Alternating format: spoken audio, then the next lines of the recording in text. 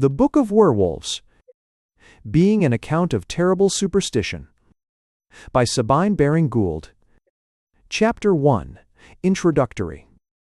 I shall never forget the walk I took one night in Vienne after having accomplished the examination of an unknown druidical relic, the Pierre l'Abbé, at La Rondelle, near Champagne.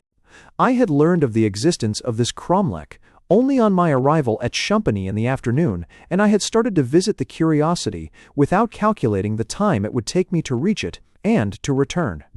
Suffice it to say that I discovered the venerable pile of gray stones as the sun set, and that I expended the last lights of evening in planning and sketching.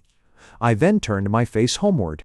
My walk of about 10 miles had wearied me, coming at the end of a long day's posting, and I had lamed myself in scrambling over some stones to the Gaulish relic. A small hamlet was at no great distance, and I betook myself thither, in the hopes of hiring a trap to convey me to the post-house, but I was disappointed. Few in the place could speak French, and the priest, when I applied to him, assured me that he believed there was no better conveyance in the place than a common charrue with its solid wooden wheels, nor was a riding horse to be procured. The good man offered to house me for the night, but I was obliged to decline, as my family intended starting early on the following morning. Out spake then the mayor, "Monsieur can never go back tonight across the flats because of and his voice dropped, the loup garou." "He says that he must return," replied the priest in patois, "but who will go with him?" Le curé. It is all very well for one of us to accompany him, but think of the coming back alone. "Then two must go with him," said the priest, "and you can take care of each other as you return."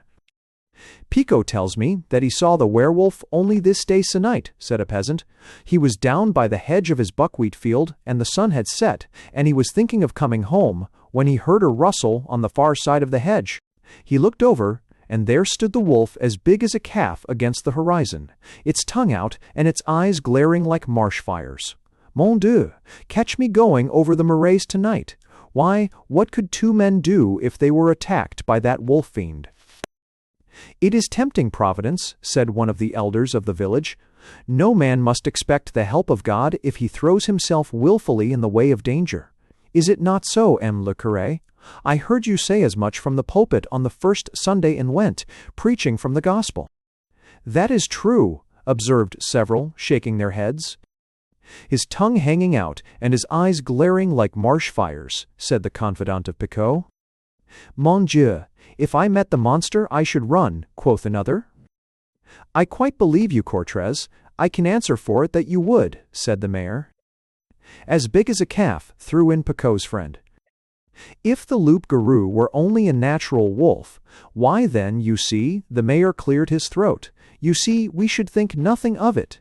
But, le curé, it is a fiend, a worse than fiend, a man fiend, a worse than man fiend, a man-wolf fiend." "But what is the young monsieur to do?" asked the priest, looking from one to another. "Never mind," said I, who had been quietly listening to their patois, which I understood. "Never mind, I will walk back by myself, and if I meet the loup garou, I will crop his ears and tail and send them to le maire with my compliments." A sigh of relief from the assembly as they found themselves clear of the difficulty.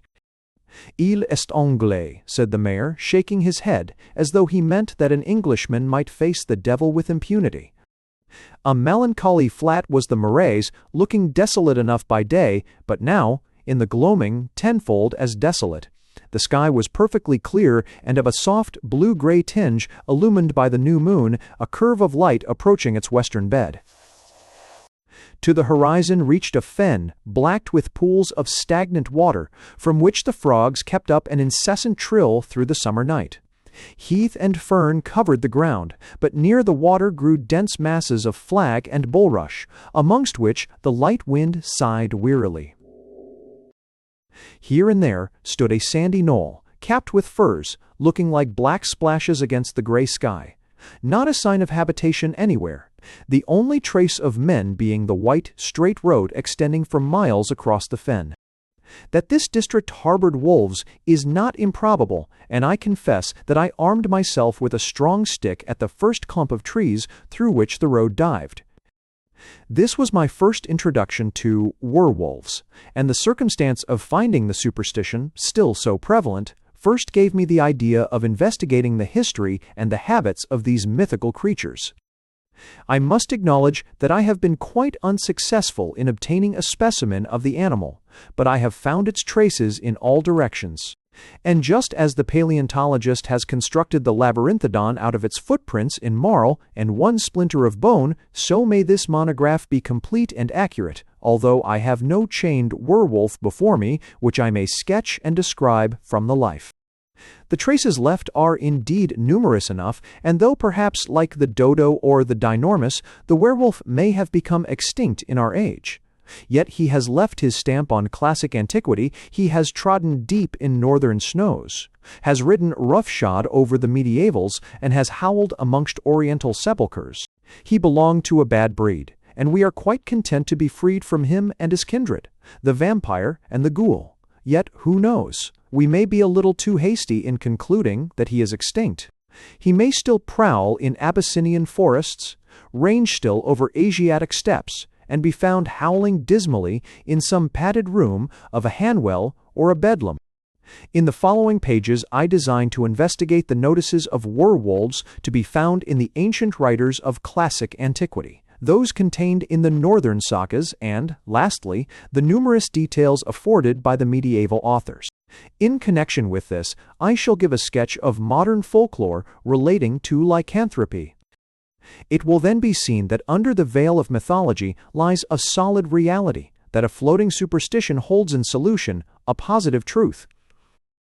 This I shall show to be an innate craving for blood implanted in certain natures, restrained under ordinary circumstances, but breaking forth occasionally, accompanied with hallucination, leading in most cases to cannibalism.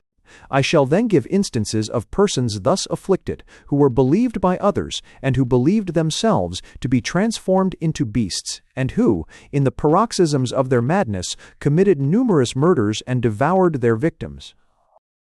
I shall next give instances of persons suffering from the same passion for blood, who murdered for the mere gratification of their natural cruelty, but who were not subject to hallucinations, nor were addicted to cannibalism.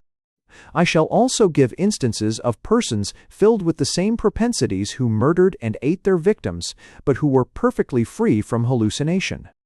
Chapter I. Lycanthropy among the Ancients. Definition of lycanthropy: Marcellus Cedets, Virgil, Herodotus, Ovid, Pliny, Agriopus, story from Petronius, Arcadian legends, explanation offered. What is lycanthropy? The change of man or woman into the form of a wolf, either through magical means so as to enable him or her to gratify the taste for human flesh, or through judgment of the gods in punishment for some great offense. This is the popular definition. Truly, it consists in a form of madness, such as may be found in most asylums.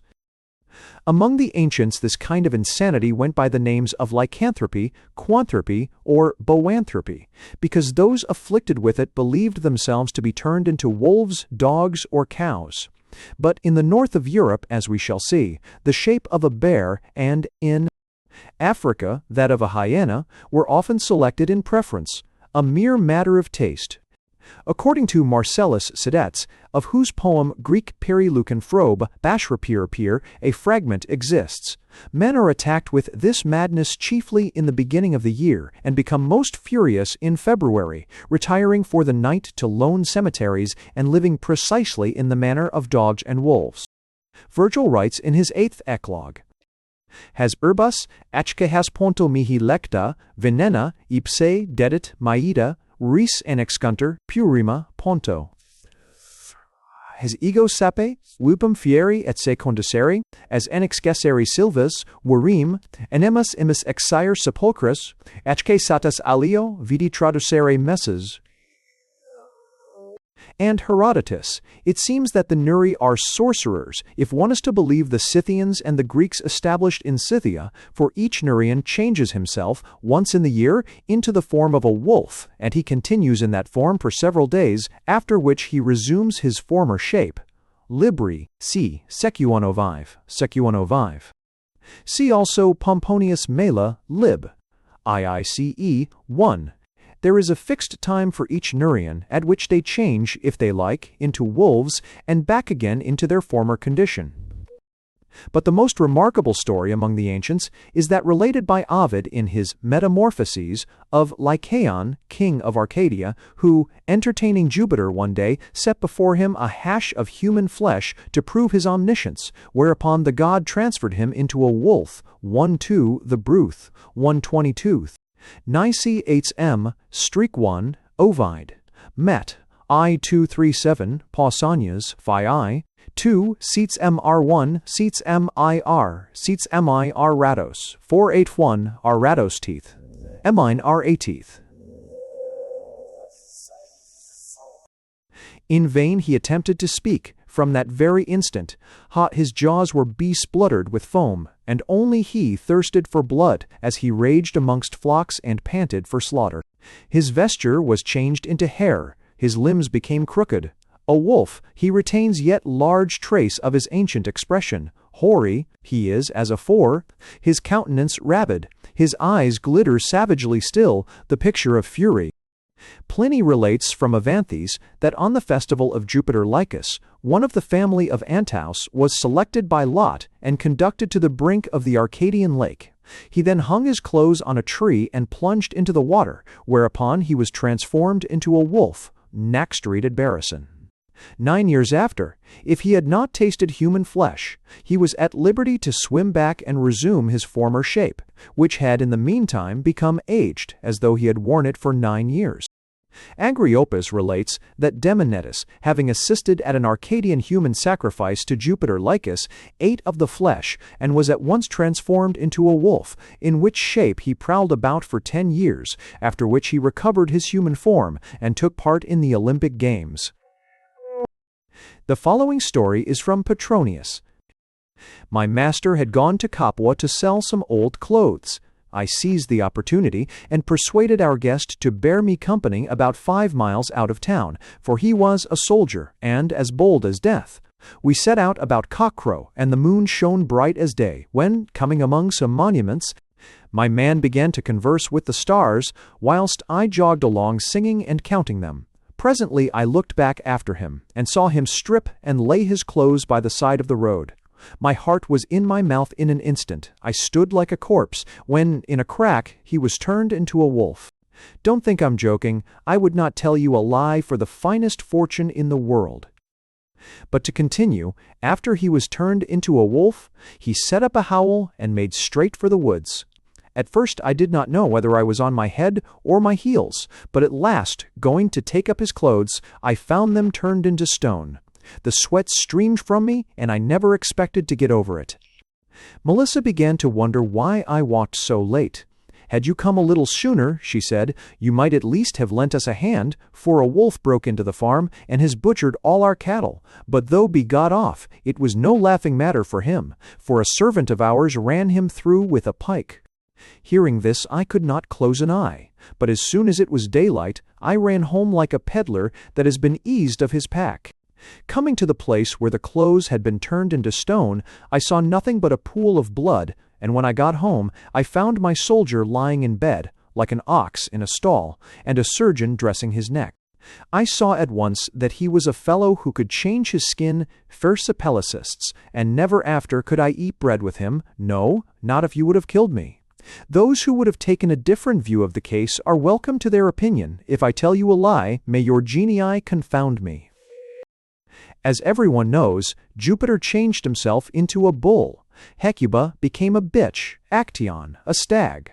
The comrades of Ulysses were transformed into swine, and the daughters of Plutus fled through the fields believing themselves to be cows, and would not allow anyone to come near them, lest they should be caught and yoked.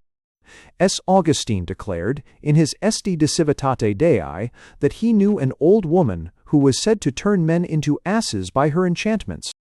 Apuleius has left us his charming romance of the EGGGC, in which the hero, through injudicious use of a magical salve, is transformed into that long-eared animal.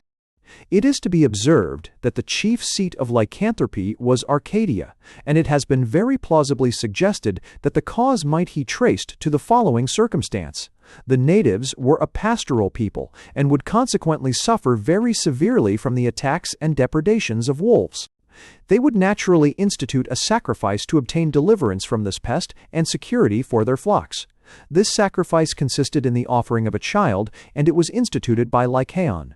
From the circumstance of the sacrifice being human, and from the peculiarity of the name of its originator, rose the myth. But, on the other hand, the story is far too widely spread for us to attribute it to an accidental origin, or to trace it to a local source. Half the world believes, or believed in, werewolves, and they were supposed to haunt the Norwegian forests by those who had never remotely been connected with Arcadia, and the superstition had probably struck deep its roots into the Scandinavian and Teutonic minds, ages before Lycaon existed, and we have only to glance at Oriental literature to see it as firmly engrafted in the imagination of the Easterns. Chapter II. The Werewolf in the North. Norse traditions, Manær, in which the change was effected, for Solendar Kavita, instances from the Volsung Saga, Haralf's Saga, Kraka, Farose poem, Helga Kavita, Vatnensdala Saga, Arbeigia Saga. Arbeigia Saga. In Norway and Iceland, certain men were said to be IG Einhamir, not of one skin, an idea which had its roots in paganism. The full form of this strange superstition was that men could take upon them other bodies, and the natures of those beings whose bodies they assumed. The second adopted shape was called by the same name as the original shape, Himra, and the expression made use of to designate the transition from one body to another was at skipta humum, or at Hamas, whilst the expedition made in the second form was the Humfer. By this transfiguration extraordinary powers were acquired, the natural strength of the individual was doubled or quadrupled, he acquired the strength of the beast in whose body he traveled, in addition to his own, and a man thus invigorated was called Hamrammer. The manner in which the change was effected varied. At times, a dress of skin was cast over the body, and at once the transformation was complete. At others, the human body was deserted, and the soul entered the second form, leaving the first body in a cataleptic state to all appearance dead. The second harm was either borrowed or created for the purpose. There was yet a third manner of producing this effect. It was by incantation, but then the form of the individual remained unaltered, though the eyes of all beholders were charmed, so that they could only perceive him under the selected form. Having assumed some bestial shape, the man who is AG Einhammer is only to be recognized by his eyes, which by no power can be changed. He then pursues his course, follows the instincts of the beast whose body he has taken, yet without quenching his own intelligence. He is able to do what the body of the animal can do, and do what he, as man, can do as well. He may fly or swim, if B is in the shape of bird or fish, if he has taken the form of a wolf, or if he goes on a gondrith or wolf's ride. He is full of the rage and malignity of the creatures whose powers and passions he has assumed. I will give a few instances of each of the three methods of changing bodies mentioned above. Freyja and Frigg had their falcon dresses in which they visited different regions of the earth, and Loki is said to have borrowed these, and to have then appeared so precisely like a falcon that he would have escaped detection but for the malicious twinkle of his eyes. In the Volundar Kavitha is the following passage. Majar fluga, Sunen, from the south flew the maidens Merkvith Igagnum, athwart the gloom, Alvitar Unga, Alvita the young, or Lobdugda, to fix destinies, ar Asav Arstrond. They on the sea strand, Setusk, at Hebilask, sat them to rest, Drosur Suthranar, these damsels of the south, Darterlin Spunu, fair linen Spunu. Iname ara. One of them took Egil at Verja Egil to press, Fergamare fera, Ekil to press Fegamare fere fair maid, in her faithemi lay Arnsa, Anur ver das Funvit, another was Svanwit, Spanfeatherare, dryer, who wore swan feathers, in Erythia, on the third Aetiera, sister day, their sister ver I Hyveton, pressed the white halls Volundar. The introduction of Sumund tells us that these charming young ladies were caught when they had laid their swan skins beside them on the shore, and were consequently not in a condition to fly. In like manner were wolves' dresses used. The following curious passage is from the wild saga of the Volsungs, or Wunt Astest. It is now to be told that Sigmund thought Sinfjotli too young to help him in his revenge, and he wished first to test his powers, so during the summer they plunged deep into the wood and slew men for their goods, and Sigmund saw that he was quite of the Volsung stock. Now it fell out that as they went through the forest collecting monies, that they lighted on a house in which were two men sleeping, with great gold rings on them. They had dealings with witchcraft, for wolfskins hung up in the house above them. It was the 10th day on which they might come out of their second state. They were king's sons. Sigmund and Sinfjotli got into the habits, and could not get out of them again, and the nature of the original beasts came over them, and they howled as wolves. They learned both of them to howl. Now they went into the forest, and each took his own course. They made the agreement together that they should try their strength against as many as 7 men, but not more, and that he who was ware of strife should utter his wolf's howl. "Do not fail in this," said Sigmund, "for you are young and daring, and men would be glad to chase you." Now each went his own course, and after that they had parted, Sigmund found men, so he howled, and when Sinfjotli heard that, he ran up and slew them all. Then they separated, and Sinfjotli had not been long in the wood before he met with 11 men. He fell upon them and slew them every one. Then he was tired, so he flung himself under an oak to rest. Up came Sigmund and said, "Why did you not call out?" Sinfjotli replied. Sigmund flew at him and rent him so that he fell, for he had bitten through his throat. That day they could not leave their wolf forms. Sigmund laid him on his back and bare him home to the hall, and sat beside him, and said, "Deuce, take the wolf forms." Volsung Saga, c. 8. There is another curious story of a werewolf in the same saga, which I must relate. Now he did as she requested, and hewed down a great piece of timber, and cast it across the feet of those 10 brothers seated in a row, in the forest, and there they sat all that day, and on till night. And at midnight there came an old she-wolf out of the forest to them, as they sat in the stocks, and she was both huge and grimly. Now she fell upon one of them, and bit him to death, and after she had eaten him all up, she went away. And next morning Signy sent a trusty man to her brothers, to know how it had fared with them. When he returned, he told her of the death of one, and that grieved her much, for she feared it might fare thus with them all, and she would be unable to assist them. In short, 9 nights following came the same she-wolf at midnight, and devoured them one after another till all were dead, except Sigmund, and he was left alone.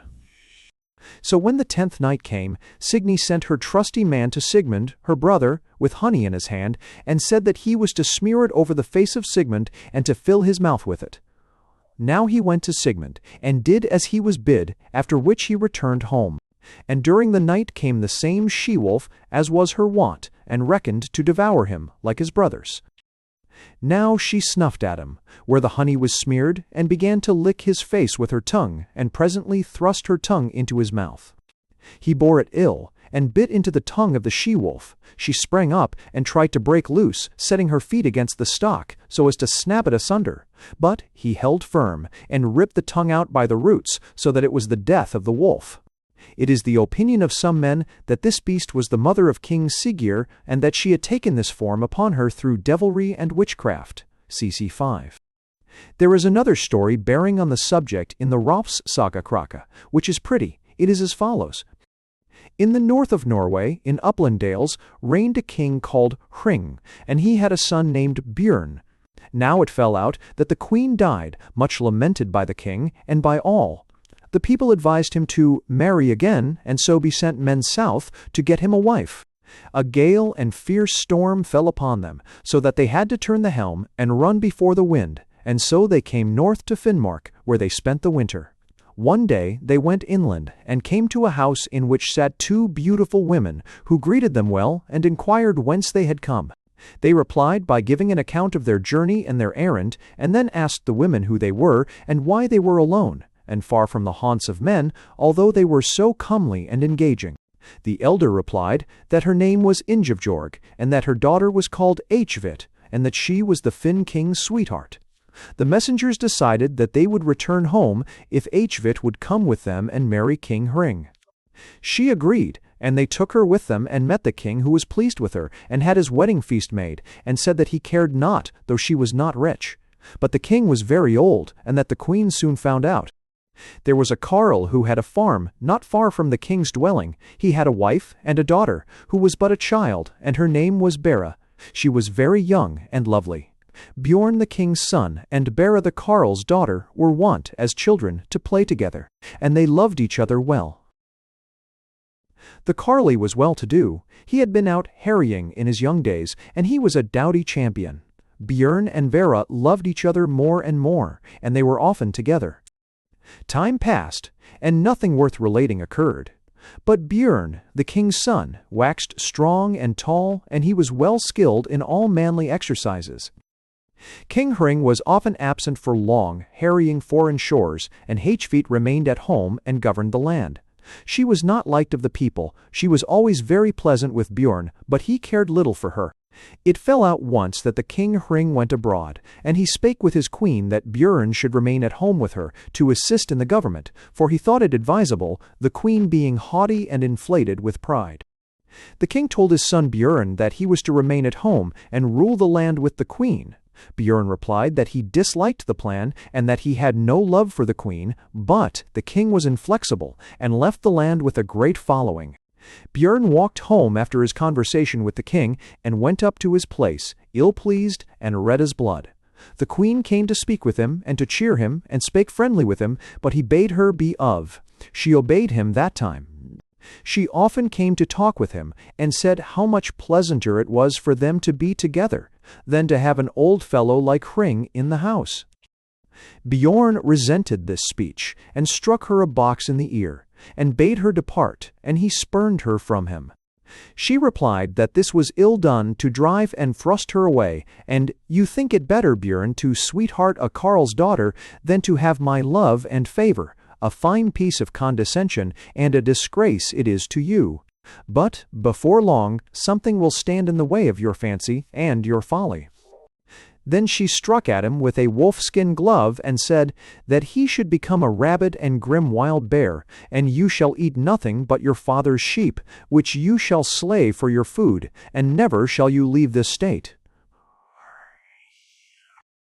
After that Bjorn disappeared, and none knew what had become of him, and men sought but found him not, as was to be expected.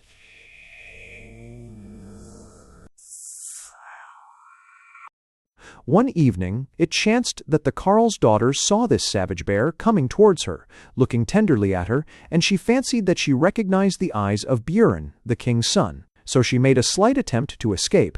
Then the beast retreated, but she followed it till she came to a cave. Now when she entered the cave, there stood before her a man, who greeted Bera, the carle's daughter, and she recognized him, for he was Bjorn, Hring's son. Overjoyed were they to meet. So they were together in the cave a while, for she would not part from him when she had the chance of being with him, but he said that this was not proper, that she should be there by him, for by day he was a beast, and by night a man. Hring returned from his harrying, and he was told the news of what had taken place during his absence, how that Bjorn, his son, had vanished, and also how that a monstrous beast was up the country and was destroying his flocks. The queen urged the king to have the beast slain, but he delayed a while. One night, as Bera and Bjorn were together, he said to her, "Methinks tomorrow will be the day of my death, for they will come out to hunt me down. But for myself I care not, for it is little pleasure to live with this charm upon me, and my only comfort is that we are together, but now our union must be broken. I will give you the ring which is under my left hand. You will see the troop of hunters tomorrow coming to seek me, and when I am dead, go to the king and ask him to give you what is under the beast's left front leg. He will consent." He spoke to her of many other things, till the bear's form stole over him, and he went forth a bear. She followed him, and saw that a great body of hunters had come over the mountain ridges, and had a number of dogs with them. The bear rushed away from the cavern, but the dogs and the king's men came upon him, and there was a desperate struggle. He wearied many men before he was brought to bay, and had slain all the dogs. But now they made a ring about him, and he ranged around it, but could see no means of escape. So he turned to where the king stood, and he seized a man who stood next him, and rent him asunder. Then was the bear so exhausted that he cast himself down flat, and, at once, the men rushed in upon him and slew him. The carle's daughter saw this, and she went up to the king and said, "Sire, wilt thou grant me that which is under the bear's left foreshoulder?" The king consented. By this time his men had nearly flayed the bear. Bera went up and plucked away the ring, and kept it, but none saw what she took, nor had they looked for anything. The king asked her who she was, and she gave a name, but not her true name. The king now went home, and Bera was in his company. The queen was very joyous, and treated her well, and asked who she was, but Bera answered as before. The queen now made a great feast, and had the bear's flesh cooked for the banquet. The carle's daughter was in the bower of the queen, and could not escape, for the queen had a suspicion who she was. Then she came to Bera with a dish, quite unexpectedly, and on it was bear's flesh, and she bade Bera eat it. She would not do so. "Here is a marvel," said the queen. "You reject the offer which a queen herself deigns to make to you. Take it at once, or something worse will befall you." She bit before her, and she ate of that bite. The queen cut another piece, and looked into her mouth. She saw that one little grain of the bite had gone down, but Bera spat out all the rest from her mouth, and said she would take no more, though she were tortured or killed. "Maybe you have had sufficient," said the queen, and she laughed. Hrolf's Saga Kraka, c. White 24:27, condensed. In the Pharaoh's song of Finnur Hinfrithi, we have the following verse. Up, no. Hagar eyed Finnur het Asar. When this peril Finn saw, manspel var at Mini, that witchcraft did him harm, skapti han seg I var gliki, then he changed himself into a werewolf, han feldi alval fleri. He slew many thus. The following is from the second Kavita of Helga Hundingsbana strophe 31. May the blade bite, which thou brandishest only on thyself, when it chimes on thy head. Then avenged will be the death of Helgi, when thou, as a wolf, wanderest in the woods, knowing nor fortune nor any pleasure, haying no meat, save rivings of corpses. In all these cases the change is of the form. We shall now come to instances in which the person who is changed has a double shape, and the soul animates one after the other. The Younglinga saga, c7, says of Odin that he changed form. The bodies lay as though sleeping or dead, but he was a bird or a beast, a fish or a woman, and went in a twinkling to far distant lands, doing his own or other people's business. In like manner, the Danish king Harold sent a warlock to Iceland in the form of a whale, whilst his body lay stiff and stark at home. The already quoted saga of Hrolf Krake gives us another example, where Bodvar Borki, in the shape of a huge bear, fights desperately with the enemy, which has surrounded the hall of his king, whilst his human body lies drunkenly beside the embers within. In the Vatnsdala saga, there is a curious account of 3 Finns, who were shut up in a hut for 3 nights, and ordered by Ingemund, a Norwegian chief, to visit Iceland and inform him of the lie of the country, where he was to settle. Their bodies became rigid, and they sent their souls the errand, and, on their awaking at the end of 3 days, gave an accurate description of the Vatnsdal, in which Ingemund was eventually to establish himself. But the saga does not relate whether these Finns projected their souls into the bodies of birds or beasts. The third manner of transformation mentioned was that in which the individual was not changed himself, but the eyes of others were bewitched, so that they could not detect him, but saw him only under a certain form. Of this there are several examples in the sagas, as, for instance, in the Horomandar saga Greipsunar and in the Fostbrathra saga. But I will translate the most curious, which is that of Odd, Katla's son, in the Erbygja saga, Sidi, which she too, one time. Girid, housewife in Mafalith, sent word into Bolstad that she was ware of the fact that Odd, Katla's son, had hewn off Odd's hand. Now when Thorin and Arnkel heard that, they rode from home with 12 men. They spent the night in Mavalith and rode on next morning to Holt, and Odd was the only man in the house. Katla sat on the high seat spinning yarn, and she bade Odd sit beside her. Also she bade her women sit each in her place and hold their tongues. For, said she, I shall do all the talking. Now when Arnkel and his company arrived, they walked straight in, and when they came into the chamber, Katla greeted Arnkel and asked the news. He replied that there was none, and he inquired after Odd. Katla said that he had gone to Breidavik. We shall ransack the house, though, quoth Arnkel. Be it so, replied Katla, and she ordered a girl to carry a light before them and unlock the different parts of the house. All they saw was Katla spinning yarn off her distaff. Now they search the house, but find no Odd, so they depart. But when they had gone a little way from the garth, Arnkel stood still and said, How know we but that Katla has hoodwinked us, and that the distaff in her hand was nothing more than Odd? Aye, not impossible, said Thorin. Let us turn back. They did so, and when those at Holt raw that they were returning, Katla said to her maids, Sit still in your places, Odd and I shall go out. All jawed. Now as they approached the door, she went into the porch and began to comb and clip the hair of her son Odd. Arnkel came to the door and saw where Katla was, and she seemed to be stroking her goat, and disentangling its mane and beard, and smoothing its wool. So he and his men went into the house, but found not Odd. Katla's distaff lay against the bench, so they thought that it could not have been Odd, and they went away. However, when they had come near the spot where they had turned before, Arnkel said, Think you not that Odd may have been in the goat's form? There is no saying, replied Thorin, but if we turn back we will lay hands on Katla. We can try our luck again, quoth Arnkel, and see what comes of it. So they returned. Now, when they were seen on their way back, Katla bade Odd follow her, and she led him to the ash heap, and told him to lie there and not to stir on any account. But when Arnkel and his men came to the farm, they rushed into the chamber and saw Katla seated in her place, spinning. She greeted them and said that their visits followed with rapidity. Arnkel replied that what she said was true. His comrades took the distaff and cut it in twain.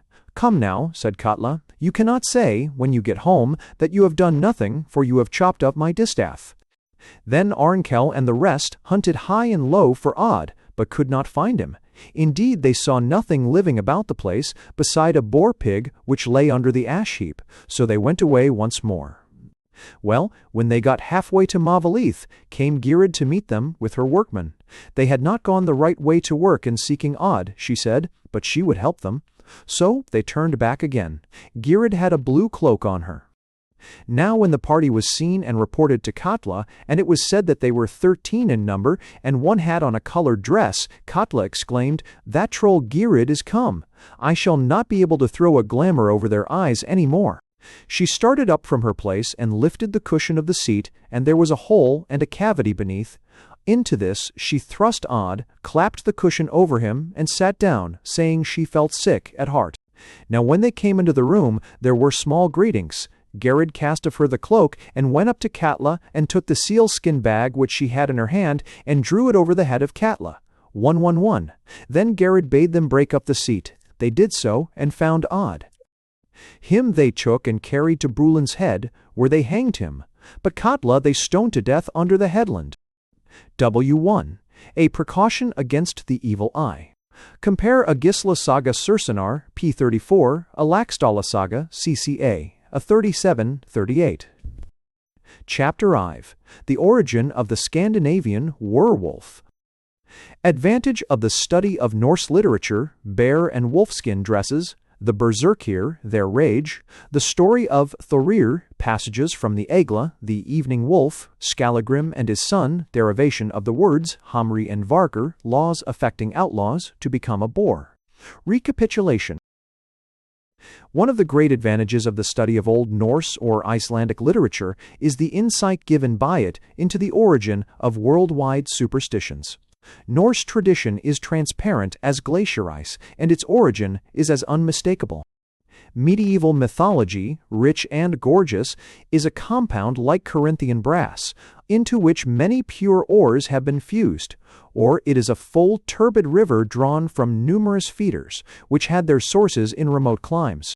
It is a blending of primeval Celtic, Teutonic, Scandinavian, Italic, and Arab traditions, each adding a beauty, each yielding a charm, each accretion rendering the analysis more difficult. Patricelli says, "The Anio flows into the Tiber. Pure as crystal it meets the tawny stream, and is lost in it, so that there is no more Anio, but the united stream is all Tiber. So is it with each tributary to the tide of medieval mythology. The moment it has blended its waters with the great and onward rolling flood, it is impossible to detect it with certainty. It has swollen the stream, but has lost its own identity. If we would analyze a particular myth, we must not go at once to the body of medieval superstition, but strike at one of the tributaries before its absorption. This we shall proceed to do, and in selecting Norse mythology we come upon abundant material, pointing naturally to the spot whence it has been derived, as glacial moraines indicate the direction which they have taken, and point to the mountains whence they have fallen. It will not be difficult for us to arrive at the origin of the northern belief in werewolves, and the data thus obtained will be useful in assisting us to elucidate much that would otherwise prove obscure in medieval tradition. Among the Old Norse, it was the custom for certain warriors to dress in the skins of the beasts they had slain, and thus to give themselves an air of ferocity, calculated to strike terror into the hearts of their foes. Such dresses are mentioned in some sagas without there being any supernatural qualities attached to them. For instance, in the Njala there is mention of a man Ggf Ethni in goatskin dress. Much in the same way do we hear of Harald Harfager having in his company a band of berserkir who are all dressed in wolfskins, Ulfhevner, and this expression, wolf-skin-coated, is met with as a man's name. Thus, in the Holmverja saga, there is mention of a Björn, son of Ulfheven, wolf-skin coat, son of Ulfhemerja, wolf-shaped, son of Ulfhem, wolf, son of Ulfhemerjot, Asterjot, wolf-shaped who could change forms. But the most conclusive passage is in the Vatnsdala saga, and is as follows: those berserkir who were called Ulfhevner had got wolfskins over their male coats. CCXV. In like manner, the word oberzerkra used of a man possessed of superhuman powers and subject to accesses of diabolical fury was originally applied to one of those doughty champions who went about in bear sarks, or habits made of bearskin over their armor.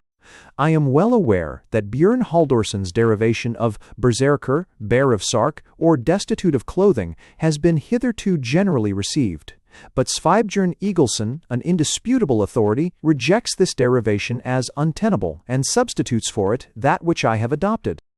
It may be well imagined that a wolf or a bearskin would make a warm and comfortable greatcoat to a man, whose manner of living required him to defy all weathers, and that the dress would not only give him an appearance of grimness and ferocity, likely to produce an unpleasant emotion in the breast of a foe, but also that the thick fur might prove effectual in deadening the blows rained on him in conflict.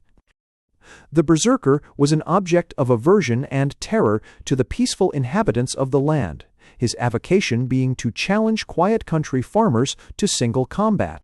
As the law of the land stood in Norway, a man who declined to accept a challenge forfeited all his possessions, even to the wife of his bosom, as a poltroon unworthy of the protection of the law, and every item of his property passed into the hands of his challenger. The berserker accordingly had the unhappy man at his mercy. If he slew him, the farmer's possessions became his, and if the poor fellow declined to fight, he lost all legal right to his inheritance. A berserker would invite himself to any feast and contribute his quota to the hilarity of the entertainment by snapping the backbone or cleaving the skull of some merrymaker who incurred his displeasure, or whom he might single out to murder, for no other reason than a desire to keep his hand in practice. It may well be imagined that popular superstition went along with the popular dread of these wolf and bear-skinned rovers, and that they were believed to be endued with the force, as they certainly were with the ferocity, of the beasts whose skins they wore. Nor would superstition stop there, but the imagination of the trembling peasants would speedily invest these unscrupulous disturbers of the public peace with the attributes hitherto appropriated to trolls and Jurtons. The incident mentioned in the Volsung saga of the sleeping men being found with their wolfskins hanging to the wall above their heads is divested of its improbability, if we regard these skins as worn over their armor, and the marvelous in the whole story is reduced to a minimum. When we suppose that Sigmund and Sinfjotli stole these for the purpose of disguising themselves, whilst they lived a life of violence and robbery.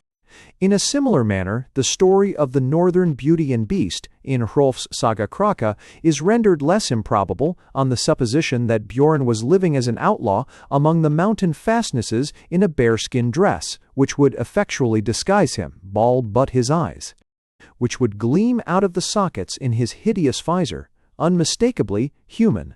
His very name, Bjorn, signifies a bear, and these two circumstances may well have invested a kernel of historic fact with all the romance of fable. And if divested of these supernatural embellishments, the story would resolve itself into the very simple fact of there having been a King Hring of the Updales who was at variance with his son, and whose son took to the woods and lived a berserker life in company with his mistress, till he was captured and slain by his father. I think that the circumstance insisted on by the saga writers, of the eyes of the person remaining unchanged, is very significant and points to the fact that the skin was merely drawn over the body as a disguise. But there was other ground for superstition to fasten on the berserkir and invest them with supernatural attributes. No fact in connection with the history of the Northmen is more firmly established on reliable evidence than that of the berserker rage being a species of diabolical possession. The berserkir were said to work themselves up into a state of frenzy, in which a demoniacal power came over them, impelling them to acts from which in their sober senses they would have recoiled. They acquired superhuman force, and were as invulnerable and as insensible to pain as the Jansenist convulsionists of Esmedard. No sword would wound them, no fire would burn them, a club alone could destroy them by breaking their bones or crushing in their skulls. Their eyes glared as though a flame burned in the sockets. They ground their teeth and frothed at the mouth. They gnawed at their shield rims and are said to have sometimes bitten them through, and as they rushed into conflict, they yelped as dogs or howled as wolves.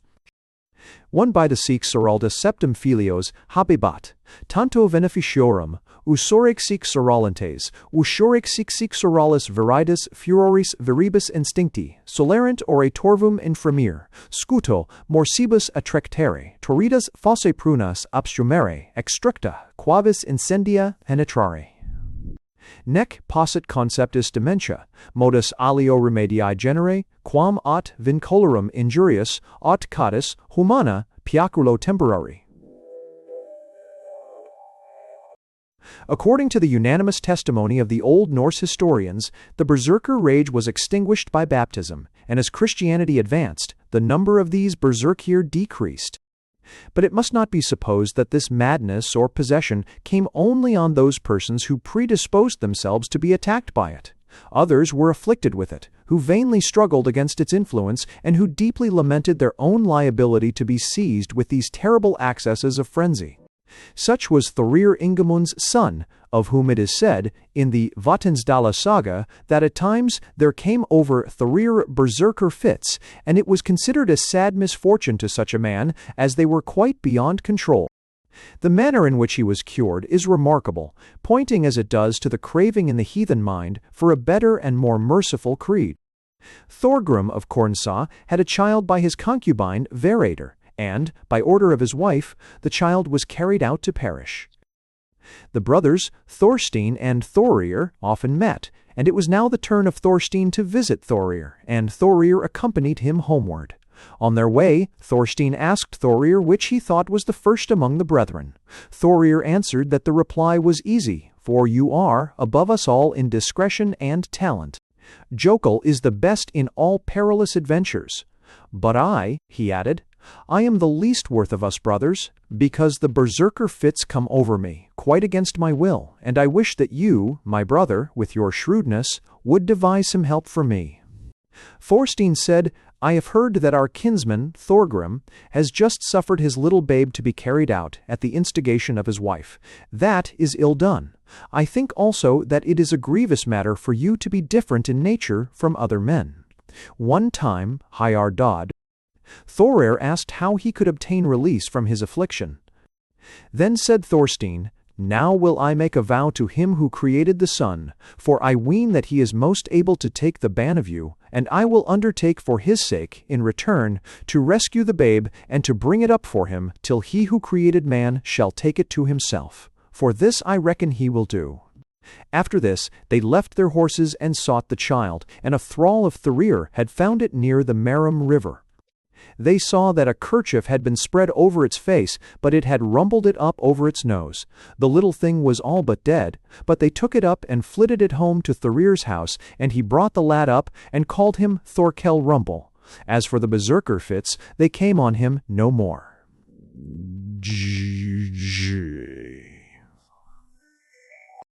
But the most remarkable passages bearing on our subject will be found in the Aegla.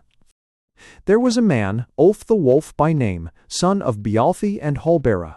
Ulf was a man so tall and strong that the like of him was not to be seen in the land at that time, and when he was young he was out Viking expeditions and harrying. Holding 8 spee, he was a great landed proprietor. It was his wont to rise early, and to go about the men's work, or to the smithies, and inspect all his goods and his acres, and sometimes he talked with those men who wanted his advice, for he was a good adviser, he was so clear-headed. However, every day, when it drew towards dusk, he became so savage that few dared exchange a word with him, for he was given to dozing in the afternoon. People said that he was much given to changing form, Hamramram, so he was called the Evening Wolf, Holkveldulfur, cc 1. In this and the following passages, I do not consider Hamramr to have its primary signification of actual transformation, but simply to mean subject to fits of diabolical possession, under the influence of which the bodily powers were greatly exaggerated. I shall translate pretty freely from this most interesting saga, as I consider that the description given in it of Kveldulf and his fits greatly elucidates our subject. Kveldulf and Skallagrim got news during summer of an expedition. Skallagrim was the keenest-sighted of men, and he caught sight of the vessel of Halvard and his brother, and recognized it at once. He followed their course and marked the haven into which they entered at even. Then he returned to his company, and told Kveldulf of what he had seen. Then they busked them, and got ready both their boats. In each they put 20 men, Kveldulf steering one, and Skallagrim the other, and they rowed in quest of the ship. Now, when they came to the place where it was, they lay to. Halvard and his men had spread an awning over the deck, and were asleep. Now, when Kveldulf and his party came upon them, the watchers who were seated at the end of the bridge sprang up and called to the people on board to wake up, for there was danger in the wind. So Halvard and his men sprang to arms. Then came Kveldulf over the bridge, and Skallagrim with him into the ship. Kveldulf had in his hand a cleaver, and he bade his men go through the vessel and hack away the awning. But he pressed on to the quarter-deck. It is said the werewolf fit came over him and many of his companions.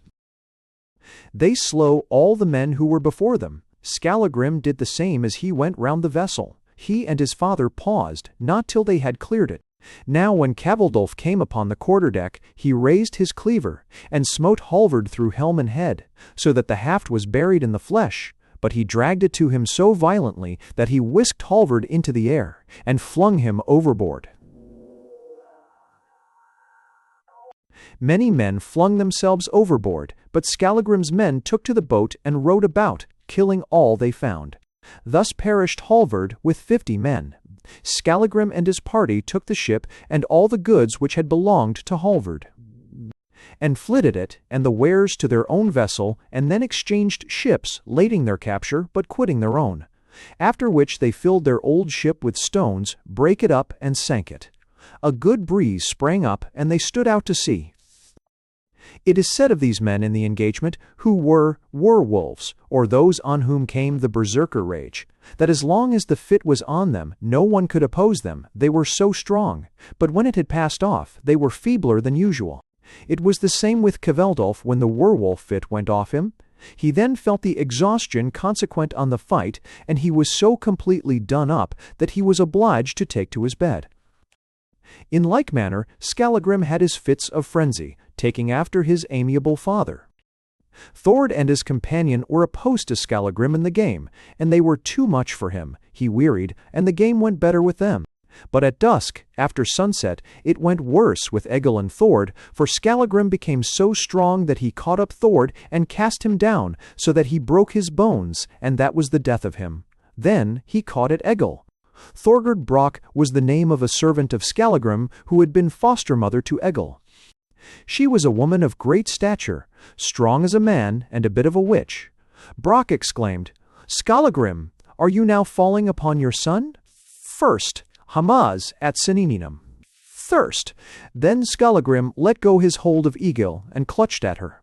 She started aside and fled. They ran out upon Digraness, and she sprang off the headland into the water. Skallagrim cast after her a huge stone, which struck her between the shoulders, and she never rose after it. The place is now called Brack's Sound. Let it be observed that in these passages from the Eigla, the words Ath Hamaz, Hamramer, and Si are used without any intention of conveying the idea of a change of bodily shape, though the words taken literally assert it.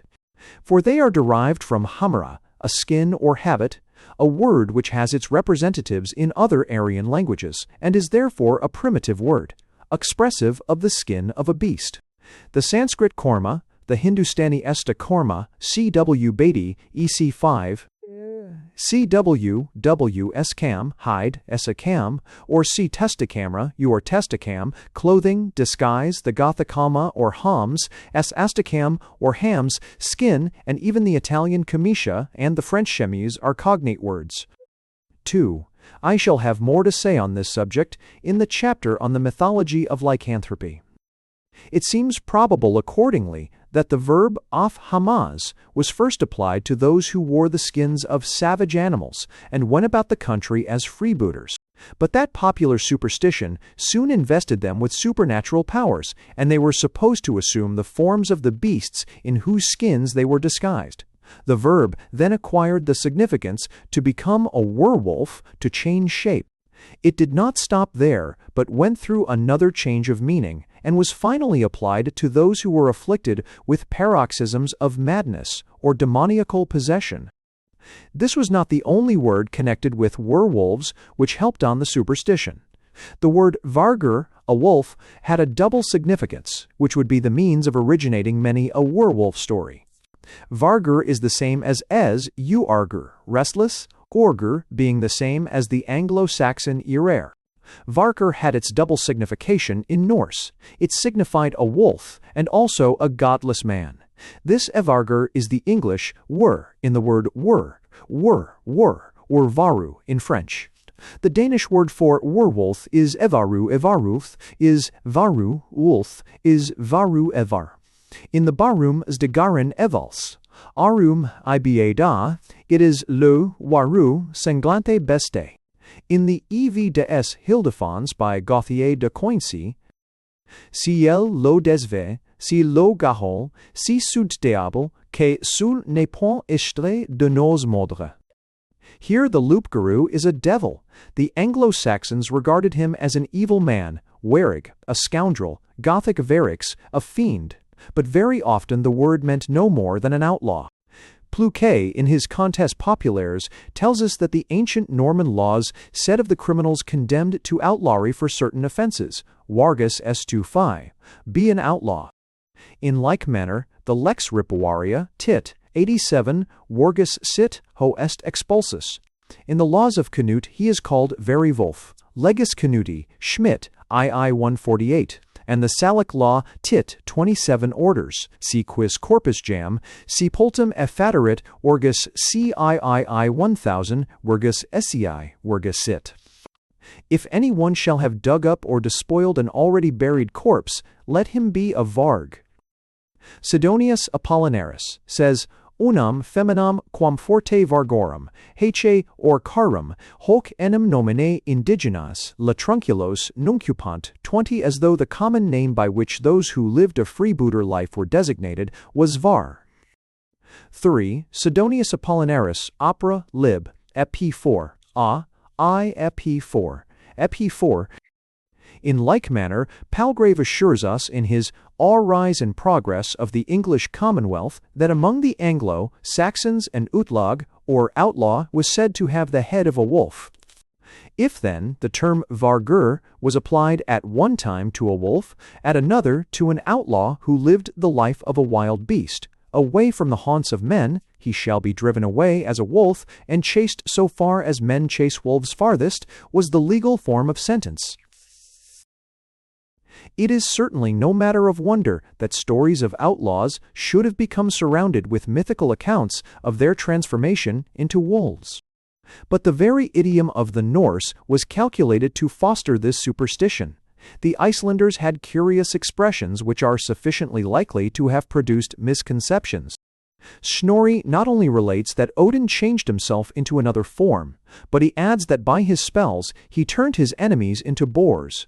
In precisely the same manner does a hag, Liot, in the Vatnsdala saga, say that she could have turned Thorstein and Jukul into boars to run about with the wild beasts sxevi, wife. And the expression, vertha at Gelta, or at Geltum to become a boar, is frequently met with in the sagas. Thereupon came Thorarin and his men upon them, and Negli led the way, but when he saw weapons drawn he was frightened, and ran away up the mountain, and became a boar.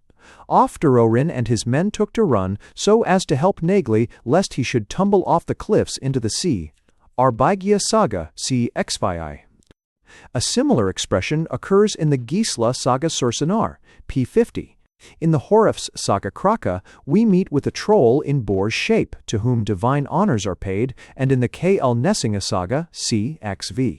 Men are likened to boars. Then it began to fare with them as it fares with boars when they fight each other, for in the same manner dropped their foam. The true signification of Ursa at Galti is to be in such a state of fear as to lose the senses, but it is sufficiently peculiar to have given rise to superstitious stories. I have dwelt at some length on the northern myths relative to werewolves and animal transformations, because I have considered the investigation of these all-important towards the elucidation of the truth which lies at the bottom of medieval superstition, and which is nowhere so obtainable as through the Norse literature. As may be seen from the passages quoted above at length, and from an examination of those merely referred to, the result arrived at is pretty conclusive, and may be summed up in very few words. The whole superstructure of fable and romance relative to transformation into wild beasts reposes simply on this basis of truth, that among the Scandinavian nations there existed a form of madness or possession, under the influence of which men acted as though they were changed into wild and savage brutes, howling into wild beasts, or destruction, foaming at the mouth, ravening for blood and slaughter, ready to commit any act of atrocity, and as irresponsible for their actions as the wolves and bears in whose skins they often equipped themselves. The manner in which this fact became invested with supernatural adjuncts I have also pointed out, to wit, the change in the significance of the word designating the madness, the double meaning of the word hvarger, and, above all, the habits and appearance of the maniacs. We shall see instances of berserker rage reappearing in the Middle Ages, and late down into our own times, not exclusively in the North, but throughout France, Germany, and England. And instead of rejecting the accounts given by chroniclers as fabulous, because there is much connected with them which seems to be fabulous, we shall be able to refer them to their true origin. It may be accepted as an axiom that no superstition of general acceptance is destitute of a foundation of truth. And if we discover the myth of the werewolf to be widely spread, not only throughout Europe, but through the whole world, we may rest assured that there is a solid core of fact round which popular superstition has crystallized. And that fact is the existence of a species of madness, during the accesses of which the person afflicted believes himself to be a wild beast, and acts like a wild beast. In some cases, this madness amounts apparently to positive possession, and the diabolical acts into which the possessed is impelled are so horrible that the blood curdles in reading them, and it is impossible to recall them without a shudder. Chapter V. The Werewolf in the Middle Ages. Stories from Olaus Magnus of Livonian werewolves, story from Bishop Magellus, story of Albertus Pericopius, similar occurrence at Prague, St. Patrick, strange incident related by John of Nuremberg, Bis Claverit, Courland werewolves, Pierre Vidal, Pevian lycanthropist, Boden's stories, Forestus's account of a lycanthropist, Crucizu, Neapolitan werewolf. Olaus Magnus relates that, in Prussia, Livonia, and Lithuania, although the inhabitants suffer considerably from the rapacity of wolves throughout the year, in that these animals rend their cattle, which are scattered in great numbers through the woods, whenever they stray in the very least.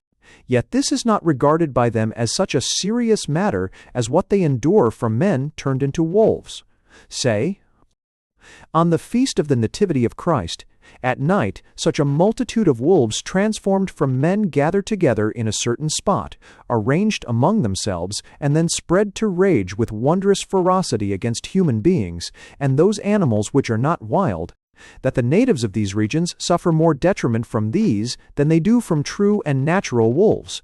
For when a human habitation has been detected by them, isolated in the woods, they besiege it with atrocity, striving to break in the doors, and in the event of their doing so, they devour all the human beings. And every animal which is found within, they burst into the beer cellars, and there they empty the tuns of beer or mead, and pile up the empty casks one above another in the middle of the cellar, thus showing their difference from natural and genuine wolves. Between Lithuania, Livonia, and Courland are the walls of a certain old ruined castle. At this spot congregate thousands on a fixed occasion and try their agility in jumping. Those who are unable to bound over the wall, as is often the case with the fattest, are fallen upon with scourges by the captains and slain. Mine ceol after duci, and value after deuce after du, as to be aegis al finus after duces, all nuci after deuce to after du. Mine cc, 2 after du, mine c zevoldira, mine ce items certo 1 parts of b 4 riteen, mine ce 1 parts of b cc zevel t zevel 1 parts of b w c zevel cs, in his readiness who dabbled in the black art, and were well nigh famished. Then one of the peasants offered, if all the rest would hold their tongues as to what he should do, that he would bring them a lamb from a distant flock. New Days 1.1.1.1 is topping is entated of first elegance in the resters, to history other time, for its hours, 1.1 days. He thereupon retired into the depths of the forest, and changed his form into that of a wolf, fell upon the flock, and brought a lamb to his companions in his mouth. They received it with gratitude. Then he retired once more into the thicket, and transformed himself back again into his human shape. The wife of a nobleman in Livonia expressed her doubts to one of her slaves whether it were possible for man or woman thus to change shape. The servant at once volunteered to give her evidence of the possibility. He left the room, and in another moment a wolf was observed running over the country. The dogs followed him, and notwithstanding his resistance, tore out one of his eyes. Next day the slave appeared before his mistress, blind of an eye. B.P. Modulus II and Caspar Pucer, 3, 1st T3, relate the following circumstances of the Livonians. 2M. Maholi E. Apisc, Vulturoniensis deer, Canicle, Elenopolis, Canicle, 11612-2. 3. See Caspar Pucer, see comment. De Précipois Divin, Generibus 1591, Mine T, 1491, 518-4. At Christmas, a boy lame of a leg goes round the country summoning the devil's followers, who are countless, to a general conclave.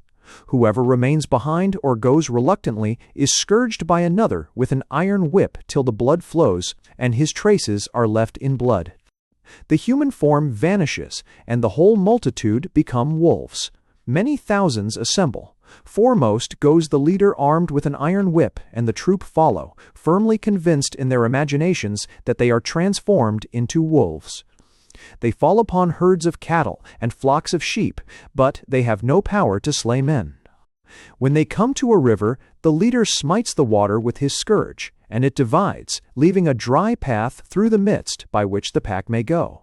The transformation lasts during 12 days, at the expiration of which period the wolfskin vanishes and the human form reappears. This superstition was expressly forbidden by the Church. Credidisti, quod quidam credere solent, ut illiqua a vulgo bocan ovulcantur. Ipsa vel sant vel passant hoc facere, quad creduntur, id est, du malicis homo nascitur.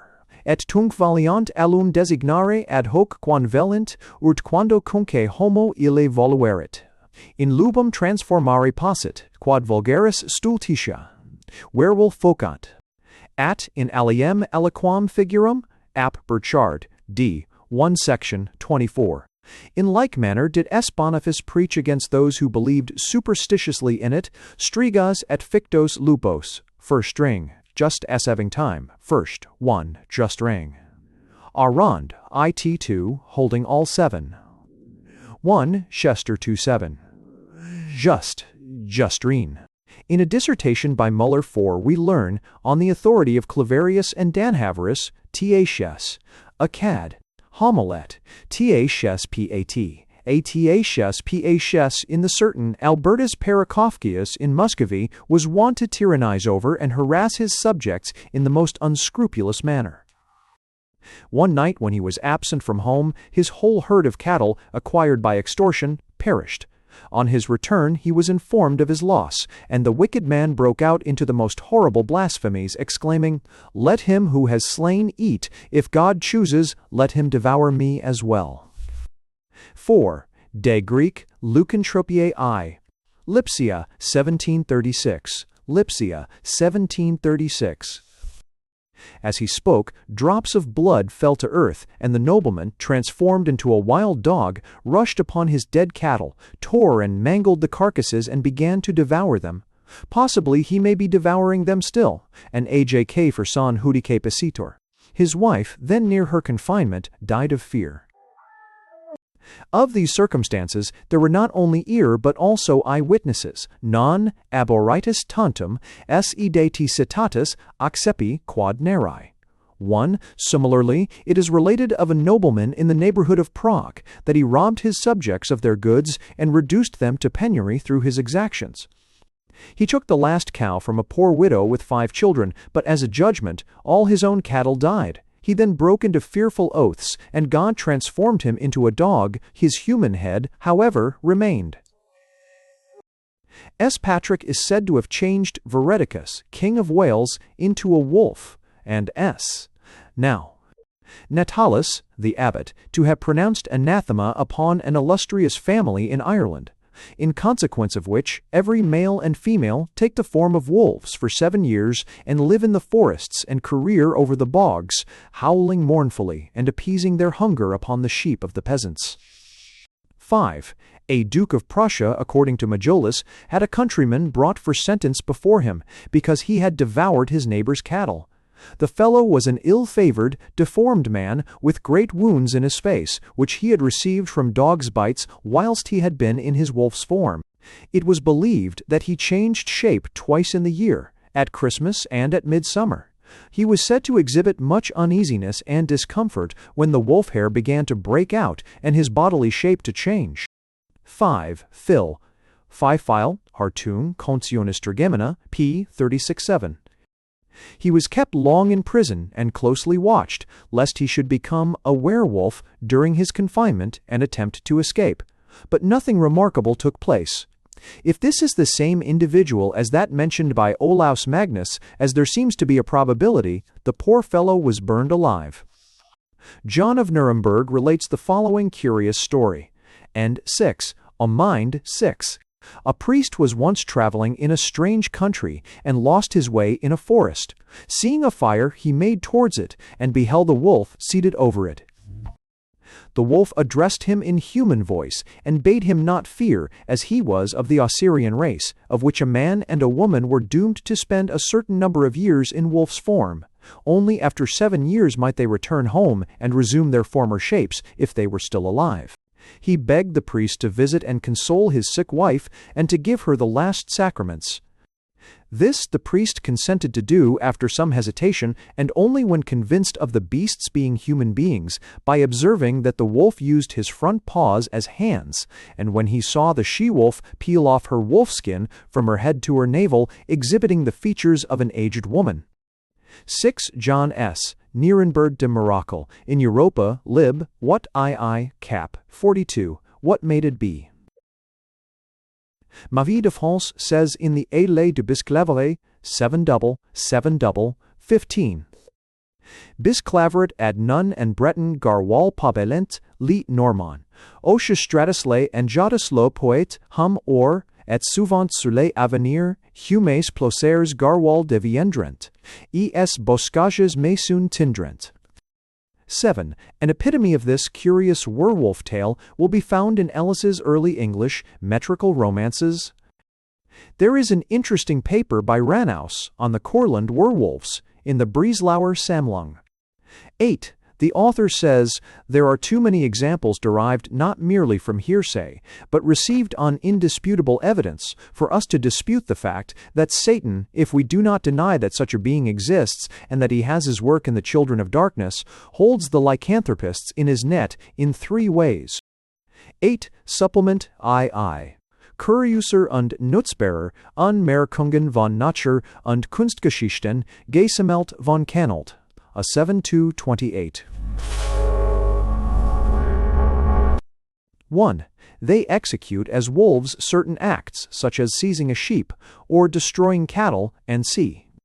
Not changed into wolves, which no scientific man in Courland believes, but in their human frames, and with their human limbs, yet in such a state of fantasy and hallucination that they believe themselves transformed into wolves, and are regarded as such by others suffering under similar hallucination. And in this manner run these people in packs as wolves, though not true wolves. 2. They imagine, in deep sleep or dream, that they injure the cattle, and this without leaving their conch, but it is their master who does, in their stead, what their fancy points out, or suggests to him. 3. The evil one drives natural wolves to do some act, and then pictures it so well to the sleeper, immovable in his place, both in dreams and at awaking, that he believes the act to have been committed by himself. Ranus, under these heads, relates 3 stories which he believes B has on good authority. The first is of a gentleman starting on a journey, who came upon a wolf engaged in the act of seizing a sheep in his own flock. He fired at it and wounded it, so that it fled howling to the thicket. When the gentleman returned from his expedition, he found the whole neighborhood impressed with the belief that he had, on a given day and hour, shot at one of his tenants, a publican, Michel. On inquiry, the man's wife, called Leba, related the following circumstances, which were fully corroborated by numerous witnesses. When her husband had sown his rye, he had consulted with his wife how he was to get some meat, so as to have a good feast. The woman urged him on no account to steal from his landlord's flock, because it was guarded by fierce dogs. He, however, rejected her advice, and Michel fell upon his landlord's sheep. But he had suffered and had come limping home, and in his rage at the ill success of his attempt had fallen upon his own horse and had bitten its throat completely through. This took place in the year 1684. In 1684, a man was about to fire upon a pack of wolves, when he heard from among the troop a voice exclaiming, "Gossip, gossip, don't fire, no good will come of it." The third story is as follows. A lycanthropist was brought before a judge and accused of witchcraft, but as nothing could be proved against him, The judge ordered one of his peasants to visit the man in his prison, and to worm the truth out of him, and to persuade the prisoner to assist him in revenging himself upon another peasant who had injured him. And this was to be effected by destroying one of the man's cows, but the peasant was to urge the prisoner to do it secretly and, if possible, in the disguise of a wolf. The fellow undertook the task, but he had great difficulty in persuading the prisoner to fall in with his wishes. Eventually, however, he succeeded. Next morning the cow was found in its stall frightfully mangled, but the prisoner had not left his cell, for the watch, who had been placed to observe him, declared that he had spent the night in profound sleep, and that he had only at one time made a slight motion with his head and hands and feet. Wierus and Forestus quote Gulielmus Brabantinus as an authority for the fact that a man of high position had been so possessed by the evil one that often during the year he fell into a condition in which he believed himself to be turned into a wolf. And at that time he roved in the woods and tried to seize and devour little children, but that at last, by God's mercy, he recovered his senses. Certainly the famous Pierre Vidal, the Don Quixote of Provençal troubadours, must have had a touch of this madness, when, after having fallen in love with a lady of Carcassonne, named Loba, or the wolfess, the excess of his passion drove him over the country, howling like a wolf, and demeaning himself more like an irrational beast than a rational man. He commemorates his lupine madness in the poem A Tal Donna, 9, all, 9, time. 9. Bruce White, Histoire de langues romaines, tom. II, p. 248. Crowned with immortal joys, I mount the proudest emperors above, for I am honored with the love of the fair daughter of a count. A lace from Na Raimbauda's hand I value more than all the land of Richard, with his Poitou, his rich Touraine, and famed Anjou. When loup garou the rabble call me, when vagrant shepherds hoot, pursue and buffet me to boot, it doth not for a moment gall me. I seek not palaces or halls or refuge when the winter falls. Exposed to winds and frosts at night, my soul is ravished with delight. Me claims my she-wolf Loba so divine, and justly she that claim prefers.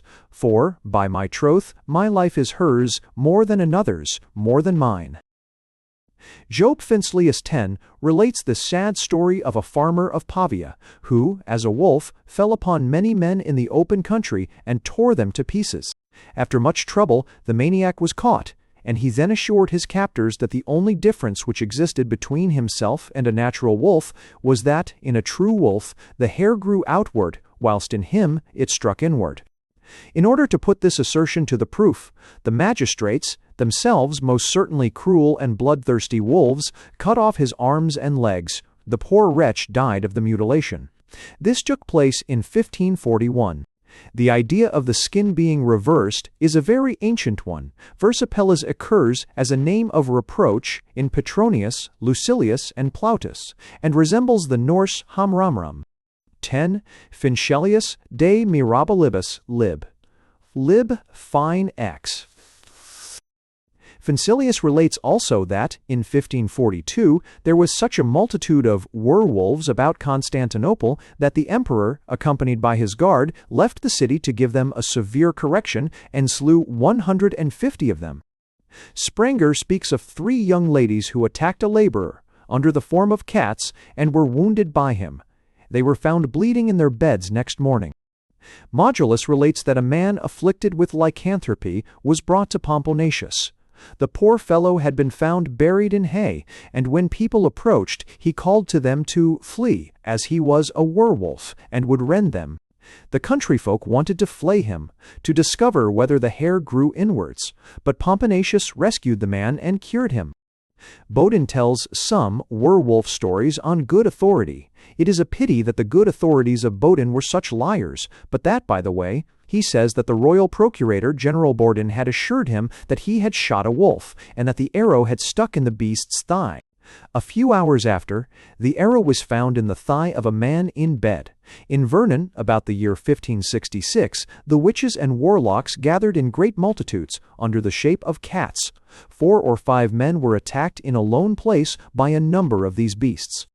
The men stood their ground with the utmost heroism, succeeded in slaying one puss and in wounding many others. Next day a number of wounded women were found in the town, and they gave the judge an accurate account of all the circumstances connected with their wounding. Bodin quotes Pierre Marner, the author of a treatise on sorcerers, as having witnessed in Savoy the transformation of men into wolves. Nienold 11 relates that in a village of Switzerland, near Lucerne, a peasant was attacked by a wolf. Whilst he was hewing timber, he defended himself and smote off a foreleg of the beast. The moment that the blood began to flow, the wolf's form changed, and he recognized a woman without her arm. She was burnt alive. 2 and 1880s, a 14 annotation, 1-2 de la lycanthropie, Paris, 116.5, MOM. An evidence that beasts are transformed witches is to be found in their having no tails. When the devil takes human form, however, he keeps his club foot of the satyr as a token by which he may be recognized. So animals deficient in caudal appendages are to be avoided, as they are witches in disguise.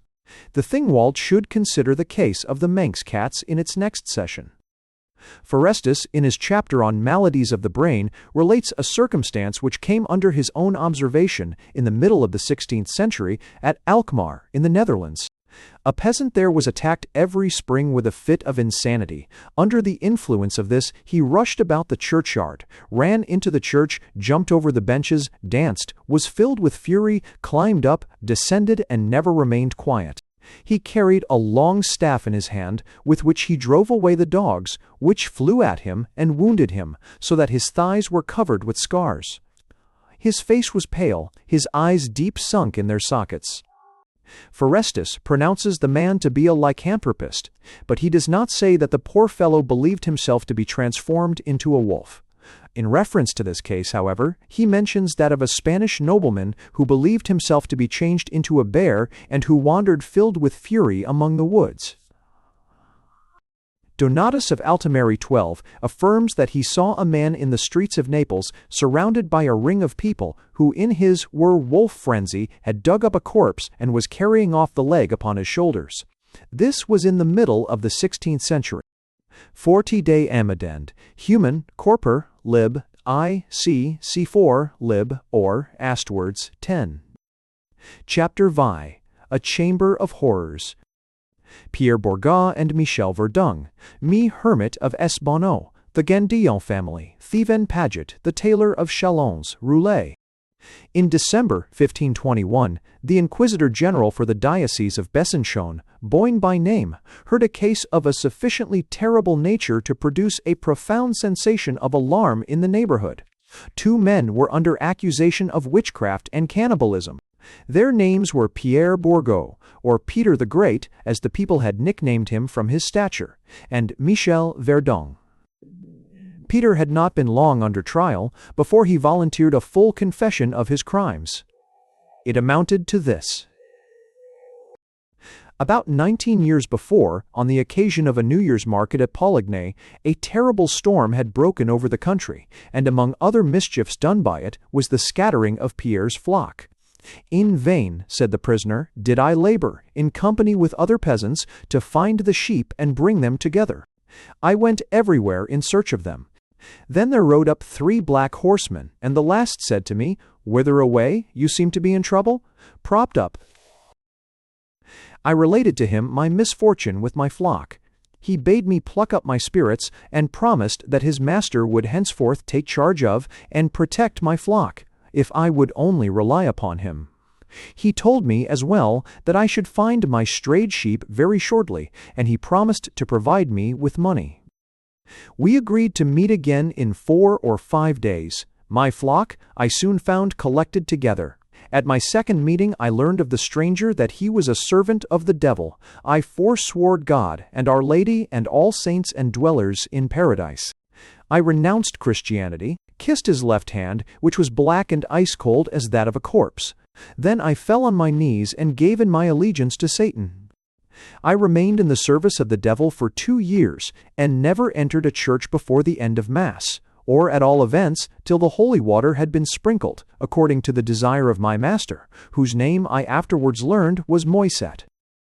All anxiety about my flock was removed, for the devil had undertaken to protect it and to keep off the wolves.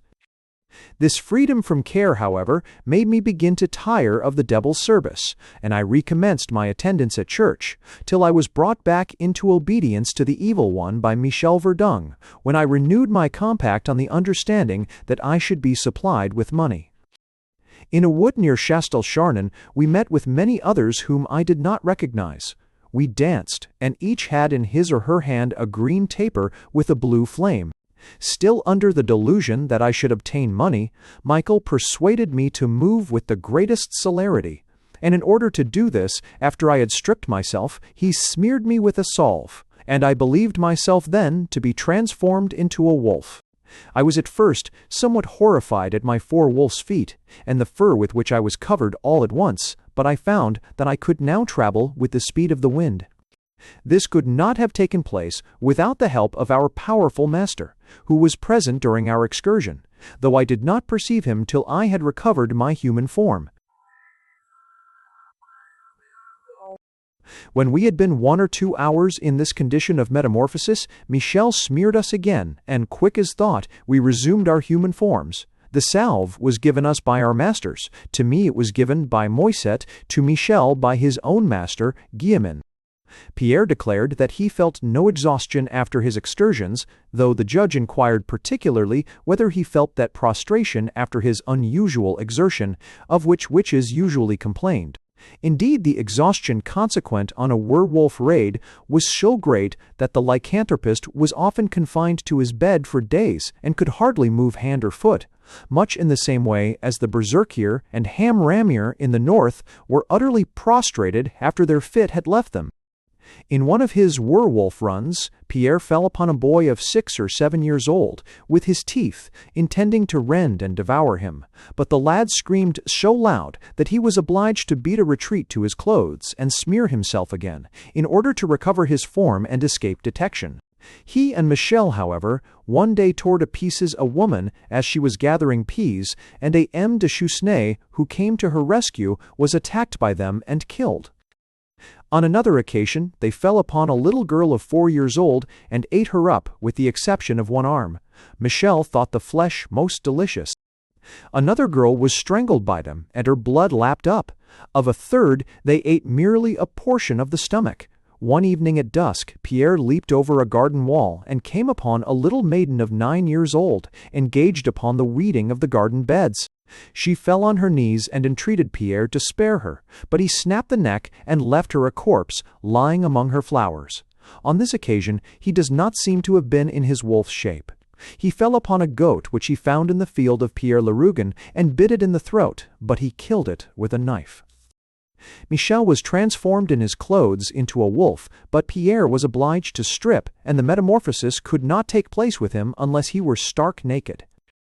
He was unable to account for the manner in which the hair vanished when he recovered his natural condition. The statements of Pierre Bourgeot were fully corroborated by Michel Verdung. Towards the close of the autumn of 1573, the peasants of the neighborhood of Gould in Franche-Comté were authorized by the Court of Parliament at Gould to hunt down the werewolves which infested the country.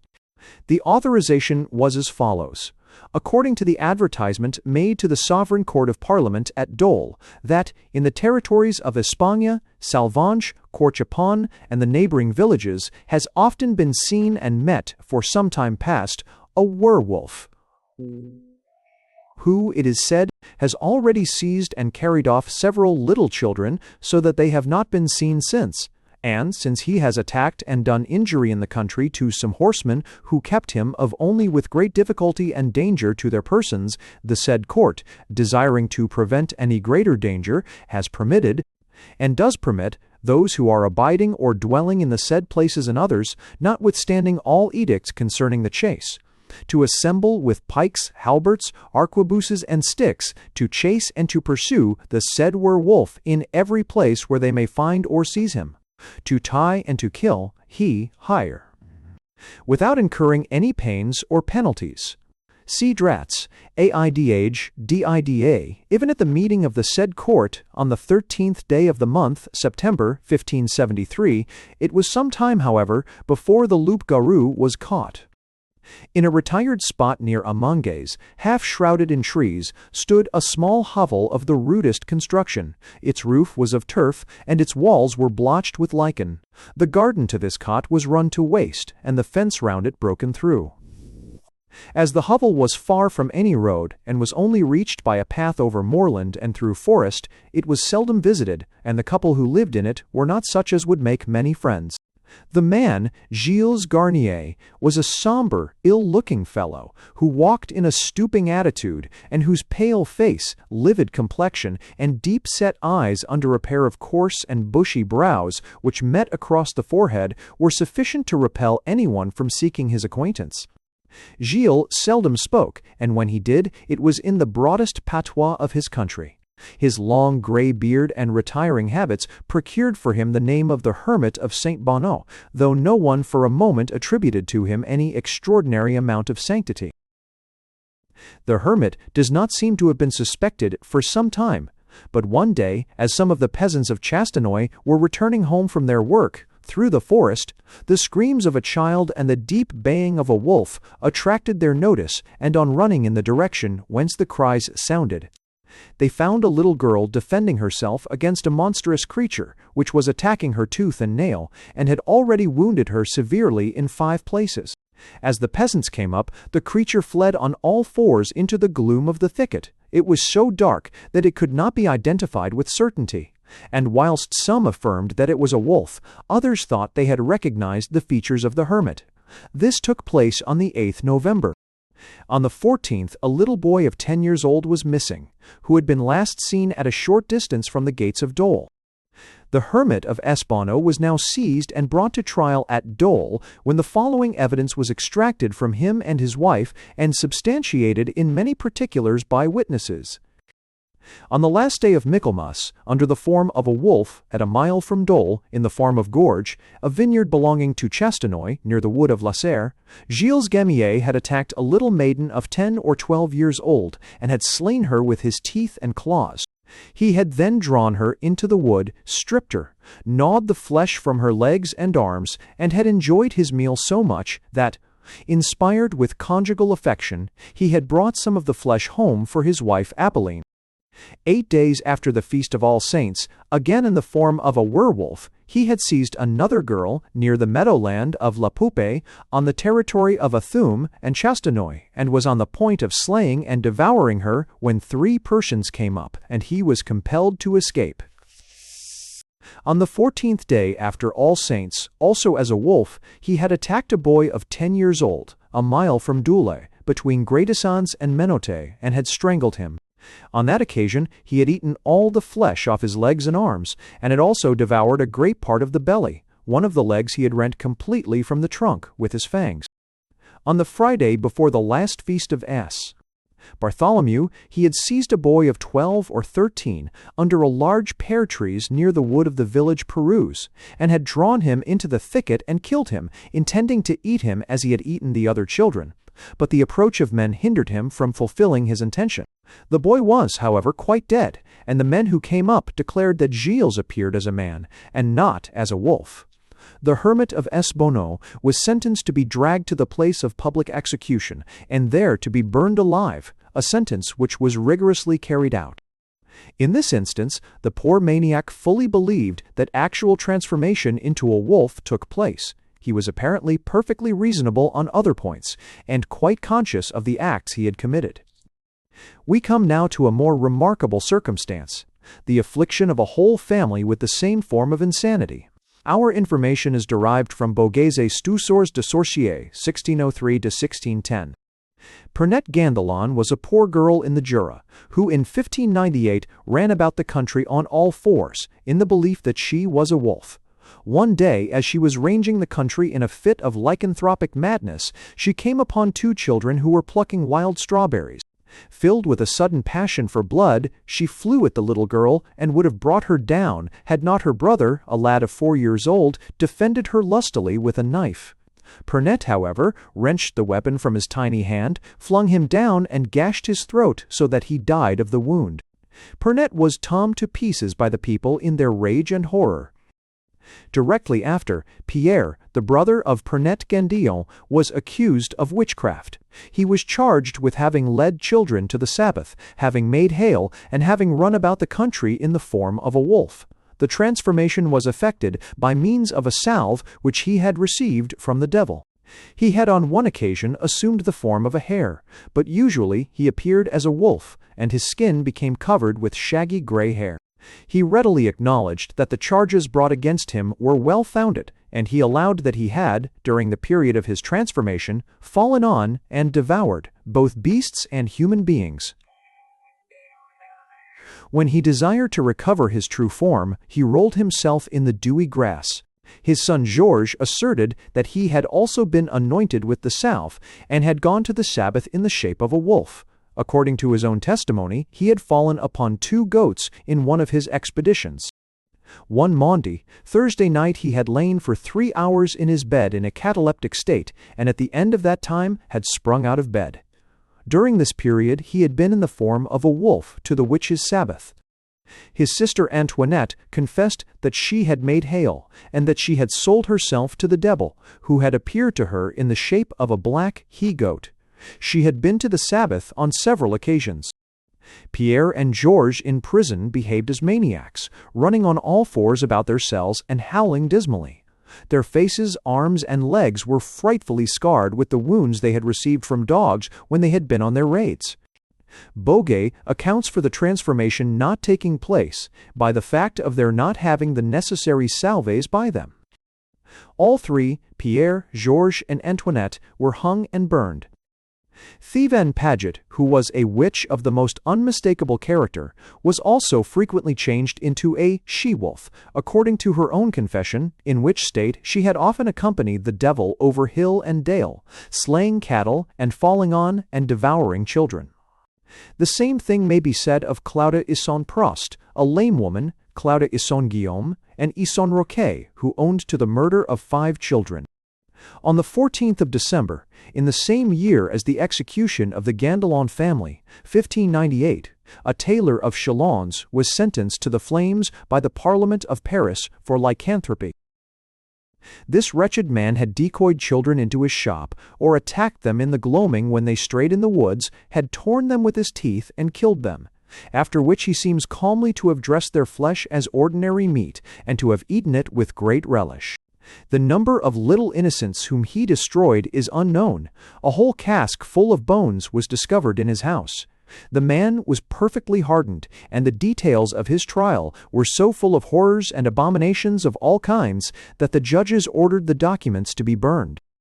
Again in 1598, a year memorable in the annals of lycanthropy, a trial took place in Angers, the details of which are very terrible.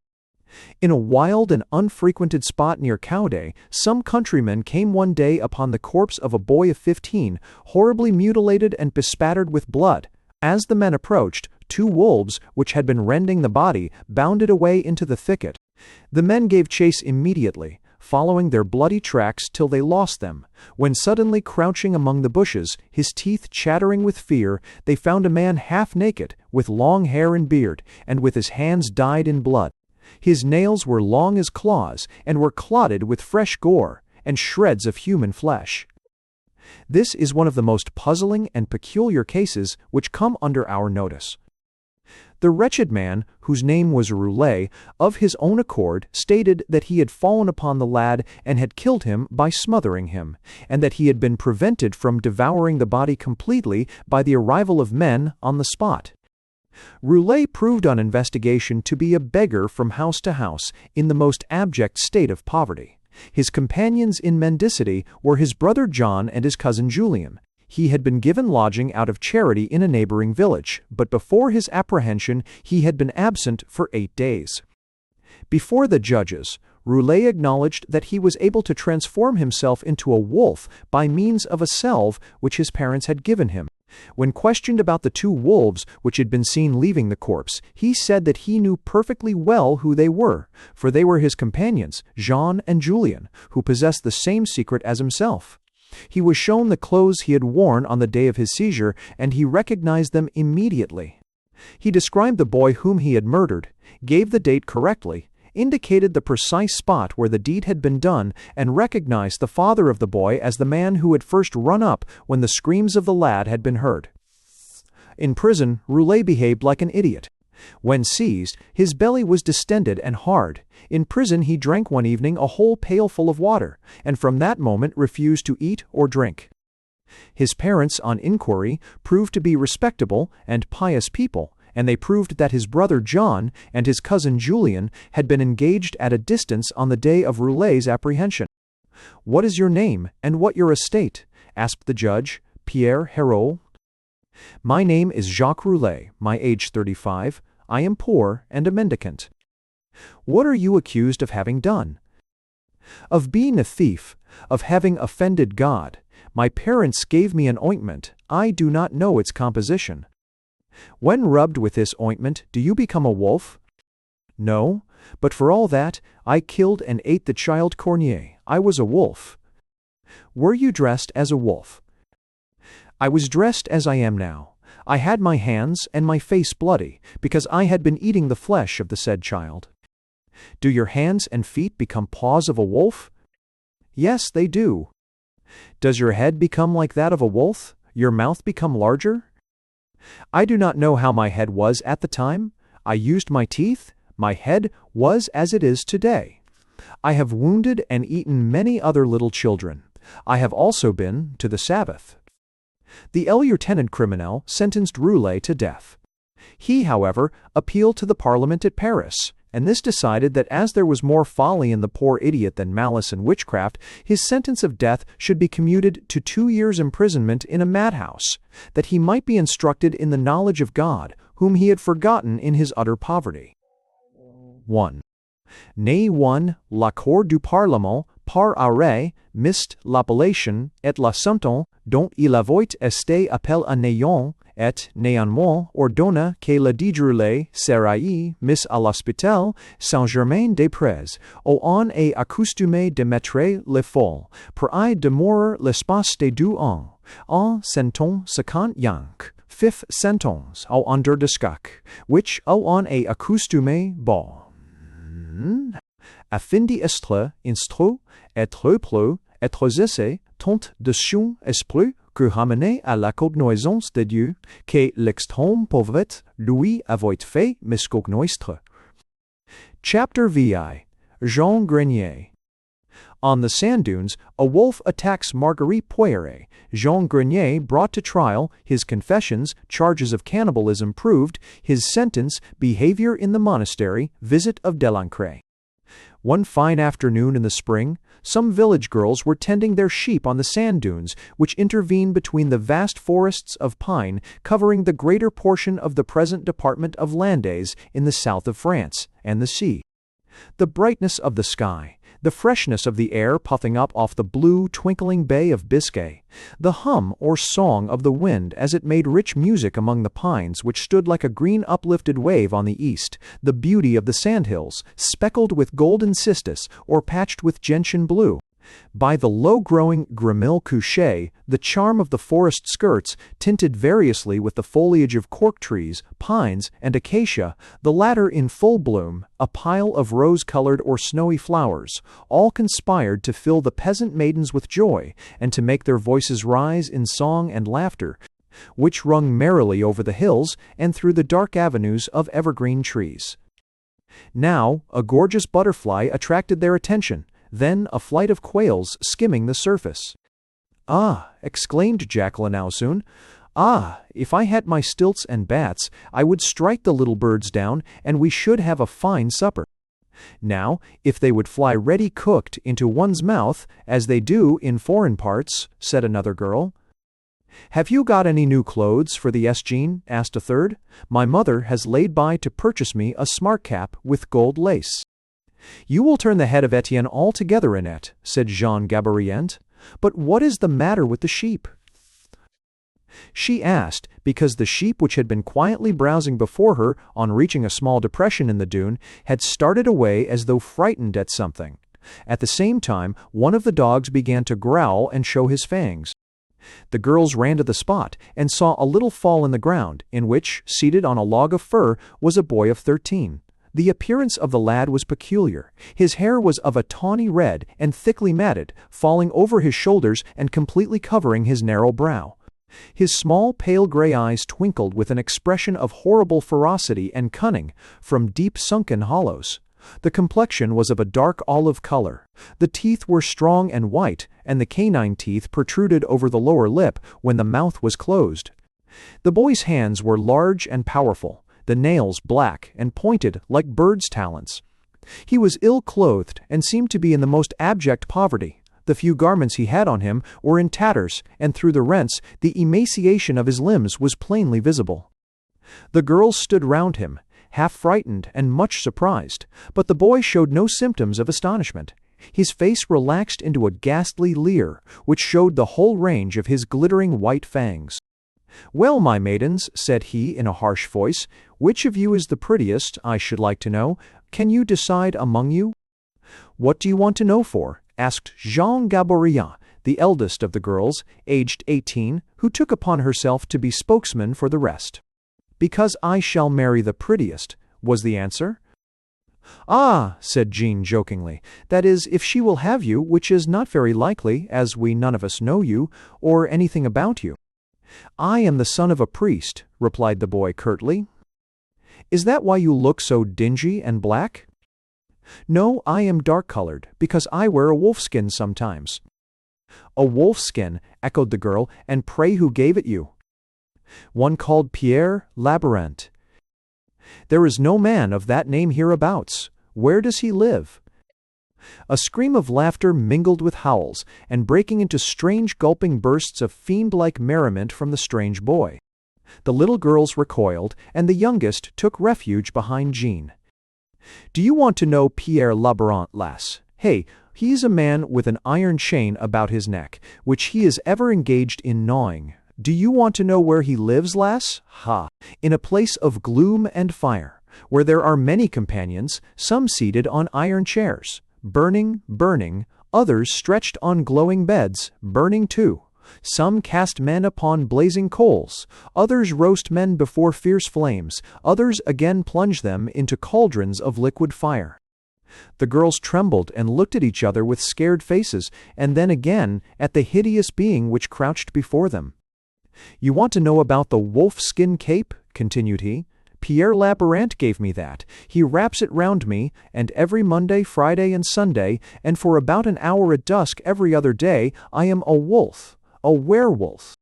I have killed dogs and drunk their blood, but little girls taste better. Their flesh is tender and sweet, their blood rich and warm. I have eaten many a maiden as I have been on my raids together with my 9 companions. I am a werewolf. Ah ha! If the sun were to set, I would soon fall on one of you and make a meal of you." Again he burst into one of his frightful paroxysms of laughter, and the girls, unable to endure it any longer, fled with precipitation. Near the village of Saint-Antoine-de-Pizon, a little girl of the name of Marguerite Poiry, 13 years old, was in the habit of tending her sheep, in company with a lad of the same age whose name was Jean Grenier, the same lad whom Jean Gaborian had questioned. The little girl often complained to her parents of the conduct of the boy. She said that he frightened her with his horrible stories. But her father and mother thought little of her complaints, till one day she returned home before her usual time, so thoroughly alarmed that she had deserted her flock. Her parents now took the matter up and investigated it. Her story was as follows. Jean had often told her that he had sold himself to the devil, and that he had acquired the power of ranging the country after dusk, and sometimes in broad day, in the form of a wolf. He had assured her that he had killed and devoured many dogs, but that he found their flesh less palatable than the flesh of little girls, which he regarded as a supreme delicacy. He had told her that this had been tasted by him not unfrequently, but he had specified only 2 instances. In one, he had eaten as much as he could, and had thrown the rest to a wolf, which had come up during the repast. In the other instance, he had bitten to death another little girl, had lapped her blood, and, being in a famished condition at the time, had devoured every portion of her, with the exception of the arms and shoulders. The child told her parents on the occasion of her return home in a fit of terror that she had been guiding her sheep as usual, but Grenier had not been present. Hearing a rustle in the bushes, she had looked round, and a wild beast bad leaped upon her and torn her clothes on her left side with its sharp fangs. She added that she had defended herself lustily with her shepherd's staff, and had beaten the creature off. It had then retreated a few paces, had seated itself on its hind legs like a dog when it is begging, and had regarded her with such a look of rage that she had fled in terror. She described the animal as resembling a wolf, but as being shorter and stouter. Its hair was red, its tail stumpy, and the head smaller than that of a genuine wolf. The statement of the child produced general consternation in the parish. It was well known that several little girls had vanished in a most mysterious way of late, and the parents of these little ones were thrown into an agony of terror lest their children had become the prey of the wretched boy accused by Marguerite Poirier. The case was now taken up by the authorities and brought before the Parliament of Bordeaux. The investigation which followed was as complete as could be desired. Jean Grenier was the son of a poor laborer in the village of Saint-Antoine-d'Aupizan, and not the son of a priest, as he had asserted.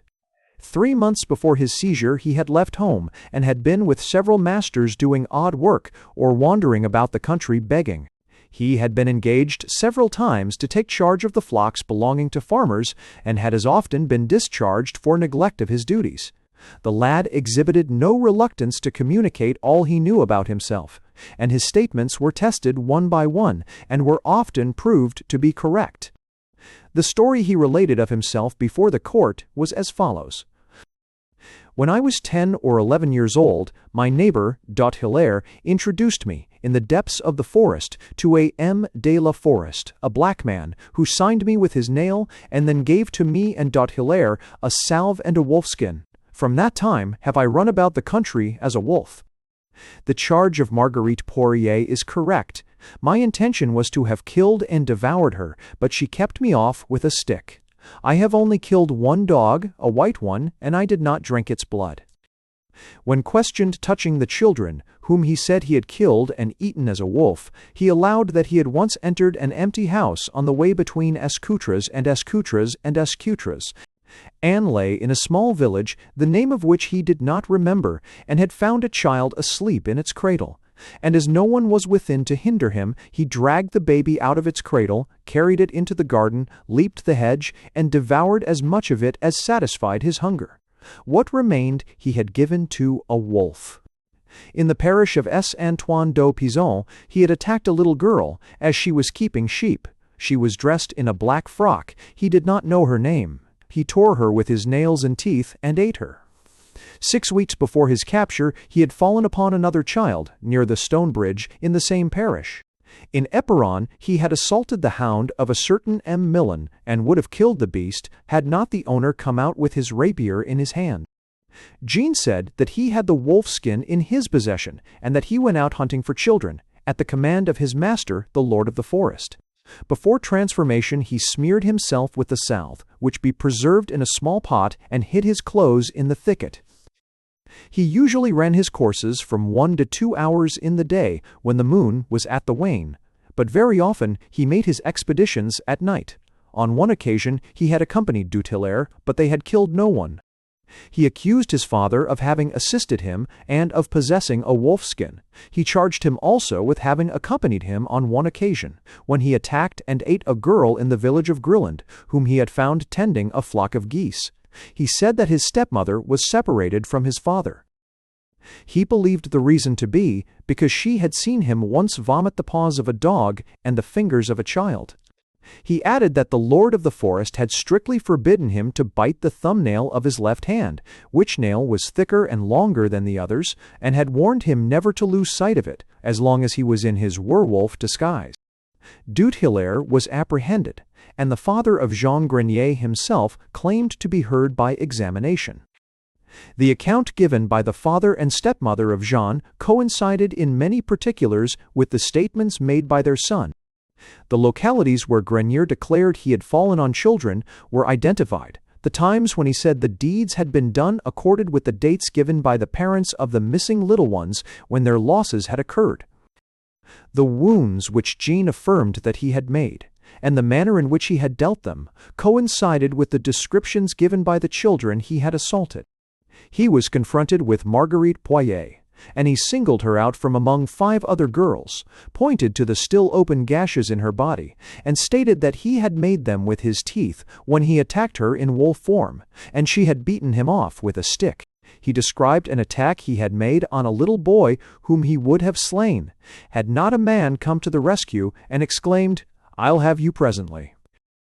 The man who saved the child was found and proved to be the uncle of the rescued lad, and he corroborated the statement of Grenier that he had used the words mentioned above. Jean was then confronted with his father. He now began to falter in his story and to change his statements.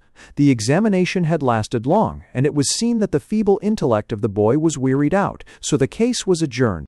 When next confronted with the elder Grenier, Jean told his story as at first, without changing it in any important particular. The fact of Jean Grenier having killed and eaten several children, and of his having attacked and wounded others with intent to take their life, were fully established. But there was no proof whatever of the father having had the least hand in any of the murders, so that he was dismissed the court without a shadow of guilt upon him. The only witness who corroborated the assertion of Jean that he changed his shape into that of a wolf was Marguerite Poirier. Before the court gave judgment, the first president of Assize, in an eloquent speech, put on one side all questions of witchcraft and diabolical compact and bestial transformation, and boldly stated that the court had only to consider the age and the imbecility of the child, who was so dull and idiotic that children of 7 or 8 years old have usually a larger amount of reason than he. The president went on to say that lycanthropy and quanthropy were mere hallucinations, and that the change of shape existed only in the disorganized brain of the insane. Consequently, it was not a crime which could be punished. The tender age of the boy must be taken into consideration, and the utter neglect of his education and moral development. The court sentenced Grenier to perpetual imprisonment within the walls of a monastery at Bordeaux, where he might be instructed in his Christian and moral obligations, but any attempt to escape would be punished with death. A pleasant companion for the monks, a promising pupil for them to instruct. No sooner was he admitted into the precincts of the religious house than he ran frantically about the cloister and gardens upon all fours, and finding a heap of bloody and raw offal, fell upon it and devoured it in an incredibly short space of time. Delancre visited him 7 years after, and found him diminutive in stature, very shy, and unwilling to look anyone in the face. His eyes were deep-set and restless, his teeth long and protruding, his nails black, and in places worn away. His mind was completely barren. He seemed unable to comprehend the smallest things. He related his story to Delancre, and told him how he had run about formerly in the woods as a wolf, and he said that he still felt a craving for raw flesh, especially for that of little girls, which he said was delicious, and he added that, but for his confinement, it would not be long before he tasted it again.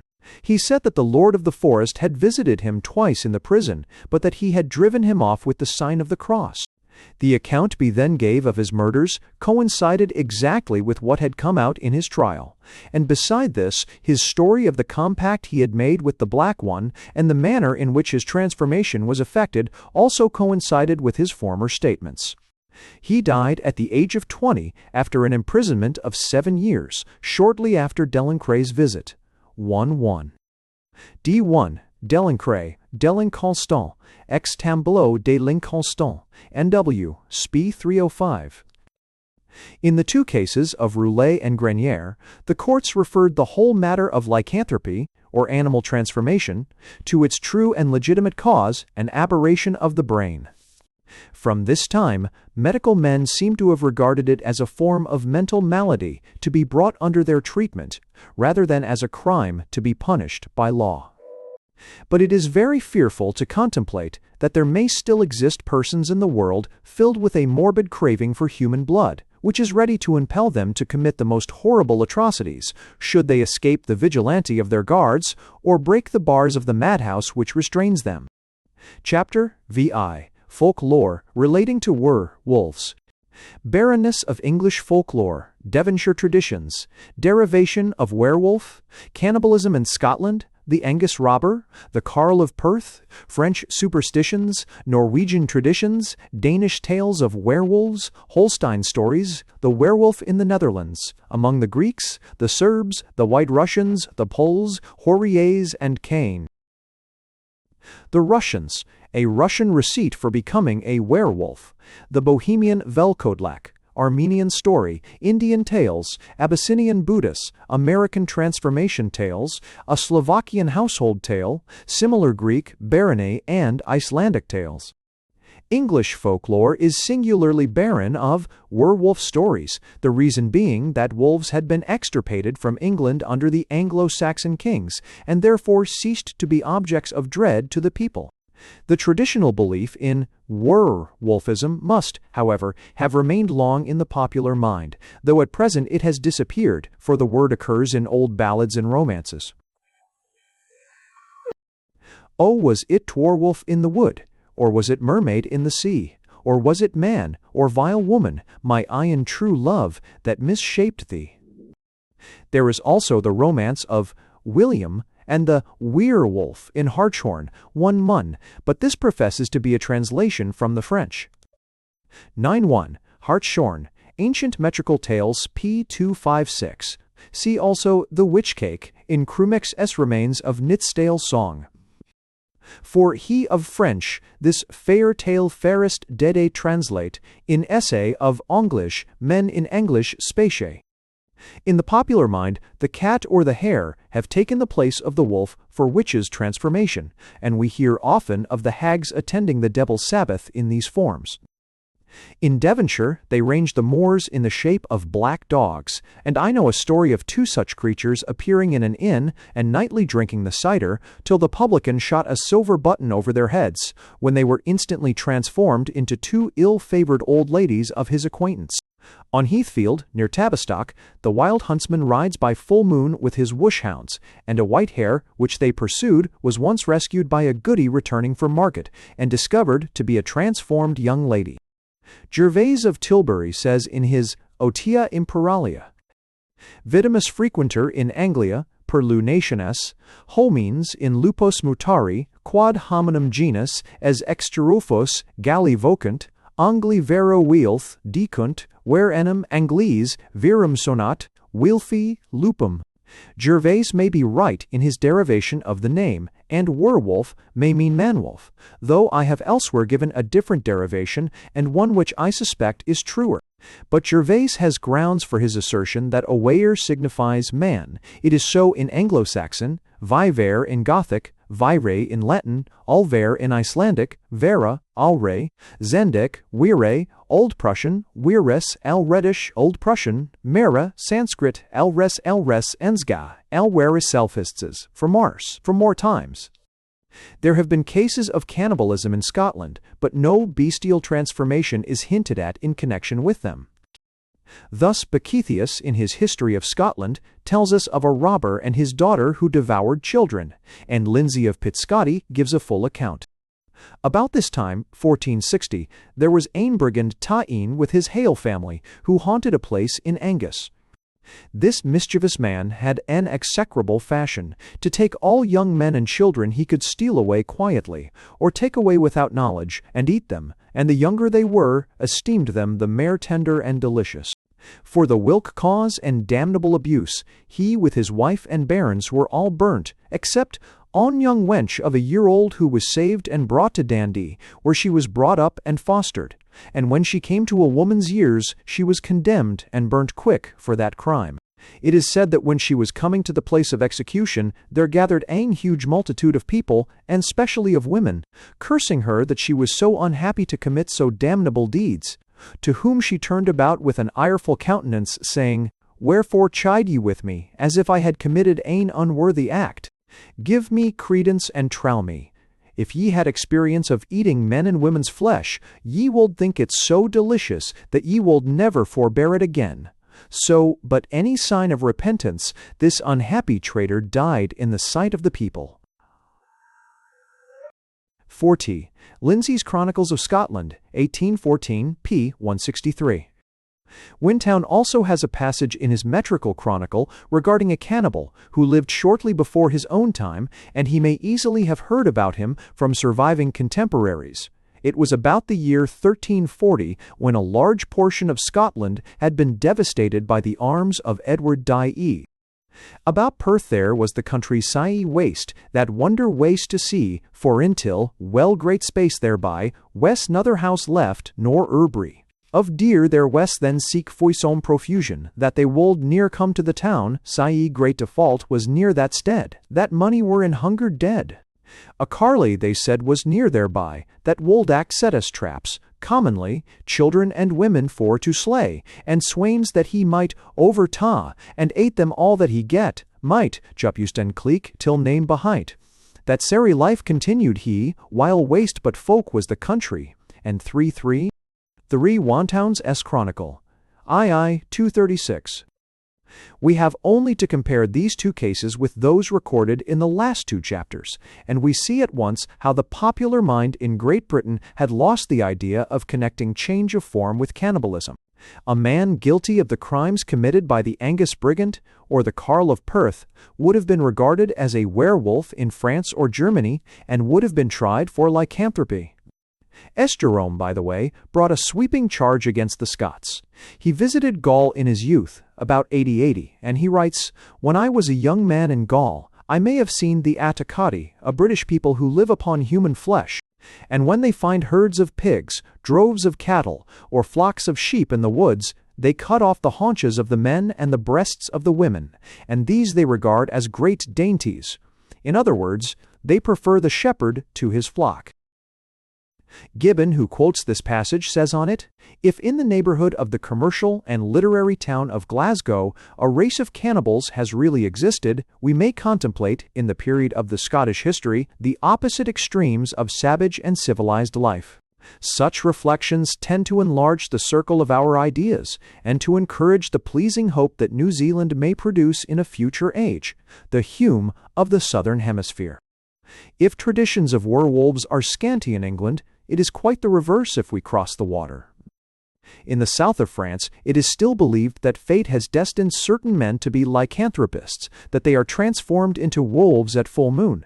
The desire to run comes upon them at night. They leave their beds, jump out of a window, and plunge into a fountain. After the bath, they come out covered with dense fur, walking on all fours, and commence a raid over fields and meadows, through woods and villages, biting all beasts and human beings that come in their way. At the approach of dawn, they return to the spring, plunge into it, lose their furry skins, and regain their deserted beds. Sometimes the loup-garou is said to appear under the form of a white dog, or to be loaded with chains, but there is probably a confusion of ideas between the werewolf and the church dog, barghest, padfoit, wooshhound, or by whatever name the animal supposed to haunt a churchyard is designated. In the Perigord, the werewolf is called loluro. Certain men, especially bastards, are obliged at each full moon to transform themselves into these diabolic beasts. It is always at night that the fit comes on. The lycanthropist dashes out of a window, springs into a well, and, after having struggled in the water for a few moments, rises from it, dripping, and invested with a goatskin which the devil has given him. In this condition, the Lolaris run upon 4 legs, pass the night in ranging over the country, and in biting and devouring all the dogs they meet. At break of day they lay aside their goatskins and return home. Often they are ill in consequence of having eaten tough old hounds, and they vomit up their undigested paws. One great nuisance to them is the fact that they may be wounded or killed in their low layer state. With the first effusion of blood, their diabolic covering vanishes, and they are recognized to the disgrace of their families. A werewolf may easily be detected, even when devoid of his skin, for his hands are broad and his fingers short, and there are always some hairs in the hollow of his hand. In Normandy, those who were doomed to be loups-garous clothe themselves every evening with a skin called their hayer, which is a loan from the devil. When they run in their transformed state, the evil one accompanies them and scourges them at the foot of every cross they pass. The only way in which a werewolf can be liberated from this cruel bondage is by stabbing him 3 times in the forehead with a knife. However, some people less addicted to allopathic treatment consider that 3 drops of blood drawn by a needle will be sufficient to procure release. According to an opinion of the vulgar in the same province, the loup-garou is sometimes a metamorphosis forced upon the body of a damned person, who, after having been tormented in his grave, has torn his way out of it. The first stage in the process consists in his devouring the cerecloth which enveloped his face, argoverus strats, or doll, argoverus, and enveloped his face, forced upon the body of a damned person, or dodgoverus, nomini take to the take of the muse. Then his moans and muffled howls ring from the tomb. Through the gloom of night, the earth of the grave begins to heave, and at last, with a scream, surrounded by a phosphorescent glare, and exhaling a fetid odor, he bursts away as a wolf. In Le Bessin, they attribute to sorcerers the power of metamorphosing certain men into beasts, but the form of a dog is that principally affected by them. In Norway, it is believed that there are persons who can assume the form of a wolf or a bear, husbjørn, and again resume their own. This property is either imparted to them by the trollman, or those possessing it are themselves trolls. In a hamlet in the midst of a forest, there dwelt a cottager named Lassie and his wife. One day he went out in the forest to fell a tree, but had forgot to cross himself and say his paternoster, so that some troll or wolf witch, Varga Mor, obtained power over him and transformed him into a wolf. His wife mourned him for many years, but one Christmas Eve there came a beggar woman, very poor and ragged, to the door, and the good woman of the house took her in, fed her well, and entreated her kindly. At her departure, the beggar woman said that the wife would probably see her husband again, as he was not dead, but was wandering in the forest as a wolf. Towards nightfall, the wife went to her pantry to place in it a piece of meat for the morrow, when, on turning to go out, she perceived a wolf standing before her, raising itself with its paws on the pantry steps, regarding her with sorrowful and hungry looks. Seeing this, she exclaimed, "If I were sure that thou wert my own lass, I would give thee a bit of meat." At that instant the wolfskin fell off, and her husband stood before her in the clothes he wore on the unlucky morning when she had last beheld him. Finns, Lapps, and Russians are held in particular aversion because the Swedes believe that they have power to change people into wild beasts. During the last year of the war with Russia, when Kalmar was overrun with an unusual number of wolves, it was generally said that the Russians had transformed their Swedish prisoners into wolves and sent them home to invest the country. In Denmark, the following stories are told. A man, who from his childhood had been a werewolf, when returning one night with his wife from a merrymaking, observed that the hour was at hand when the evil usually came upon him. Giving therefore the reins to his wife, he descended from the vehicle, saying to her, "If anything comes to thee, only strike at it with thine apron." He then withdrew, but immediately after, the woman, as she was sitting in the vehicle, was attacked by a werewolf. She did as the man had enjoined her, and struck it with her apron, from which it rived a portion, and then ran away. After some time the man returned, holding in his mouth the rent portion of his wife's apron, on seeing which she cried out in terror, "Good Lord, man, why, thou art a werewolf!" "Thank thee, wife," said he, "now I am free," and from that time he was no more afflicted. If a female at midnight stretches between 4 sticks, the membrane which envelopes the foal when it is brought forth, and creeps through it, naked, she will bear children without pain. But all the boys will be werewolves, and all the girls maras. By day, the werewolf has the human form, though he may be known by the meeting of his eyebrows above the nose. At a certain time of the night, he has the form of a dog on 3 legs. It is only when another person tells him that he is a werewolf, or reproaches him with being such, that a man can be freed from the ban. According to a Danish popular song, a hero transformed by his stepmother into a bear fights with a knight. For 'tis she who hath bewitched me, a woman false and fell, bound an iron girdle round me. If thou canst not break this belt, knight, I'll thee destroy. All SGSGS, the noble made the Christian sign, the girdle snapped, the bear was changed, and see, he was a lusty knight, his father's realm regained. K. Yampavisor, PG5324. When an old bear in Offidence Priestegeleld was killed, after it had caused the death of 6 men and 60 horses, it was found to be girded with a similar girdle. In Schleswig and Holstein, they say that if the werewolf be thrice addressed by his baptismal name, he resumes his human form.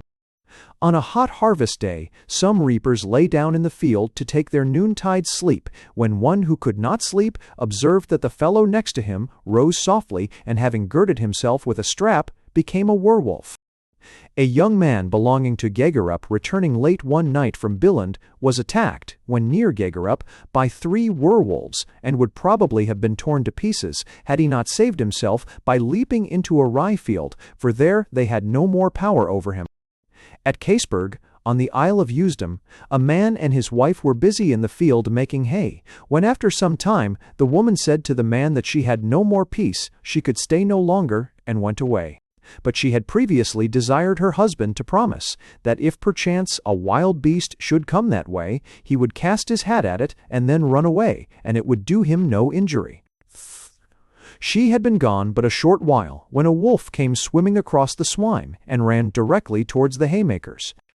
The man threw his hat at it, which the animal instantly tore to rags. But in the meantime a boy had run up with a pitchfork, and he dabbed the wolf from behind. In the same moment it became changed, and all saw that the boy had killed the man's wife. Formerly there were individuals in the neighborhood of Steina, who, by putting on a certain girdle, could transform themselves into werewolves. A man of the neighborhood, who had such a girdle, forgot one day when going out to lock it up, as was his wont. During his absence, his little son chanced to find it. He buckled it round him, and was instantaneously turned into an animal, to all outward appearance like a bundle of peat straw, and he rolled about like an unwieldy bear. When those who were in the room perceived this, they hastened in search of the father, who was found in time to come and unbuckle the belt before the child had done any mischief. The boy afterwards said that when he had put on the girdle he was seized with such a raging hunger that he was ready to tear in pieces and devour all that came in his way. The girdle is supposed to be made of human skin, and to be 3 finger breadths wide. In East Friesland it is believed, when 7 girls succeed each other in one family, that among them one is of necessity a werewolf, so that youths are slow in seeking one of 7 sisters in marriage. According to a curious Lithuanian story related by Schleicher in his El Estje Märchen, a person who is a werewolf or bear has to remain kneeling in one spot for 100 years before he can hope to obtain release from his bestial form. In the Netherlands, they relate the following tale. A man had once gone out with his bow to attend a shooting match at Roos, but when about halfway to the place, he saw on a sudden a large wolf spring from a thicket, and rush towards a young girl who was sitting in a meadow by the roadside watching cows. The man did not long hesitate, but quickly drawing forth an arrow, took aim, and luckily hit the wolf in the right side, so that the arrow remained sticking in the wound, and the animal fled howling to the wood. On the following day, he heard that a serving-man of the burgomaster's household lay at the point of death in consequence of having been shot in the right side on the preceding day. This so excited the archer's curiosity that he went to the wounded man and requested to see the arrow.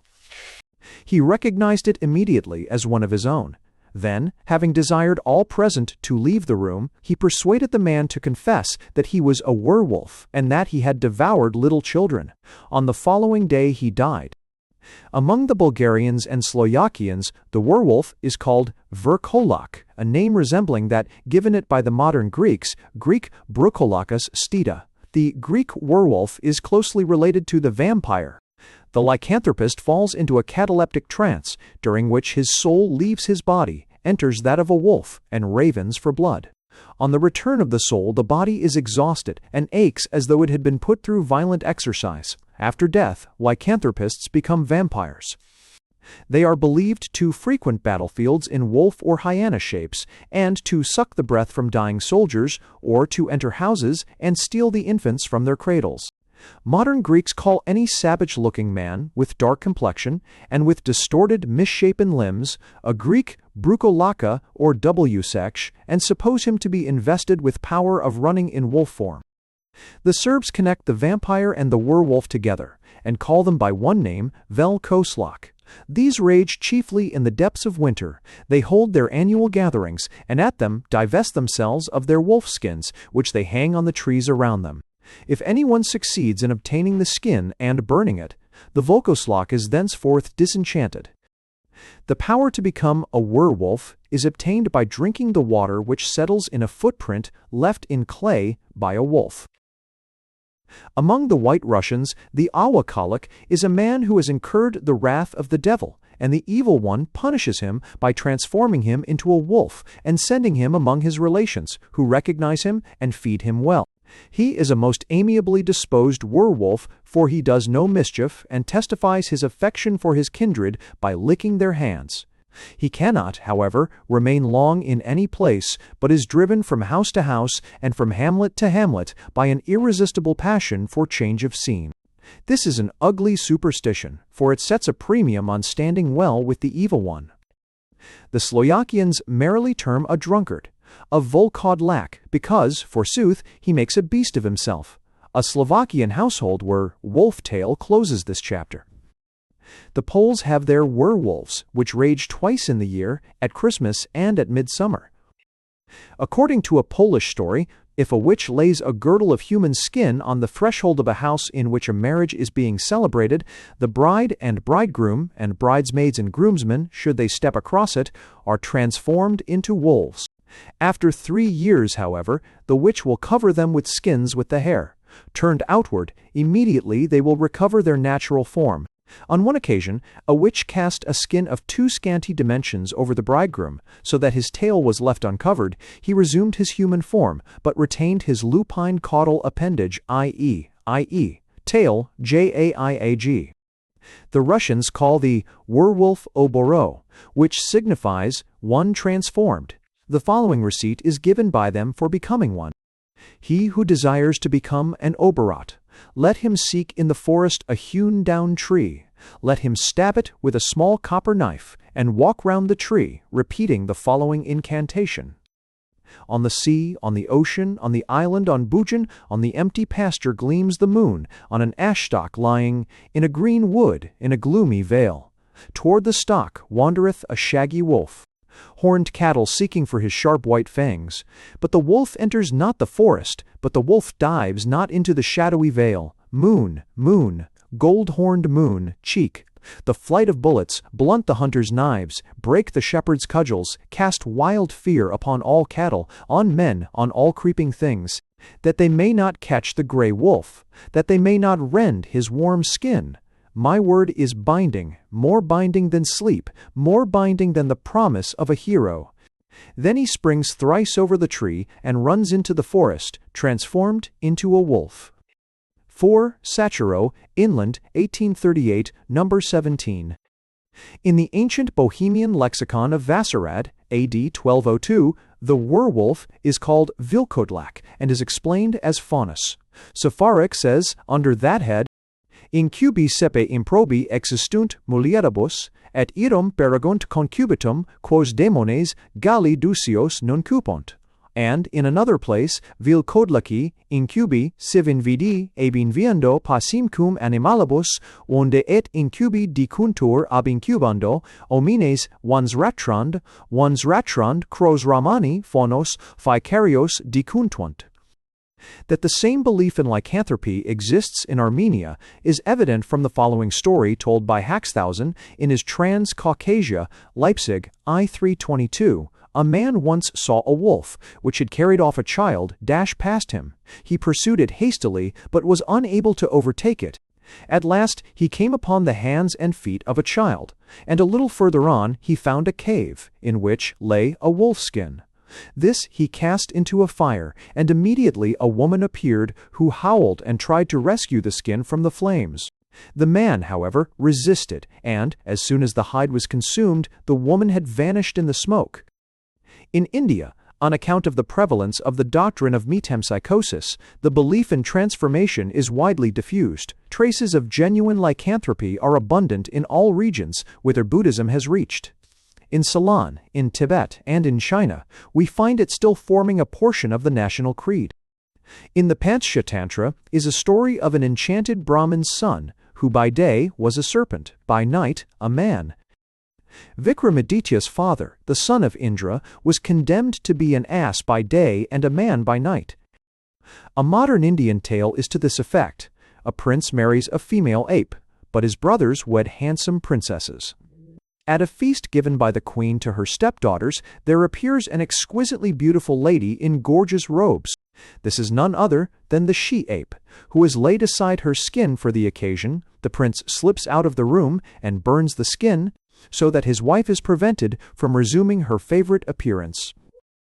Nathaniel Pierce V gives an account of an Abyssinian superstition very similar to that prevalent in Europe. 5. Life and Adventures of Nathaniel Piercy, written by himself during a residence in Abyssinia from 1810 to 19.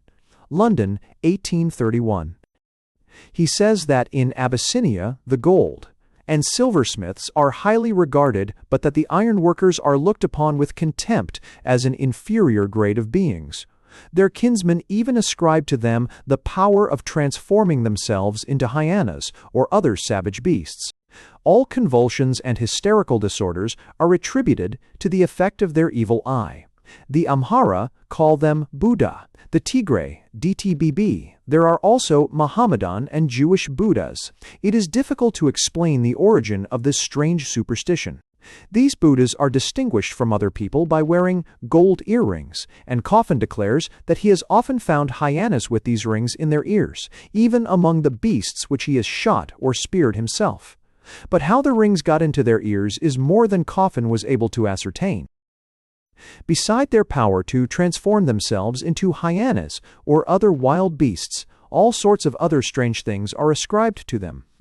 And the Abyssinians are firmly persuaded that they rob the graves by midnight, and no one would venture to touch what is called quanter, or dried meat in their houses, though they would not object to partake of fresh meat if they had seen the animal, from which it came, killed before them.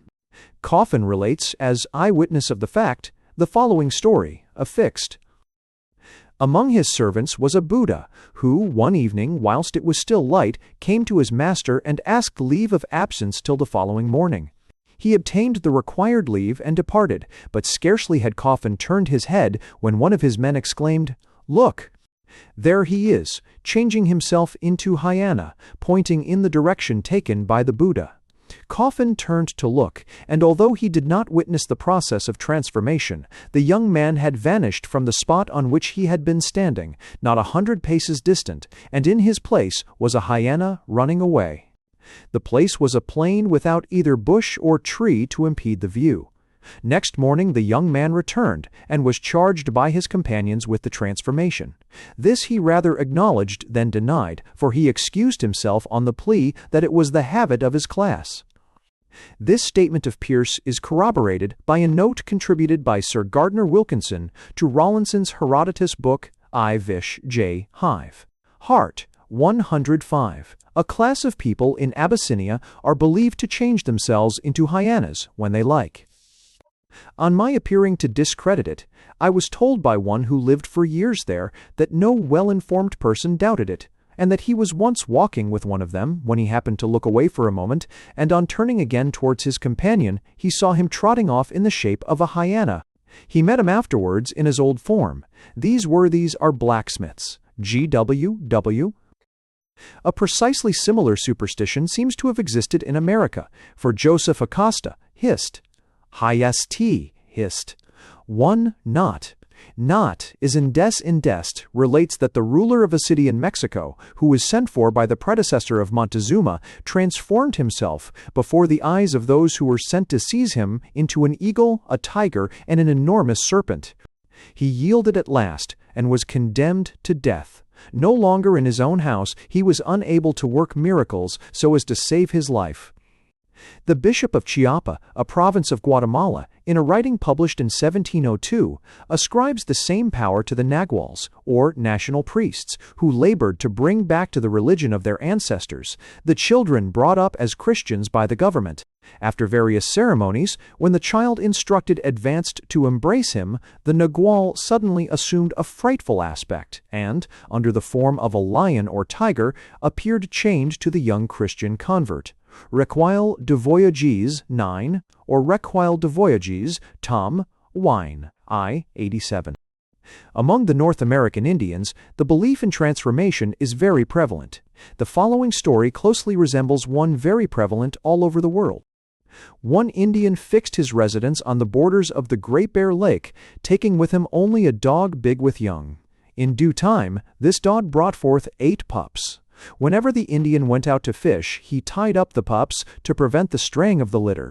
Several times, as he approached his tent, he heard noises proceeding from it, which sounded like the talking, the laughing, the crying, the wail, and the merriment of children, but, on entering it, he only perceived the pups tied up as usual. His curiosity being excited by the noises he had heard, he determined to watch and learn whence these sounds proceeded, and what they were. One day he pretended to go out to fish, but instead of doing so, he concealed himself in a convenient place. In a short time he again heard voices, and, rushing suddenly into the tent, beheld some beautiful children sporting and laughing, with the dogskins lying by their side. He threw the dogskins into the fire, and the children, retaining their proper forms, grew up and were the ancestors of the Dog-Rib Nation. Aksect, Traditions of the North American Indians, by T. A. Jones, 1830, Vol. I. p. 130. In the same work is a curious story entitled The Mother of the World, which bears a close analogy to another worldwide myth. A woman marries a dog. By night, the dog lays aside its skin and appears as a man. This may be compared with the tale of Bjorn and Bera already given. I shall close this chapter with a Slovakian household tale given by T. T. Hanusch in the 3rd volume of Zeitschrift für Deutsche Mythologie. The Daughter of the Velkolak. There was once a father who had 9 daughters, and they were all marriageable, but the youngest was the most beautiful. The father was a werewolf. One day it came into his head, what is the good of having to support so many girls? So he determined to put them all out of the way. He went accordingly into the forest to hew wood, and he ordered his daughters to let one of them bring him his dinner. It was the eldest who brought it. "Why, how come you so early with the food?" asked the woodcutter. "Truly, father, I wish to strengthen you, lest you should fall upon us, if famished." "A good lass, sit down whilst I eat." "I eat," and whilst he ate, he thought of a scheme. He rose and said, "My girl, come, and I will show you a pit I have been digging." "And what is the pit for?" "That we may be buried in it when we die, for poor folk will not be cared for much after they are dead and gone." So the girl went with him to the side of the deep pit. "Now here," said the werewolf, "you must die and be cast in there, shod." She begged for her life, but all in vain, so he laid hold of her and cast her into the grave. Then he took a great stone and flung it in upon her and crushed her head, so the poor thing breathed out her soul. When the werewolf had done this, he went back to his work, and as dusk came on, the second daughter arrived, bringing him food. He told her of the pit, and brought her to it, and cast her in, and killed her as the first. And so he dealt with all his girls up to the last. The youngest knew well that her father was a werewolf, and she was grieved that her sisters did not return. She thought, "Now where can they be? Has my father kept them for companionship, or to help him in his work?" So she made the food which she was to take him, and crept cautiously through the wood. When she came near the place where her father worked, she heard his strokes felling timber and smelt smoke. She saw presently a large fire and 2 human heads roasting at it. Turning from the fire, she went in the direction of the axe strokes, and found her father. "See," said she, "father, I have brought you food." "That is a good lass," said he. "Now stack the wood for me whilst I eat." "But where are my sisters?" she asked.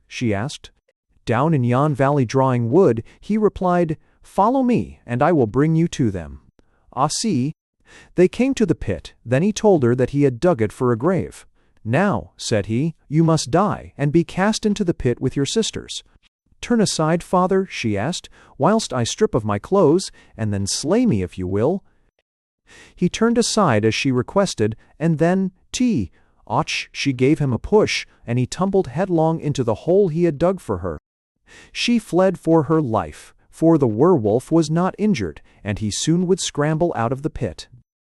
Now she hears his howls resounding through the gloomy alleys of the forest, and swift as the wind she runs. She hears the tramp of his approaching feet and the snuffle of his breath. Then she casts behind her handkerchief. The werewolf seizes this with teeth and nails, and rends it till it is reduced to tiny ribands. In another moment he is again in pursuit, foaming at the mouth, and howling dismally, whilst his red eyes gleam like burning coals. As he gains on her, she casts behind her gown, and bids him tear that. He seizes the gown and rives it to shreds, then again he pursues. This time she casts behind her apron, next her petticoat, then her shift, and at last rums much in the condition in which she was born. Again the werewolf approaches. She bounds out of the forest into a hayfield, and hides herself in the smallest heap of hay. Her father enters the field, runs howling about it in search of her, cannot find her, and begins to upset the different haycocks, all the while growling and gnashing his gleaming white fangs in his rage at her having escaped him. The foam flakes drop at every step from his mouth, and his skin is reeking with sweat. Before he has reached the smallest bundle of hay, his strength leaves him, he feels exhaustion begin to creep over him, and he retires to the forest. The king goes out hunting every clay. One of his dogs carries food to the hayfield, which has most unaccountably been neglected by the haymakers for 3 days. The king, following the dog, discovers the fair damsel, not exactly in the straw, but up to her neck in hay. She is carried, hay and all, to the palace, where she becomes his wife, making only one stipulation before becoming his bride, and that is that no beggar shall be permitted to enter the palace. After some years a beggar does get in, the beggar being, of course, none other than her werewolf father. He steals upstairs, enters the nursery, cuts the throats of the 2 children born by the queen to her lord, and lays the knife under her pillow. In the morning, the king, supposing his wife to be the murderess, drives her from home, with the dead princes hung about her neck. A hermit comes to the rescue and restores the babies to life. The king finds out his mistake, is reunited to the lady out of the hay, and the werewolf is cast off a high cliff into the sea, and that is the end of him. The king, the queen, and the princes live happily, and may be living yet, for no notice of their death has appeared in the newspaper. This story bears some resemblance to one told by von Hahn in his Griechische und Albanische Märchen. I remember having heard a very similar one in the Pyrenees, but the man who flies from the werewolf is one who, after having stripped off all his clothes, rushes into a cottage and jumps into a bed. The werewolf dares not or cannot follow. The cause of his flight was also different.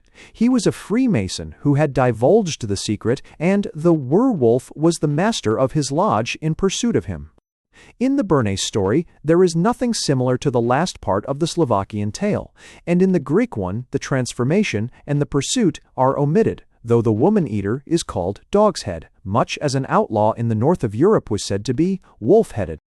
It is worthy of notice in the tale of the daughter of the Okolic that the werewolf fit is followed by great exhaustion, 6, and that the wolf is given clothes to tear, much as in the Danish stories already related.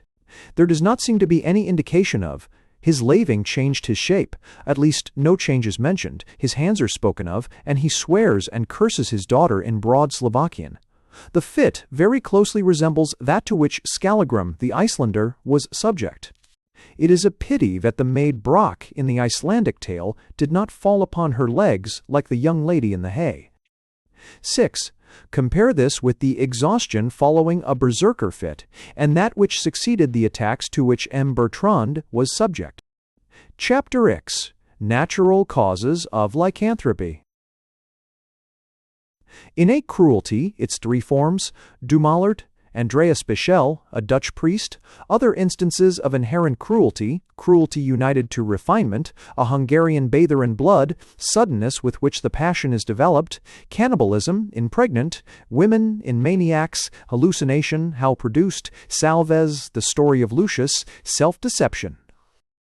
What I have related from the chronicles of antiquity, or from the traditional lore of the people, is veiled under the form of myth or legend, and it is only from Scandinavian descriptions of those afflicted with the wolf madness, and from the trials of those charged with the crime of lycanthropy in the later Middle Ages, that we can arrive at the truth respecting that form of madness which was invested by the superstitious with so much mystery.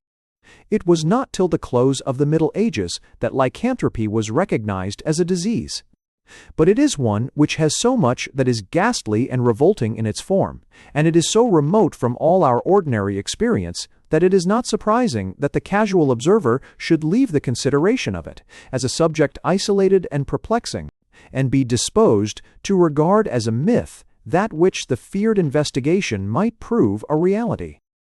In this chapter, I purpose briefly examining the conditions under which men have been regarded as werewolves. Startling though the assertion may be, it is a matter of fact that man, naturally, in common with other carnivora, is actuated by an impulse to kill and by a love of destroying life. It is positively true that there are many to whom the sight of suffering causes genuine pleasure, and in whom the passion to kill or torture is as strong as any other passion. Witness the number of boys who assemble around a sheep or pig when it is about to be killed, and who watch the struggle of the dying brute with hearts beating fast with pleasure and eyes sparkling with delight. Often have I seen an eager crowd of children assembled around the slaughter-houses of French towns, absorbed in the expiring agonies of the sheep and cattle, and hushed into silence as they watched the flow of blood. The propensity, however, exists in different degrees. In some, it is manifest simply as indifference to suffering. In others, it appears as simple pleasure in seeing killed. And in others, again, it is dominant as an irresistible desire to torture and destroy. This propensity is widely diffused. It exists in children and adults, in the gross-minded and the refined, in the well-educated and the ignorant, in those who have never had the opportunity of gratifying it, those who gratify it habitually, in spite of morality, religion, laws, so that it can only depend on constitutional causes. The sportsman and the fisherman follow a natural instinct to destroy when they make wax on bird, beast, and fish.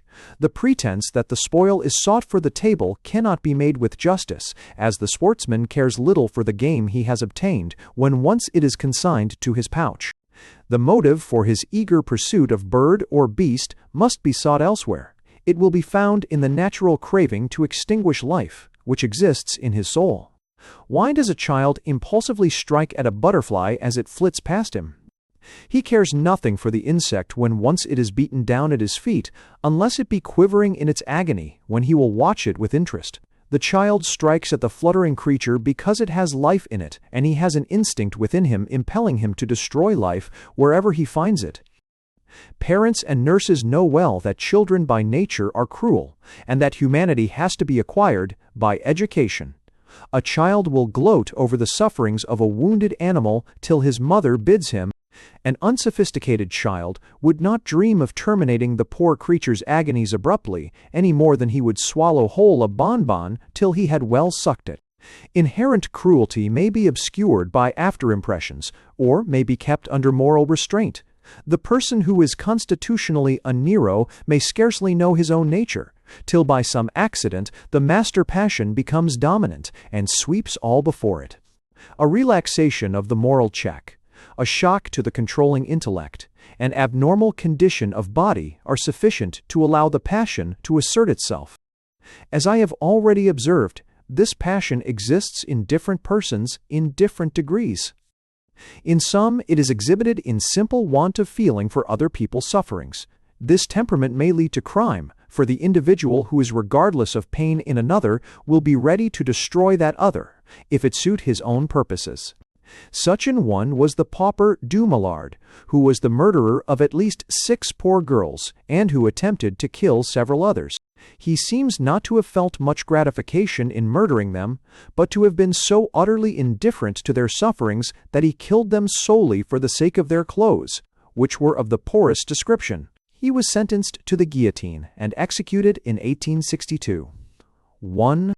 T. All 1P2. A full account of this man's trial is given by one who was present in All the Year Round, number 162. In others, the passion for blood is developed alongside with indifference to suffering. Thus, Andreas Bichel enticed young women into his house, under the pretense that he was possessed of a magic mirror, in which he would show them their future husbands. When he had them in his power, he bound their hands behind their backs and stunned them with a blow. He then stabbed them and despoiled them of their clothes, for the sake of which he committed the murders.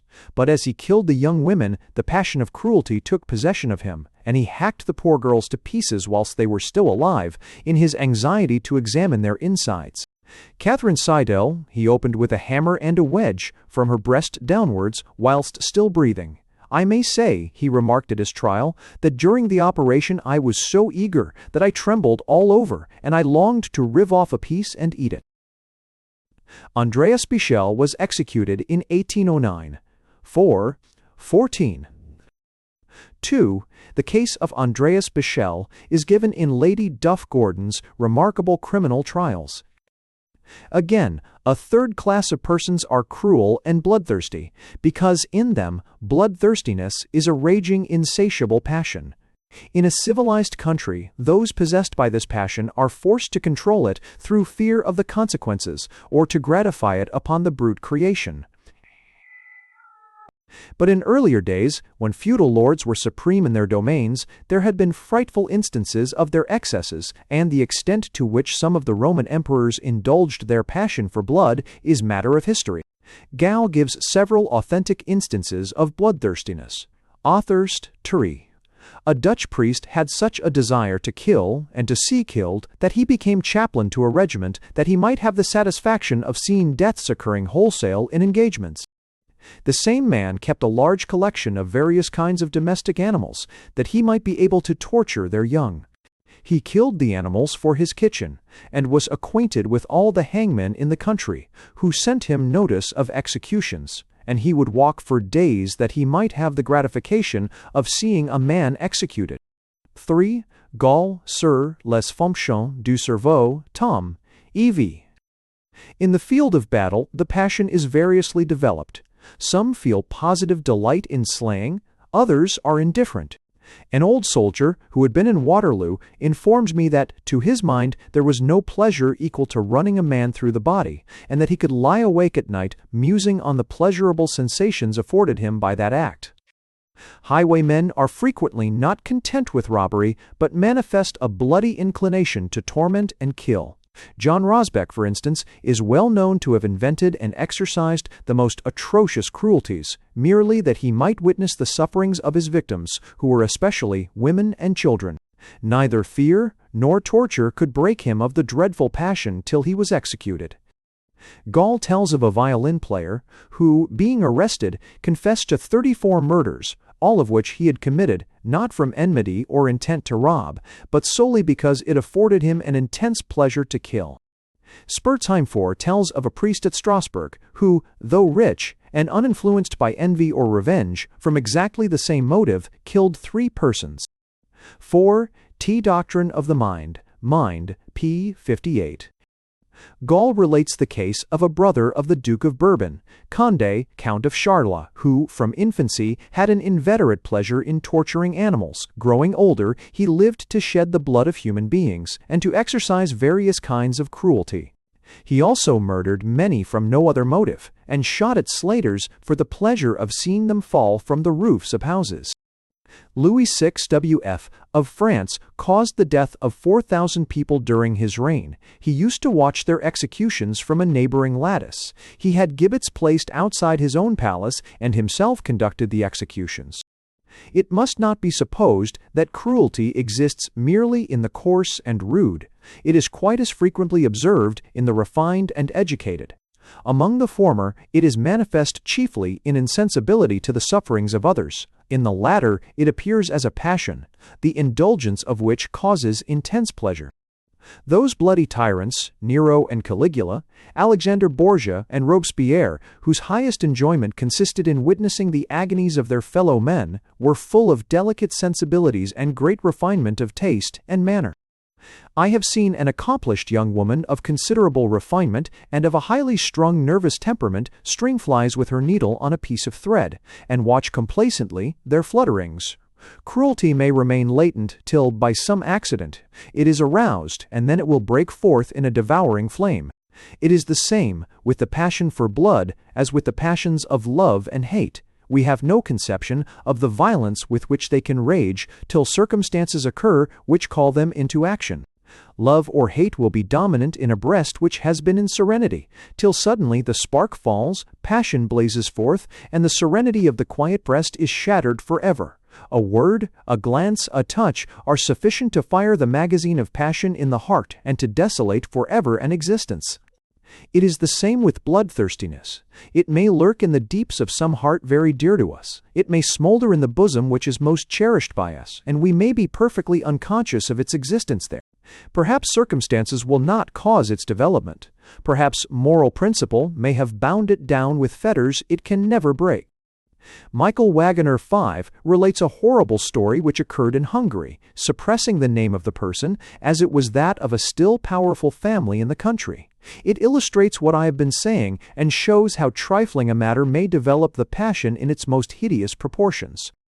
5. Colloding of Ritrage sur Philosophischen Anthropologie, Wien, 1796. Elizabeth was wont to dress well in order to please her husband, and she spent half the day over her toilet. On one occasion, a lady's maid saw something wrong in her headdress, and as a recompense for observing it, received such a severe box on the ears that the blood gushed from her nose and spurted on to her mistress's face. When the blood drops were washed off her face, her skin appeared much more beautiful, whiter and more transparent on the spots where the blood had been. Elizabeth formed the resolution to bathe her face and her whole body in human blood so as to enhance her beauty. 2 old women and a certain Fitzco assisted her in her undertaking. This monster used to kill the luckless victim, and the old women caught the blood, in which Elizabeth was wont to bathe at the hour of 4 in the morning. After the bath, she appeared more beautiful than before. She continued this habit after the death of her husband, 1604, in the hopes of gaining new suitors. The unhappy girls who were allured to the castle, under the plea that they were to be taken into service there, were locked up in a cellar. Here they were beaten till their bodies were swollen.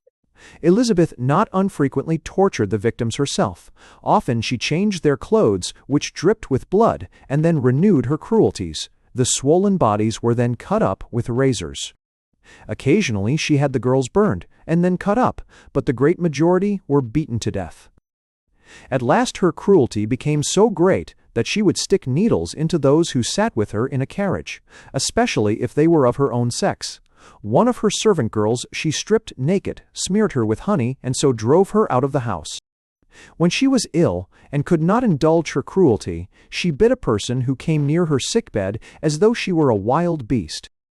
She caused, in all, the death of 650 girls, some in Chita, on the neutral ground, where she had a cellar constructed for the purpose. Others, in different localities, for murder and bloodshed, became with her a necessity. When at last the parents of the lost children could no longer be cajoled, the castle was seized, and the traces of the murders were discovered. Her accomplices were executed, and she was imprisoned for life. An equally remarkable example will be found in the account of the Maréchal de Retz given at some length in the sequel. He was an accomplished man, a scholar, an able general, and a courtier, but suddenly the impulse to murder and destroy came upon him whilst sitting in the library reading Suetonius. He yielded to the impulse, and became one of the greatest monsters of cruelty the world has produced. The case of Spiatek, the Galician cannibal, is also to the purpose. This man was a harmless pauper, till one day accident brought him to the scene of a conflagration. Hunger impelled him to taste of the roast fragments of a human being who had perished in the fire, and from that moment he ravened for man's flesh. M. Bertrand was a French gentleman of taste and education. He one day lounged over the churchyard wall in a quiet country village and watched a funeral. Instantly an overwhelming desire to dig up and rend the corpse, which he had seen committed to the ground, came upon him, and for years he lived as a human hyena, preying upon the dead.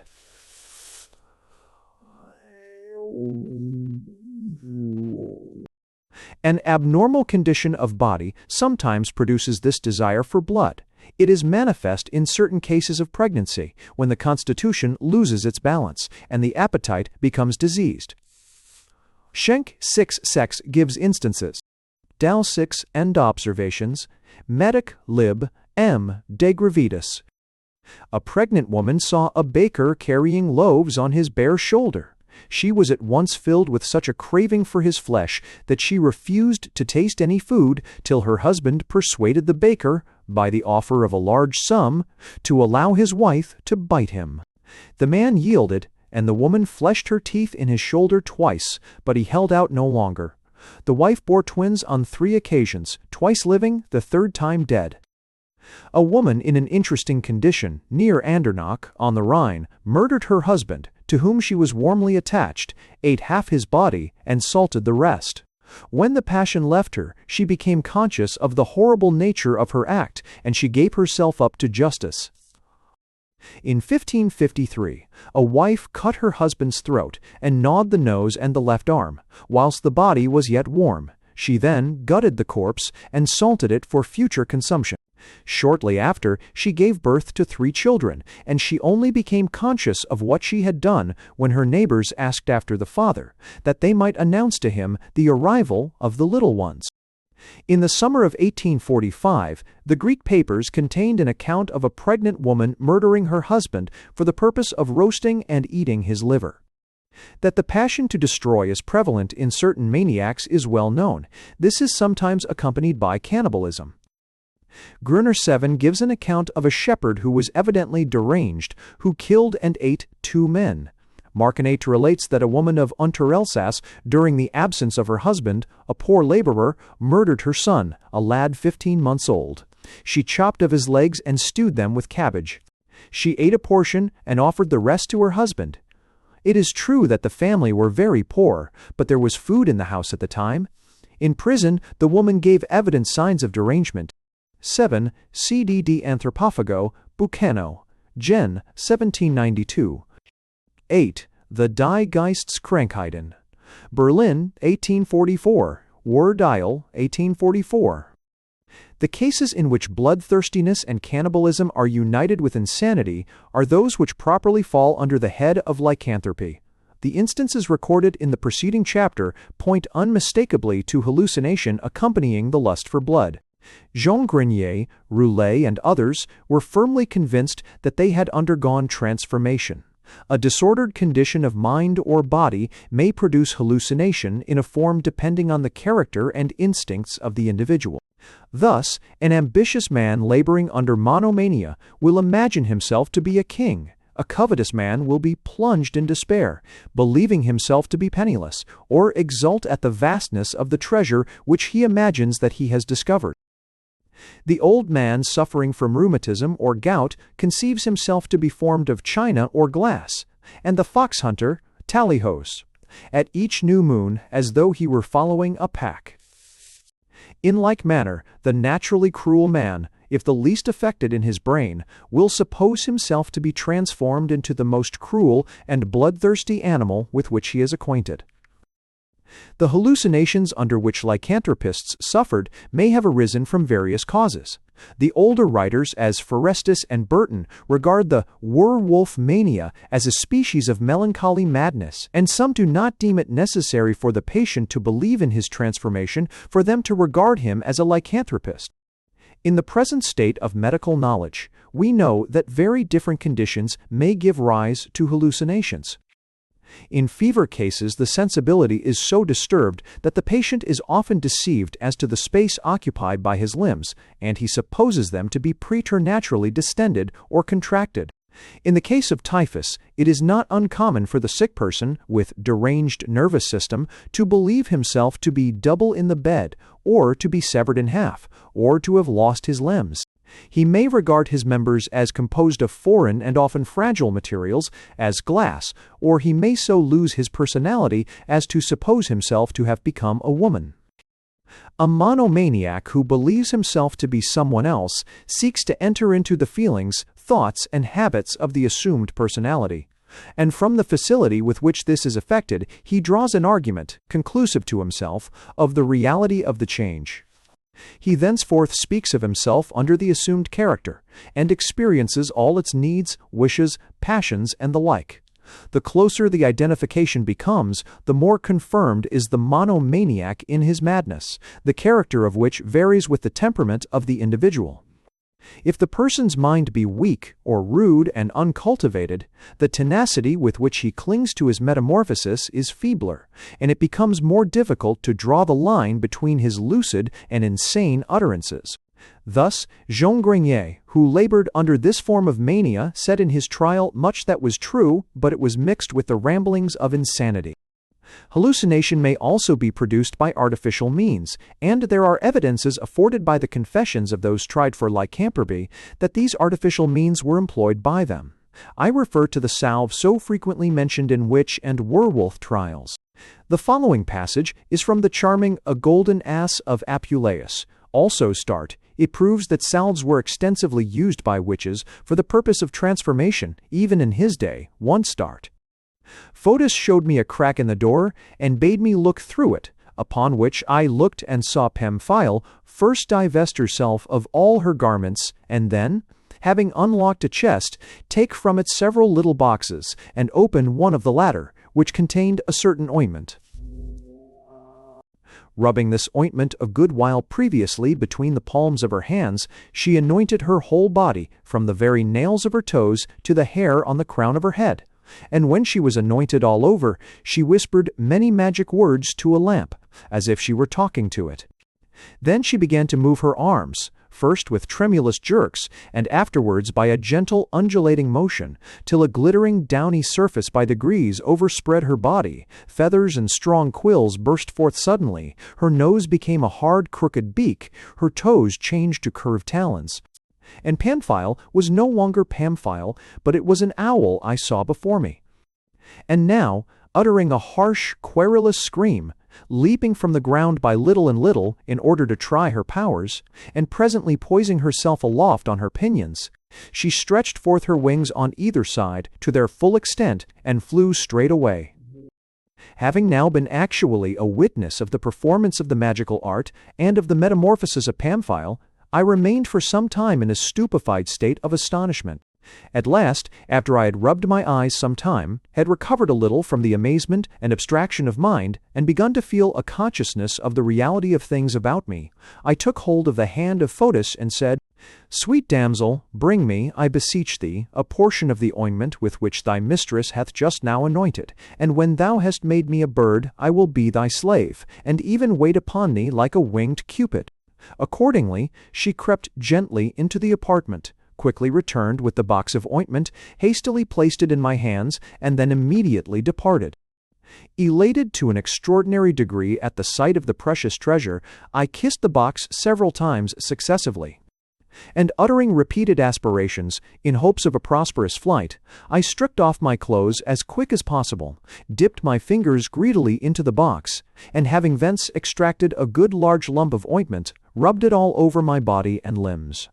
When I was thoroughly anointed, I swung my arms up and down in imitation of the movement of a bird's pinions, and continued to do so a little while, when instead of any perceptible token of feathers or wings making their appearance, my own thin skin, alas, grew into a hard leathern hide, covered with bristly hair, my fingers and toes disappeared.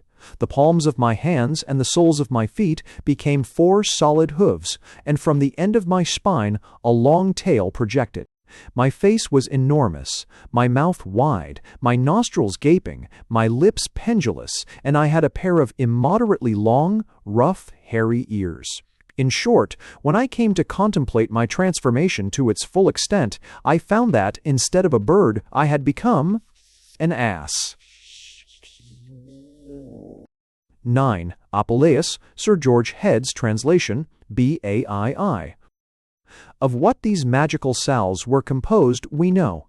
They were composed of narcotics, to wit, solanum somniferum, aconite, hyoscyamus, belladonna, opium, acarus vulgaris, ascorium. The blood of a bat was added, but its effects could have been nil. To these may have been added other foreign narcotics, the names of which have not transpired. Whatever may have been the cause of the hallucination, it is not surprising that the lycanthropist should have imagined himself transformed into a beast. The cases I have instanced are those of shepherds, who were by nature of their employment brought into collision with wolves, and it is not surprising that these persons, in a condition liable to hallucinations, should imagine themselves to be transformed into wild beasts, and that their minds reverting to the injuries sustained from these animals, they should, in their state of temporary insanity, accuse themselves of the acts of rapacity committed by the beasts into which they believe themselves to be transformed. It is a well-known fact that men, whose minds are unhinged, will deliver themselves up to justice, accusing themselves of having committed crimes which have actually taken place, and it is only on investigation that their self-accusation proves to be false. And yet they will describe the circumstances with the greatest minuteness, and be thoroughly convinced of their own criminality. I may give but a single instance. In the War of the French Revolution, the Hermione frigate was commanded by Capt. Pigot, a harsh man and a severe commander. His crew mutinied and carried the ship into an enemy's port, having murdered the captain and several of the officers under circumstances of extreme barbarity. One midshipman escaped, by whom many of the criminals, who were afterwards taken and delivered over to justice, one by one, were identified. Finlayson, the government actuary, who at that time held an official situation in the Admiralty, states, "In my own experience I have known, on separate occasions, more than 6 sailors who voluntarily confessed to having struck the first blow at Capt. Peggott and Lame show enzyme. These men detailed all the horrid circumstances of the mutiny with extreme minuteness and perfect accuracy. Nevertheless, not one of them had ever been in the ship, nor had so much as seen Capt. Peggott in their lives. They had obtained by tradition from their messmates the particulars of the story. When long on a foreign station, hungering and thirsting for home, their minds became enfeebled.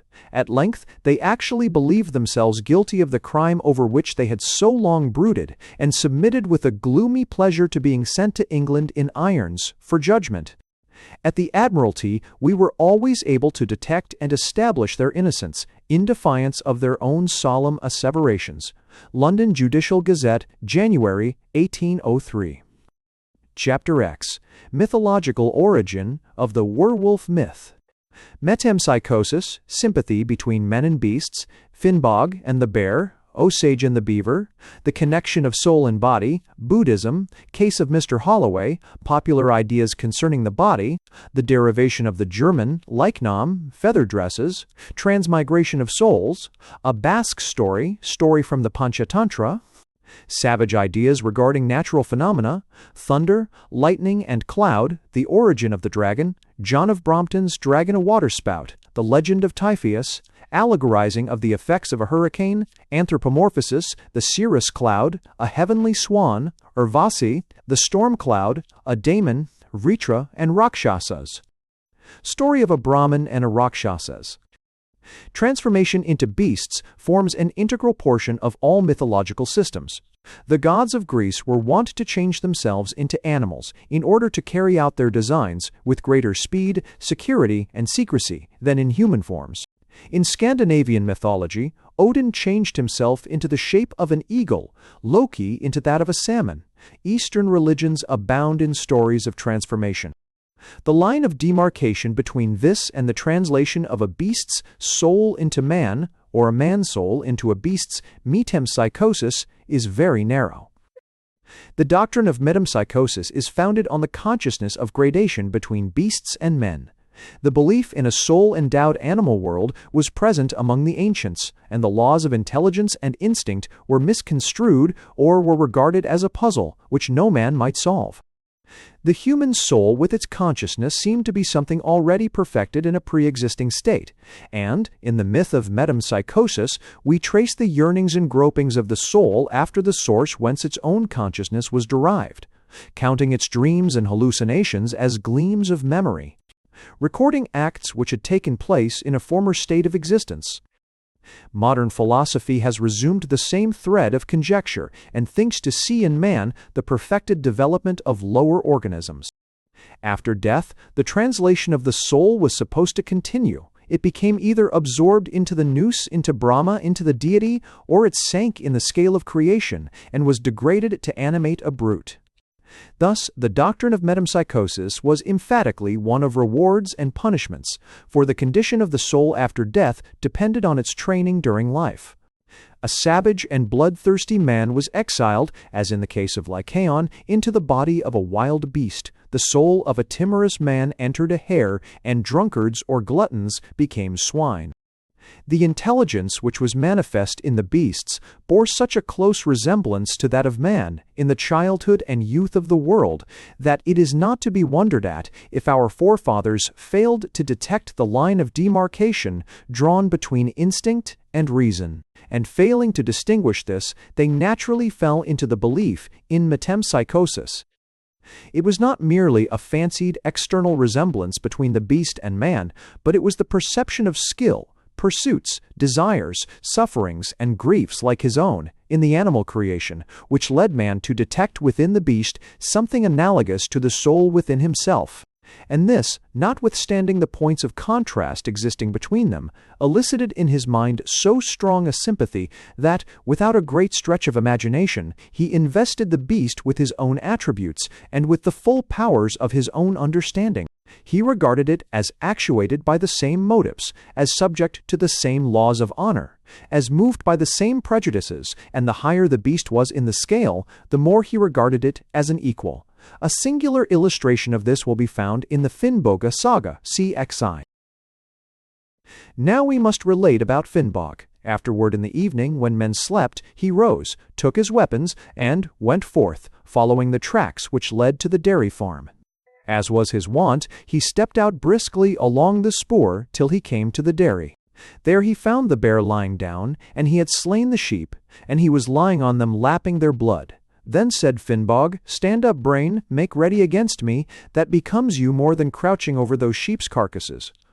Crocusses. The bear sat up, looked at him, and lay down again. Finnbog said, "If you think that I am too fully armed to match with you, I will do this," and he took of his helmet and laid aside his shield. Then he said, "Stand up now, if you dare."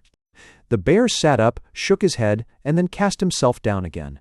Finnbog exclaimed, "I see, you want us both to be bean-bawn alike." So he flung aside his sword and said, "Be it as you will, now stand up if you have the heart that I believe you have, rather than one such as was possessed by these rent sheep." Then Bruin stood up and prepared to fight. The following story, taken from the mouth of an Osage Indian by J.A. Jones and published in his Traditions of the North American Indians, shows how thoroughly the savage mind misses the line of demarcation between instinct and reason, and how the man of the woods looks upon beasts as standing on an equality with himself. An Osage warrior is in search of a wife. He admires the tidy and shrewd habits of the beaver. He accordingly goes to a beaver hut to obtain one of that race for a bride. In one corner of the room sat a beaver woman, combing the heads of some little beavers, whose ears she boxed very soundly when they would not lie still. The warrior, i.e., the beaver chief, whispered the Osage that she was his second wife, and was very apt to be cross when there was work to be done which prevented her from going to see her neighbors. Those whose heads she was combing were her children, he said, and she who had made them rub their noses against each other and be friends was his eldest daughter. Then calling aloud, "Wife," said he, "what have you to eat?" The stranger is undoubtedly hungry. See, he is pale, his eye has no fire, and his step is like that of a moose. I am. Without replying to him, for it was a sulky day with her, she called aloud, and a dirty-looking beaver entered. "Go," said she, "and fetch the stranger something to eat." With that, the beaver girl passed through a small door into another room, from which she soon returned, bringing some large pieces of willow bark, which she laid at the feet of the warrior and his guest. While the warrior beaver was chewing the willow, and the Osage was pretending to do so, they fell to talking over many matters, particularly the wars of the beavers with the otters, and their frequent victories over them. He told our father by what means the beavers felled large trees and moved them to the places where they wished to make dams, how they raised to an erect position the poles for their lodges, and how they plastered them so as to keep out rain. Then he spoke of their employments when they had buried the hatchet, of the peace and happiness and tranquillity they enjoyed when gathered into companies. They rested from their labors and passed their time in talking and feasting and bathing and playing the game of bones and making love. All the while the young beaver maiden sat with her eyes fixed upon the Osage, at every pause moving a little nearer, till at length she was at his side, with her forepaw upon his arm. A minute more, and she had placed it around his neck, and was rubbing her soft furry cheek against his. Our ancestor, on his part, betrayed no disinclination to receive her caresses, but returned them with equal ardor. The old beaver, seeing what was going on, turned his back upon them, and suffered them to be as kind to each other as they pleased. At last, turning quickly round, while the maiden, suspecting what was coming, and pretending to be abashed, ran behind her mother, he said, "To end this foolery, what say you to marrying my daughter? She is well brought up, and is the most industrious girl in the village. She will flap more wool with her tail in a day than any maiden in the nation. She will gnaw down a larger tree betwixt the rising of the sun and the coming of the shadows than many a smart beaver of the other sex. As for her wit, try her at the game of the dish, and see who gets up master. And for cleanliness, look at her petticoat." Our father answered that he did not doubt that she was industrious and cleanly, able to gnaw down a very large tree, and to use her tail to very good purpose, that he loved her much, and wished to make her the mother of his children. And thereupon the bargain was concluded. These two stories, the one taken from Icelandic saga, the other from American Indian tradition, show clearly the oneness which the uncultivated mind believes to exist between the soul of man and the soul of beast. The same sentiments actuate both man and brute, and, if their actions are unlike, it is because of the difference in their formation. The soul within is identical, but the external accidents of body are unlike. Among many rude as well as cultivated people, the body is regarded as a mere garment wrapped around the soul. The Buddhist looks upon identity as existing in the soul alone, and the body as no more constituting identity than the clothes he puts on or takes off. He exists as a spirit. For convenience he vests himself in a body. Sometimes that body is human, sometimes it is bestial. As his soul rises in the spiritual scale, the nobler is the animal form which it tenants. Buddha himself passed through various stages of existence. In one he was a hare, and his soul, being noble, led him to immolate himself, in order that he might offer hospitality to Indra, who, in the form of an old man, craved of him food and shelter.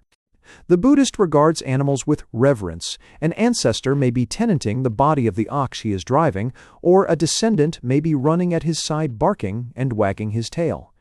When he falls into an ecstasy, his soul is leaving his body for a little while. It is laying aside its raiment of flesh and blood and bone to return to it once more when the trance is over.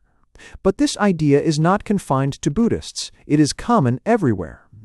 The spirit, or soul, is supposed to be imprisoned in the body. The body is but the lantern through which the spirit shines. The corruptible body is believed to press down the soul, and the soul is unable to attain to perfect happiness till it has shuffled off this earthy coil. Butler regards the members of the body as so many instruments used by the soul for the purpose of seeing, hearing, feeling, and see, just as we use telescopes or crutches, and which may be rejected without injury to our individuality. The late Mr. J. Holloway of the Bank of England, brother to the engraver of that name, related of himself that, being one night in bed and unable to sleep, he had fixed his eyes and thoughts with uncommon intensity on a beautiful star that was shining in at the window, when he suddenly found his spirit released from his body and soaring into space, but instantly seized with anxiety for the anguish of his wife. If she discovered his body apparently dead beside her, he returned and re-entered it with difficulty. He described that returning as a returning from light into darkness, and that whilst the spirit was free, he was alternately in the light or the dark, accordingly as his thoughts were with his wife or with the star. Popular mythology in most lands regards the soul as oppressed by the body, and its liberation is considered a deliverance from the burden of the flesh. Whether the soul is at all able to act or express itself without a body, any more than a fire is able to make cloth without the apparatus of boiler and machinery, is a question which has not commended itself to the popular mind. But it may be remarked that the Christian religion alone is that which raises the body to a dignity equal to that of the soul, and gives it a hope of ennoblement and resurrection never dreamed of in any mythological system. But the popular creed, in spite of the most emphatic testimony of Scripture, is that the soul is in bondage so long as it is united to a body, a creed entirely in accordance with that of Buddhism. If the body be but the cage, as a poet one of our own has been pleased to call it, in which dwells the imprisoned soul, it is quite possible for the soul to change its cage. If the body be but a vesture clothing the soul, as the Buddhist asserts, it is not improbable that it may occasionally change its vesture. Discover to 1-2 Eston, Citex Scintillans. This is self-evident, and thus have arisen the countless tales of transformation and transmigration which are found all over the world. That the same view of the body as a mere clothing of the soul was taken by our Teutonic and Scandinavian ancestors is evident even from the etymology of the words leichnam, used to express the soulless body. I have already spoken of the Norse word hama. I wish now to make some further remarks upon it.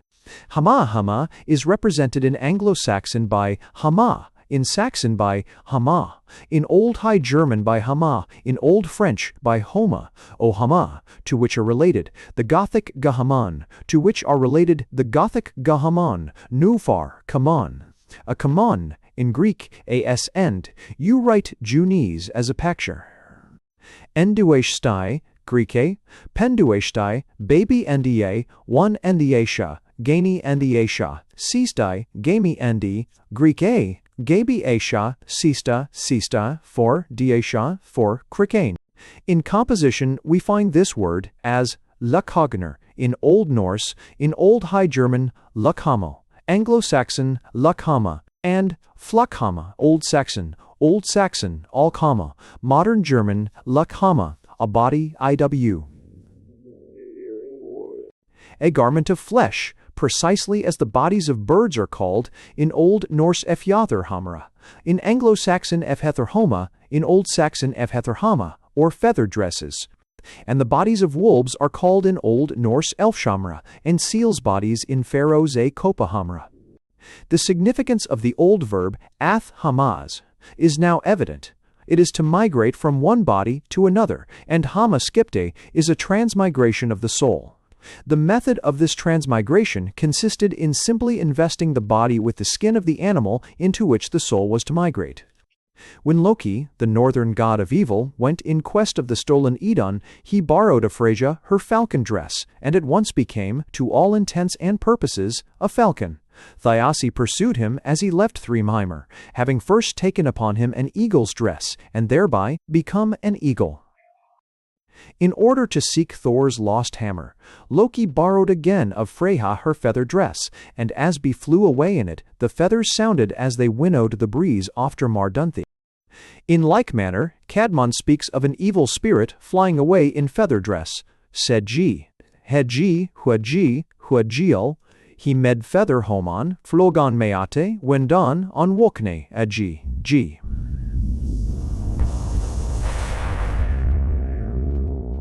Gedgial, 417, and of an angel, for huadziar suogan, quam angiol vedja alawaldan, Olbana von Rajuer, Falongene, Bidgene. 17123, the very expression made use of when speaking of a bird, Farad an Fetar Hamun, Hayes, Holja, 50,011. The soul, in certain cases, is able to free itself from the body and to enter that of beast or man. In this form stood the myth in various theological systems. Among the Finns and Lapps, it is not uncommon for a magician to fall into a cataleptic condition, and during the period his soul is believed to travel very frequently in bodily form, having assumed that of any animal most suitable for its purpose. I have given instances in a former chapter. The same doctrine is evident in most cases of lycanthropy. The patient is in a state of trance, his body is watched, and it remains motionless, but his soul has migrated into the carcass of a wolf, which it vivifies and in which it runs its course. A curious Basque story shows that among this strange Turanian people, cut off by such a flood of Aryan nations from any other members of its family, the same superstition remains. A huntsman was once engaged in the chase of it bear among the Pyrenean peaks, when Bruin turned suddenly on him and hugged him to death, but not before he had dealt the brute its mortal wound. As the huntsman expired, he breathed his soul into the body of the bear, and thenceforward ranged the mountains as a beast. One of the tales of the Sanskrit book of fables, the Panchatantra, affords such a remarkable testimony to the Indian belief in metempsychosis that I am tempted to give it in abstract. A king was one day passing through the marketplace of his city, when he observed a hunchbacked Merry Andrew, whose contortions and jokes kept the bystanders in a roar of laughter. Amused with the fellow, the king brought him to his palace. Shortly after, in the hearing of the clown, a necromancer taught the monarch the art of sending his soul into a body, not his own. Some little while after this, the monarch, anxious to put in practice his newly acquired knowledge, rode into the forest accompanied by his fool, who, he believed, had not heard, or, at all events comprehended, the lesson. They came upon the corpse of a Brahmin lying in the depth of the jungle, where he had died of thirst. The king, leaving his horse, performed the requisite ceremony, and instantly his soul had migrated into the body of the Brahmin, and his own lay as dead upon the ground. At the same moment, however, the hunchback deserted his body, and possessed himself of that which had been the king's, and shouting farewell to the dismayed monarch, he rode back to the palace, where he was received with royal honors. But it was not long before the queen and one of the ministers discovered that a screw was somewhere loose, and when the quondam king, but now Brahmin, arrived and told his tale, a plot was laid for the recovery of his body. The queen asked her false husband whether it were possible to make her parrot talk, and he, in a moment of uxorious weakness, promised to make it speak. He laid his body aside and sent his soul into the parrot. Immediately the true king jumped out of his Brahmin body and resumed that which was legitimately his own, and then proceeded, with the queen, to wring the neck of the parrot. But besides the doctrine of metempsychosis, which proved such a fertile mother of fable, there was another article of popular mythology which gave rise to stories of transformation. Among the abundant superstitions existing relative to transformation, 3 shapes seem to have been preeminently affected: that of the swan, that of the wolf, and that of the serpent. In many of the stories of those transformed, it is evident that the individual who changes shape is regarded with superstitious reverence as a being of a higher order, of a divine nature. In Christian countries, everything relating to heathen mythology was regarded with a suspicious eye by the clergy, and any miraculous powers not sanctioned by the Church were attributed to the evil one. The heathen gods became devils, and the marvels related of them were supposed to be effected by diabolic agency. A case of transformation which had shown the power of an ancient god was in Christian times considered as an instance of witchcraft. Thus, stories of transformation fell into bad odor, and those who changed shapes were no longer regarded as heavenly beings, commanding reverence, but as miserable witches deserving the stake. In the infancy of the world, when natural phenomena were ill understood, expressions which to us are poetical were of a real significance.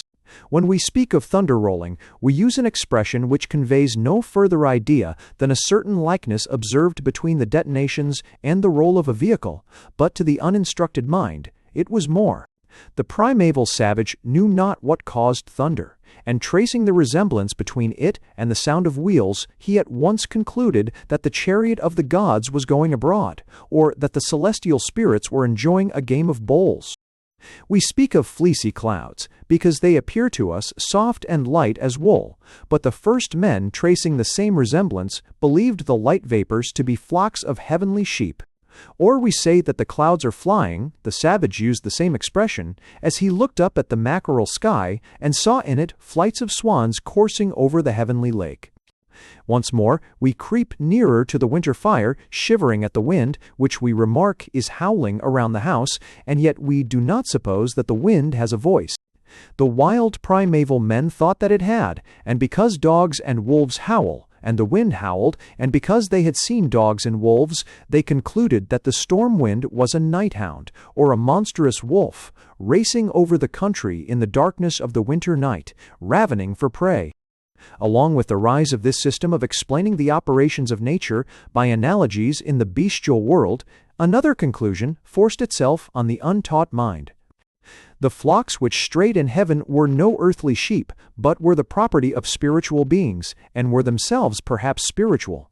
The swans which flew aloft, far above the topmost peak of the Himalaya, were no ordinary swans, but were divine and heavenly.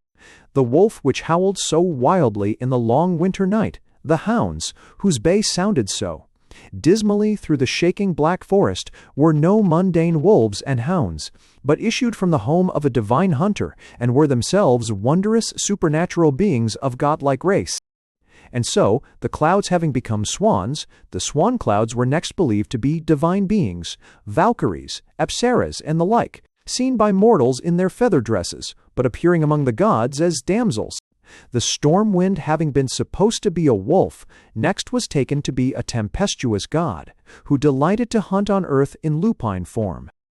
I have mentioned also the serpent shape, as being one very favorite in mythology. The ancient people saw the forked and writhing lightning, and supposed it to be a heavenly fiery serpent, a serpent which had godlike powers, which was in fact a divine being, manifesting himself to mortals under that form. Among the North American Indians, the lightning is still regarded as the great serpent, and the thunder is supposed to be his hissing.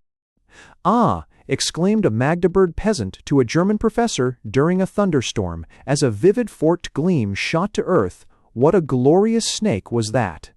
And this resemblance did not escape the Greeks. Greek T likes D, A klampousi sterophores kasaporoi, Olwe not strength. Sish, Prom, 1-64. Greek Draconta personoton, O2sa, Platone, M phalictos a, like M, phalictos a, like M, forwari, tatonon W. Europe, Herc, Ursi 39.5. And according to Aristotle, Greek E, Lycei C, ichtis are the lightnings, Greek gramoid, alwas pheromenoi.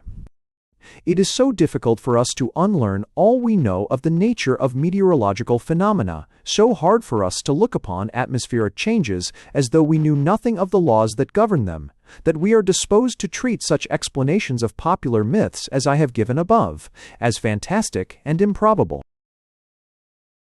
But among the ancients, all solutions of natural problems were tentative, and it is only after the failure of every attempt made to explain these phenomena on supernatural grounds that we have been driven to the discovery of the true interpretation. Yet, among the vulgar, a vast amount of mythology remains, and is used still to explain atmospheric mysteries. The other day, a Yorkshire girl, when asked why she was not afraid of thunder, replied because it was only her father's voice. What knew she of the rushing together of air to fill the vacuum caused by the transit of the electric fluid? To her, the thunderclap was the utterance of the Almighty. Still in North Germany does the peasant say of thunder, that the angels are playing skittles aloft, and of the snow, that they are shaking up the feather beds in heaven. The myth of the dragon is one which admits, perhaps more than any other, of identification with a meteorological phenomenon, and presents to us, as well, the phase of transition from theriomorphosis to anthropomorphosis.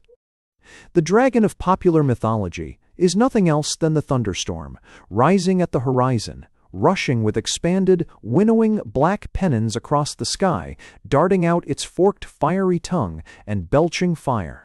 In a Slovakian legend, the dragon sleeps in a mountain cave through the winter months, but, at the equinox, bursts forth. In a moment the heaven was darkened and became black as pitch, only illumined by the fire which flashed from dragon's jaws and eyes. The earth shuddered, the stones rattled down the mountainsides into the glens. Right and left and right, did the dragon lash his tail, overthrowing pines and beeches, snapping them as rods. He evacuated such floods of water that the mountain torrents were full. But after a while his power was exhausted. He lashed no more with his tail, ejected no more water, and spat no more fire. I think it is impossible not to see in this description a springtide thunderstorm. But to make it more evident that the untaught mind did regard such a storm as a dragon, I think the following quotation from John of Brompton's Chronicle will convince the most skeptical. Another remarkable thing is this, that took place during a certain month in the Gulf of Satalia on the coast of Pamphylia. There appeared a great and black dragon, which came in clouds, and let down his head into the water, whilst his tail seemed turned to the sky. And the dragon drew the water to him by drinking, with such avidity that, if any ship, even though laden with men or any other heavy articles, had been near him when drinking, it would nevertheless have been sucked up and carried on high.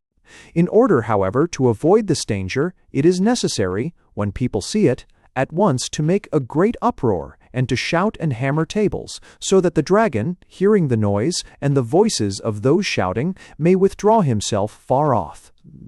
Some people, however, assert that this is not a dragon, but the sun drawing up the waters of the sea, which seems more probable.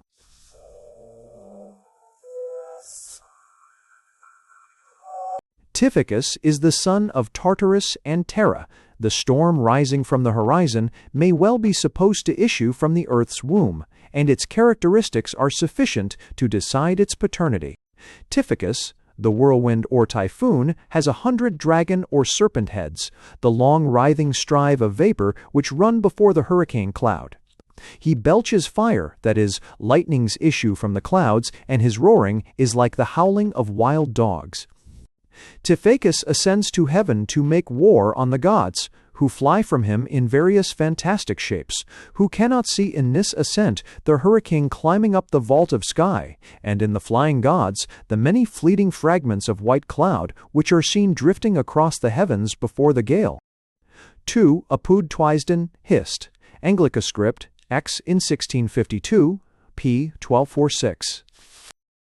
Typhicus, according to Hesiod, is the father of all bad winds, which destroy with rain and tempest, all in fact which went among the Greeks by the name of Greek laelaps, bringing injury to the agriculturist and peril to the voyager. Greek ekete tufoios stay nemon menos gron eptuan noshvi notu boredote kai orge estu zephurote.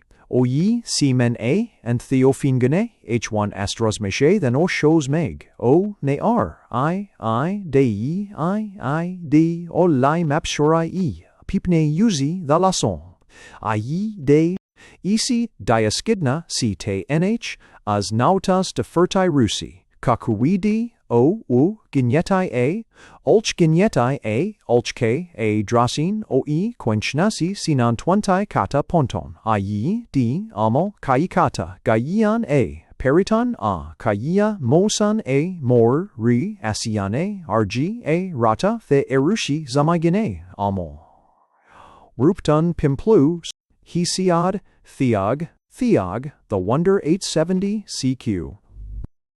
In both modern Greek and Lithuanian household mythology, the dragon or drake has become an ogre, a gigantic man with few of the draconian attributes remaining.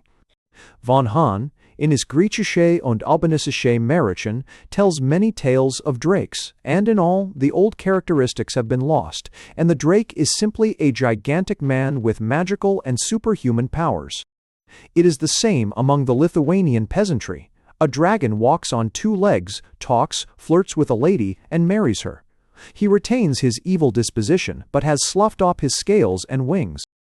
Such is the change which has taken place in the popular conception of the dragon, which is an impersonification of the thunderstorm. A similar change has taken place in the swan maiden and werewolf myths. In ancient Indian Vedic mythology, the Apsaras were heavenly damsels who dwelt in the tether between earth and sun. Their name, which signifies the shapeless or those who go in the water, it is uncertain which is the correct derivation, is expressive of the white cirrus, constantly changing form and apparently floating swan-like on the blue heaven sea. These apsaras, according to the Vedic creed, were fond of changing their shapes, appearing generally as ducks or swans, occasionally as human beings. The souls of heroes were given to them for lovers and husbands. One of the most graceful of the early Indian myths is the story of the apsaras, Urvah. Urvaht loved Puravaras and became his wife on the condition that she was and ever to behold him in a state of nudity. They remained together for years, till the heavenly companions of Urvach determined to secure her return to them. They accordingly beguiled Puravaras into leaving his bed in the darkness of night, and then with a lightning flash they disclosed him, in his nudity, to his wife, who was thereupon constrained to leave him. He pursued her, full of sorrow at his loss, and found her at length swimming in a large lotus pond, in swan shape. That this story is not a mere invention, but rests on some mythological explanation of natural phenomena, I think more than probable, as it is found all over the world with few variations.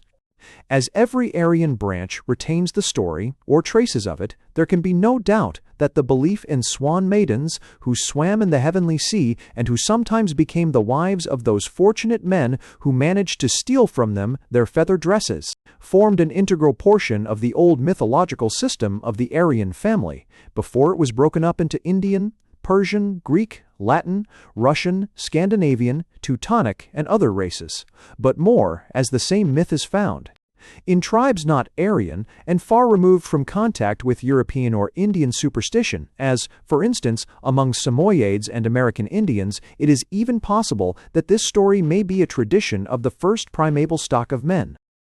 But it is time for me to leave the summer cirrus and turn to the tempest-born rain cloud.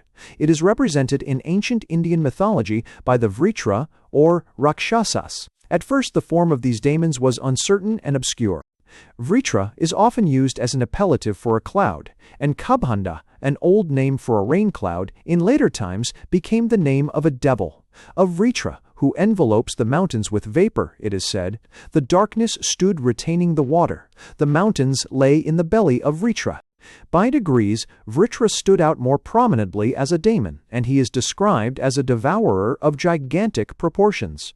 In the same way, Rakshasas obtained corporeal form and individuality. He is a misshapen giant, like to a cloud, with a red beard and red hair, with pointed protruding teeth, ready to lacerate and devour human flesh. His body is covered with coarse, bristling hair. His huge mouth is open. He looks from side to side as he walks, lusting after the flesh and blood of men, to satisfy his raging hunger and quench his consuming thirst. He haunts the woods and roams howling through the jungle. In short, he is to the Hindu what the werewolf is to the European. A certain wood was haunted by a Rakshasa. He one day came across a Brahmin, and with a bound reached his shoulders and clung to them, exclaiming, "Ha! Go on with you!" And the Brahmin, quaking with fear, advanced with him. But when he observed that the feet of the Rakshasa were as delicate as the stamens of the lotus, he asked him, "How is it that you have such weak and slender feet?" The Rakshasa replied, "I never walk nor touch the earth with my feet. I have made a vow not to do so." Presently they came to a large pond. Then the Rakshasa bade the Brahmin wait at the edge, whilst he bathed and prayed to the gods. But the Brahmin thought, "As soon as these prayers and ablutions are over, he will tear me to pieces with his fangs and eat me. He has vowed not to walk. I will be off post-haste."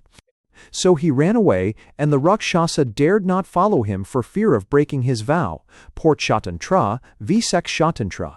There is a similar story in the Mahabharata, Shi and in the Katra Sakyara, Visakshata, Sagara, Visaksha. I have said sufficient to show that natural phenomena gave rise to mythological stories, and that these stories have gradually deteriorated, and have been degraded into vulgar superstitions. And I have shown that both the doctrine of metempsychosis and the mythological explanations of meteorological changes have given rise to abundant fable, and among others to the popular and widespread superstition of lycanthropy. I shall now pass from myth to history, and shall give instances of bloodthirstiness, cruelty, and cannibalism. Chapter Psi, the Maréchal de Retz. I, the investigation of charges. Introduction. History of Gilles de Laval. The Castle of Machecroul. Surrender of the Marshal. Examination of witnesses. Letter of de Retz. The Duke of Brittany, reluctant to move. The Bishop of Nantes. The history of the man whose name heads this chapter, I purpose giving in detail, as the circumstances I shall narrate have, I believe, never before been given with accuracy to the English public.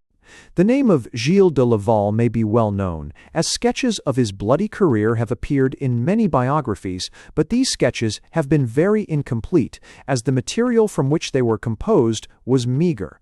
Hommes are too stored up. Michelet alone ventured to give the public an idea of the crimes which brought a marshal of France to the gallows, and his revelations were such that, in the words of M. Henry, Martin, this Iron Age, which seemed unable to feel surprise at any amount of evil, was struck with dismay.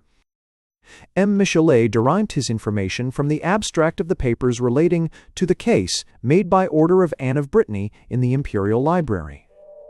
The original documents were in the library at Nantes, and a great portion of them were destroyed in the Revolution of 1789.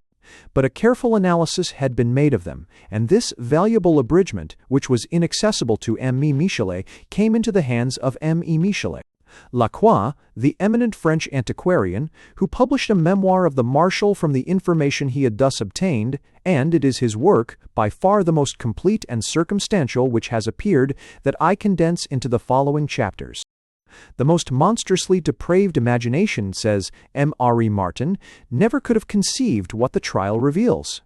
R. Noclois has been obliged to draw a veil over much that transpired, and I must draw it closer still. I have, however, said enough to show that this memorable trial presents horrors probably unsurpassed in the whole volume of the world's history. During the year 1440, a terrible rumor spread through Brittany, and especially through the ancient Pays de Retz, which extends along the south of the Loire from Nantes to Paimboeuf, to the effect that one of the most famous and powerful noblemen in Brittany, Gilles de Laval, Maréchal de Retz, was guilty of crimes of the most diabolical nature. Gilles de Laval, eldest son of Gay de Laval, second of his name, Sieur de Retz, had raised the junior branch of the illustrious house of Laval above the elder branch, which was related to the reigning family of Brittany. He lost his father when he was aged 20, and remained master of a vast territorial inheritance, which was increased by his marriage with Catherine de Thouars in 1420. He employed a portion of their fortune in the cause of Charles Vailly and in strengthening the French crown. Husting but won not a one. During 7 consecutive years, from 1426 to 1433, he was engaged in military enterprises against the English. His name is always cited along with those of Dunois, Alsain-Trail, Florent d'Illiers, Gaucourt, Walchemont, and the most faithful servants of the king. His services were speedily acknowledged by the king, creating him Marshal of France. In 1427, he assaulted the castle of Lude and carried it by storm. He killed with his own hand the commander of the place. Next year he captured from the English the fortress of Renefort and the castle of Malicorne. In 1429, he took an active part in the expedition of Joan of Arc for the deliverance of Orléans and the occupation of Jargeau, and he was with her in the moat when she was wounded by an arrow under the walls of Paris. The marshal, councillor, and chamberlain of the king participated in the direction of public affairs, and soon obtained the entire confidence of his master.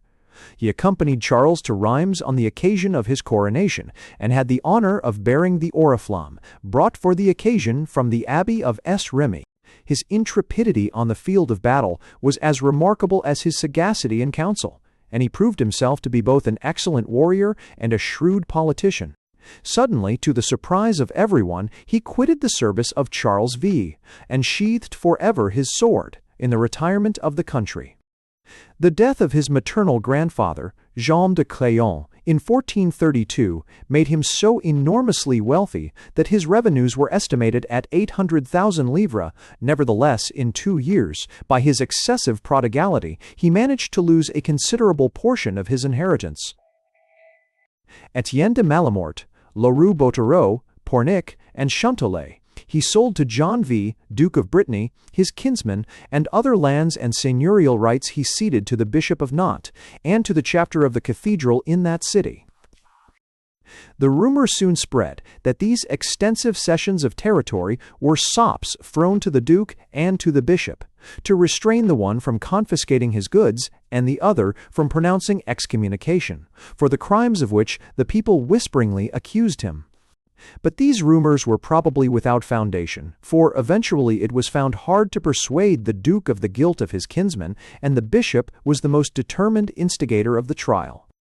The marshal seldom visited the ducal court, but he often appeared in the city of Nantes, where he inhabited the Hôtel de la Suze with a princely retinue. He had, always accompanying him, a guard of 200 men-at-arms, and a numerous suite of pages, esquires, chaplains, singers, astrologers, and all of whom he paid handsomely.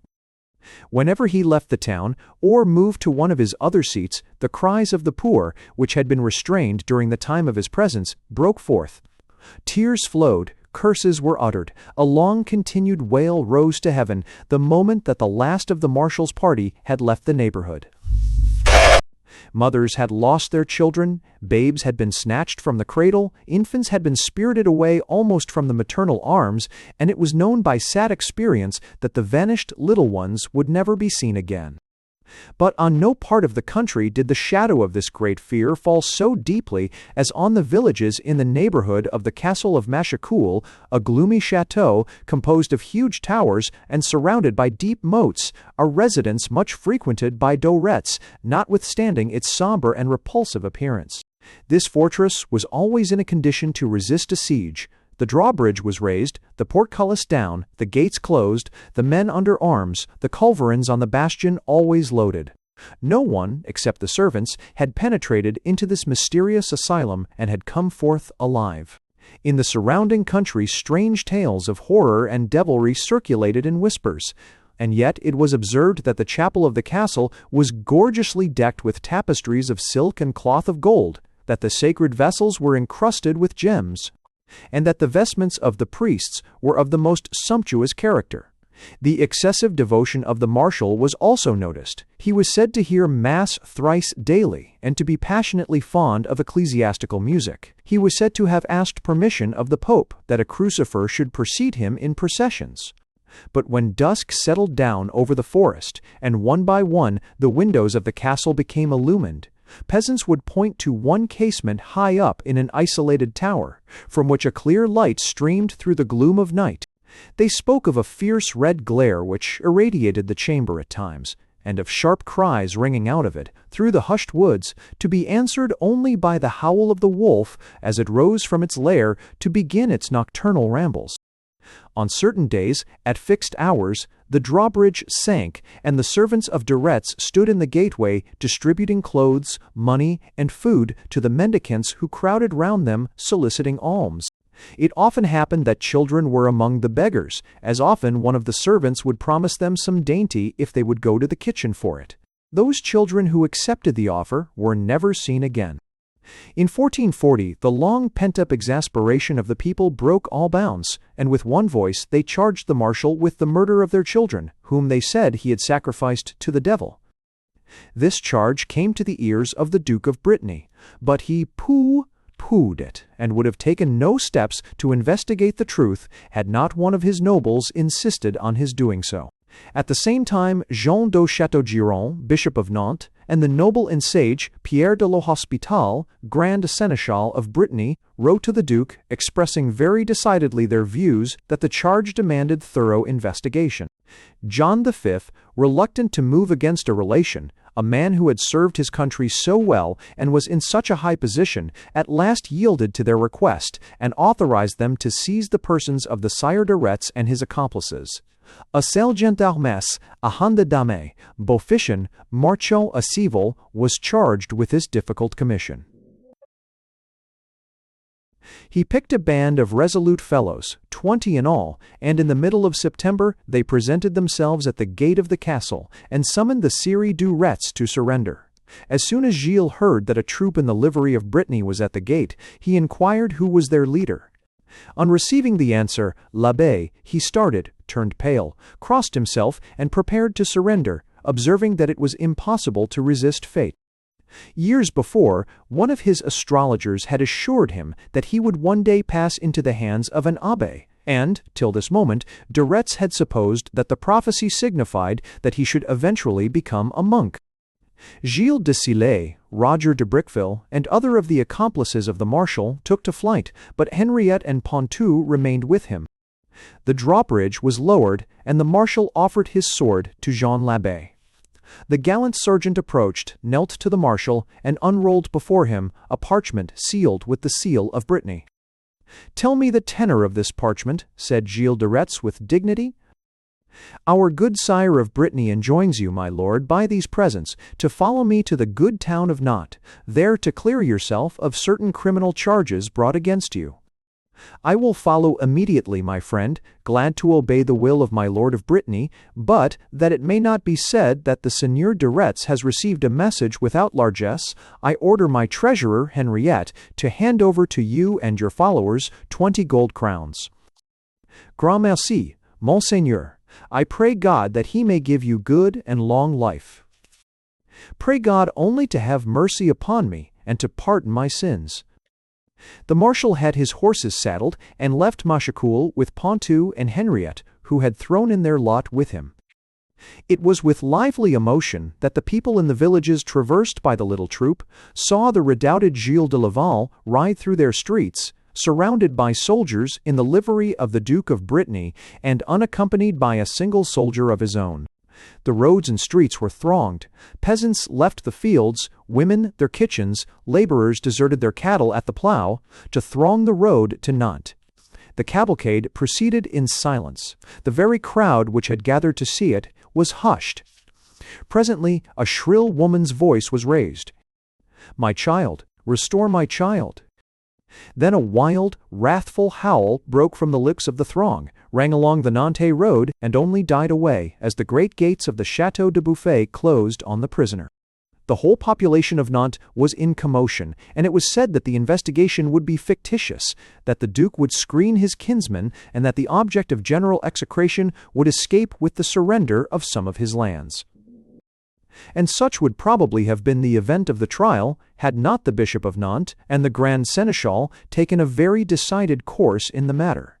They gave the Duke no peace till he had yielded to their demand for a thorough investigation and a public trial.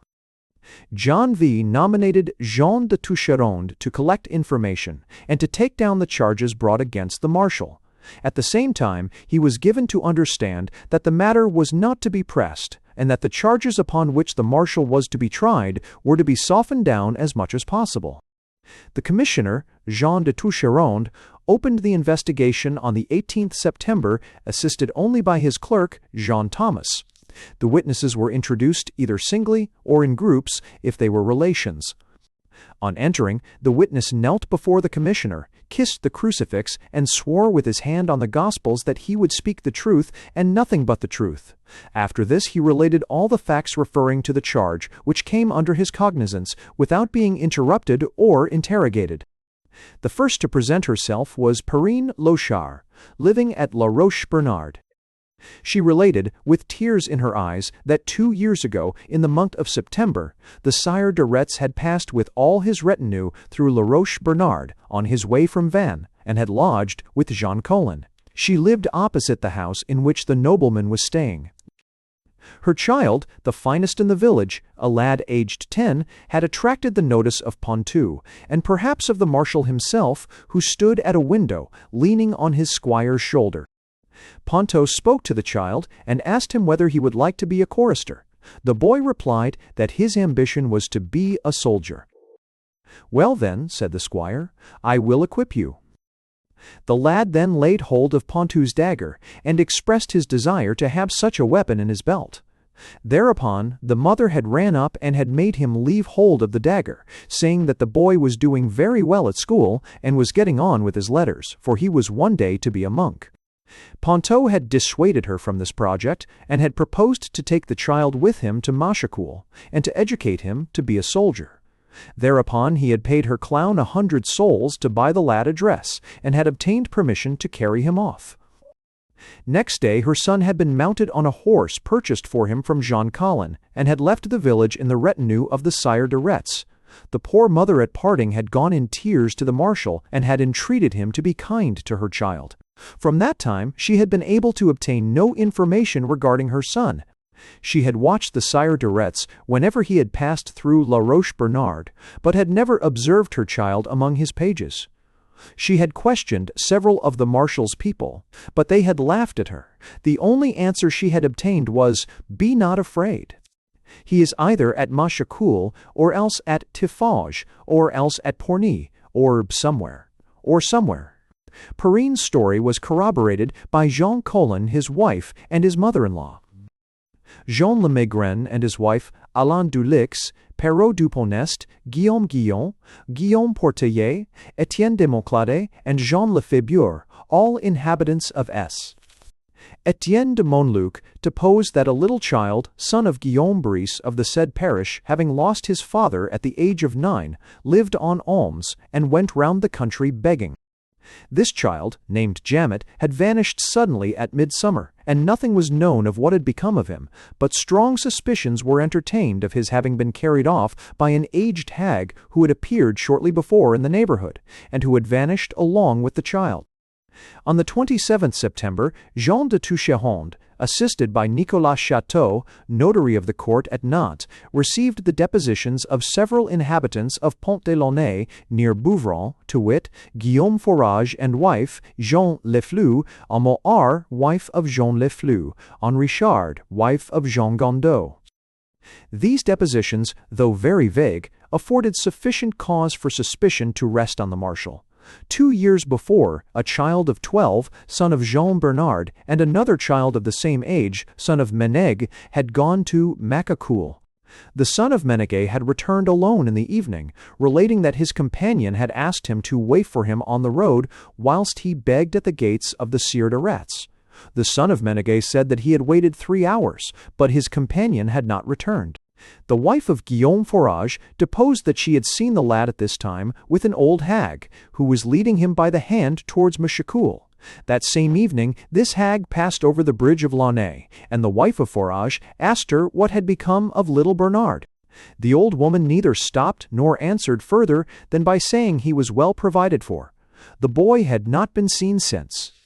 On the 28th September, the Duke of Brittany joined another commissioner, Jean Coupegorge, and a second notary, Michael Estallure, to Toucheronde and Château. The inhabitants of Machecoul, a little town over which the Sire de Retz exercised supreme power, appeared now to depose against their lord. André Barbier, shoemaker, declared that last Easter a child, son of his neighbor Georges Lebarbier, had disappeared. He was last seen gathering plums behind the Hotel Rondeau. This disappearance surprised none in Machecoul, and no one ventured to comment on it. André and his wife were in daily terror of losing their own child. They had been a pilgrimage to S. Jean d'Angely, and had been asked there whether it was the custom at Machecoul to eat children. On their return they had heard of 2 children having vanished, the son of Jean Gendron and that of Alexandre Chatelier. André Barbier had made some inquiries about the circumstances of their disappearance, and had been advised to hold his tongue and to shut his ears and eyes, unless he were prepared to be thrown into a dungeon by the lord of Machecoul. "But, bless me," he had said, "am I to believe that a fairy spirits off and eats our little ones?" "Believe what you like," was the advice given to him, "but ask no questions." As this conversation had taken place, one of the marshal's men-at-arms had passed, when all those who had been speaking took to their heels. André, who had run with the rest, without knowing exactly why he fled, came upon a man near the church of the Holy Trinity, who was weeping bitterly and crying out, "O my God, wilt thou not restore to me my little one?" This man had also been robbed of his child. Lisette, wife of Guillaume Sergent, living at La Bonniardère in the parish of Escoing de Machecoul, had lost her son 2 years before and had not seen him since. She besought the commissioners, with tears in her eyes, to restore him to her. "I left him," said she, "at home whilst I went into the field with my husband to sow flax. He was a bonny little lad, and he was as good as he was bonny. He had to look after his tiny sister, who was a year and a half old. On my return home the little girl was found, but she could not tell me what had become of him. Afterwards we found in the marsh a small red woolen cap which had belonged to my poor darling, but it was in vain that we dragged the marsh. Nothing was found more except good evidence that he had not been drowned.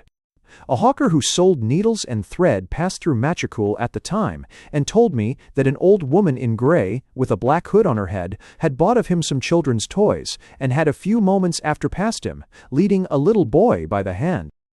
Georges Le Barbier, living near the gate of the Châtelet de Machecoul, gave an account of the manner in which his son had evanesced.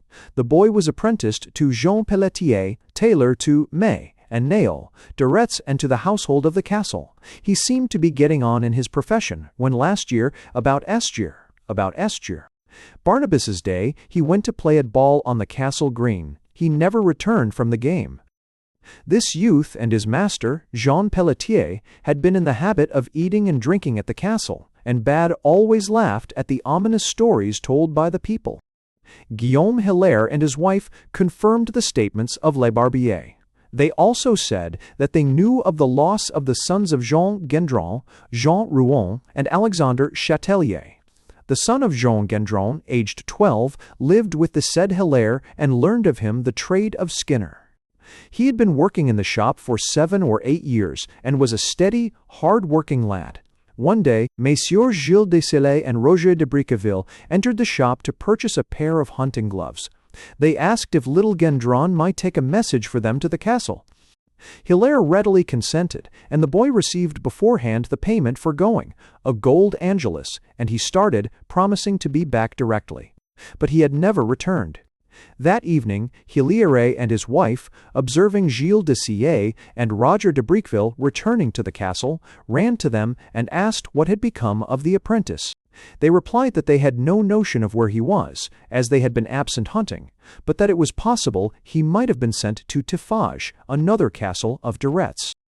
Guillaume Hilaire, whose depositions were more grave and explicit than the others, positively asserted that Jean Dujardin, valet to Roger de Briqueville, had told him he knew of a cask secreted in the castle, full of children's corpses.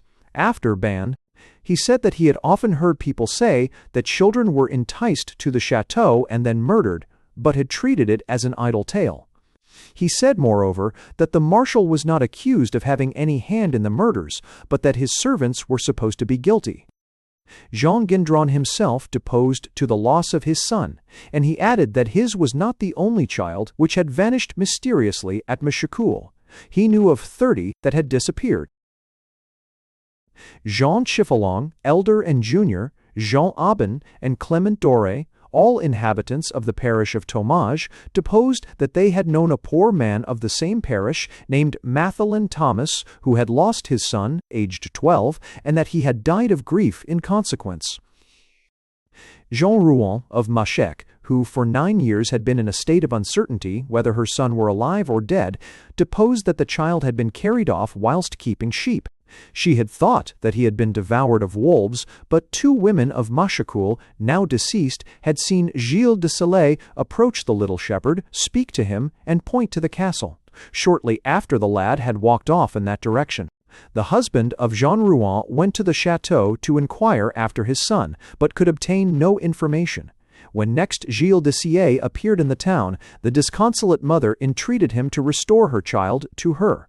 Gilles replied that he knew nothing about him, as he had been to the king at Amblage. Jean, widow of Amory Hedelin, living at Machecoul, had also lost, 8 years before, a little child as he had pursued some butterflies into the wood. At the same time, 4 other children had been carried off, those of Gendron, Rouen, and Maché-Sorin. She said that the story circulated through the country was that Gilles de Sillé stole children to make them over to the English in order to obtain the ransom of his brother, who was a captive. But she added that this report was traced to the servants of Sillé and that it was propagated by them. One of the last children to disappear was that of Noël Ayes, living in the parish of Escroy. A man from Tiffauges had said to her, John Hedelin, that for 1 child stolen at Machecoul, there were 7 carried away at Tiffauges.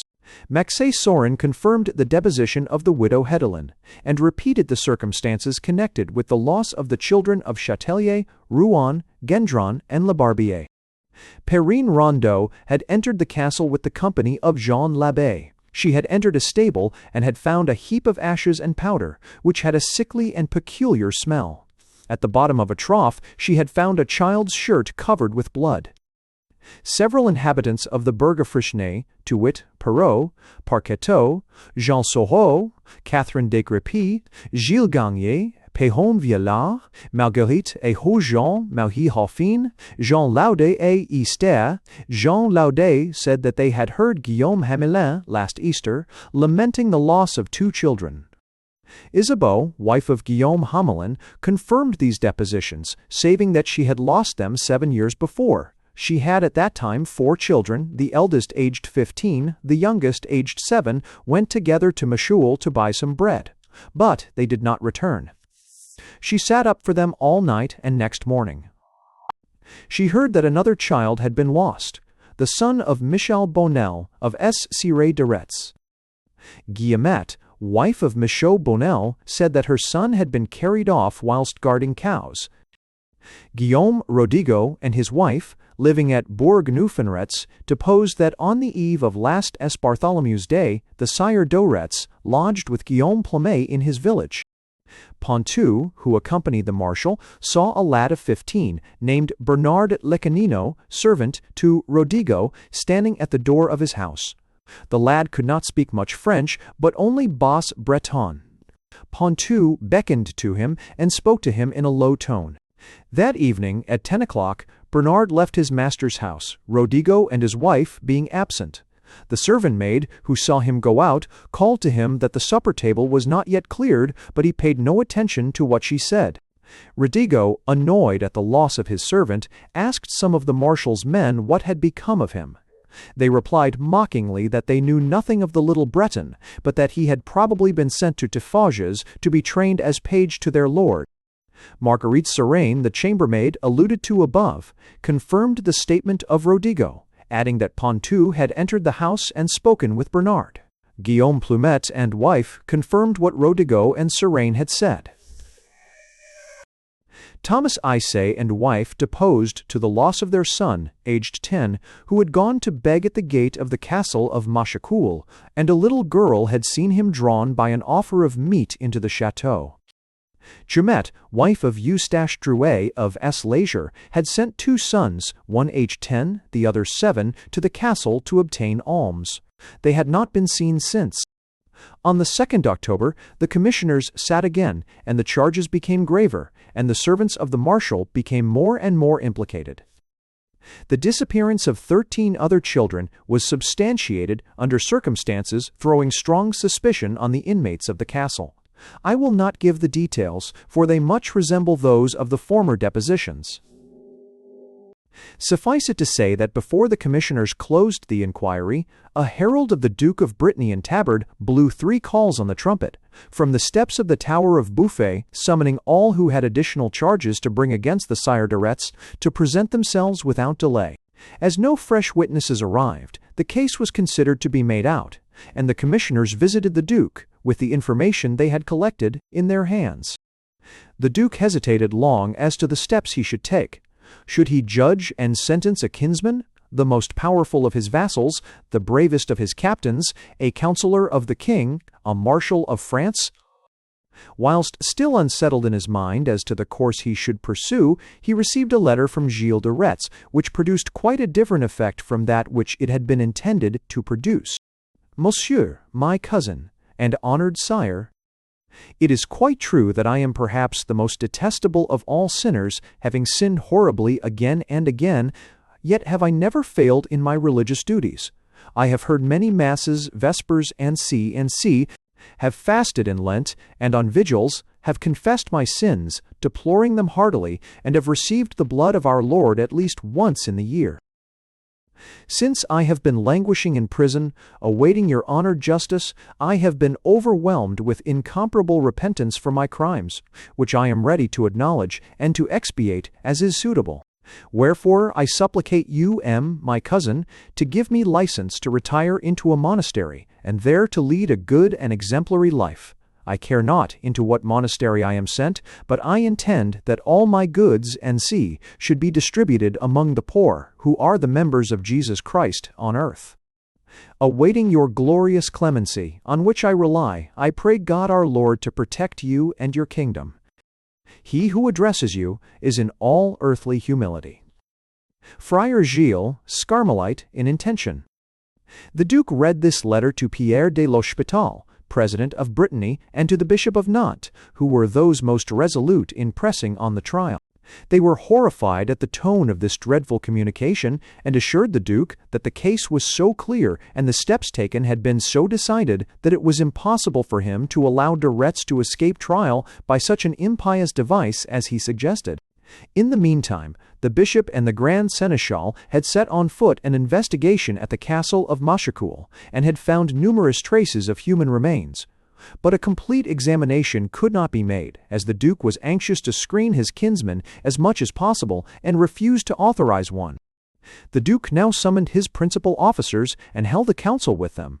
They unanimously sided with the bishop and de l'Hospital, and when John still hesitated, the Bishop of Nantes rose and said, Monseigneur, this case is one for the Church as much as for your court to take up.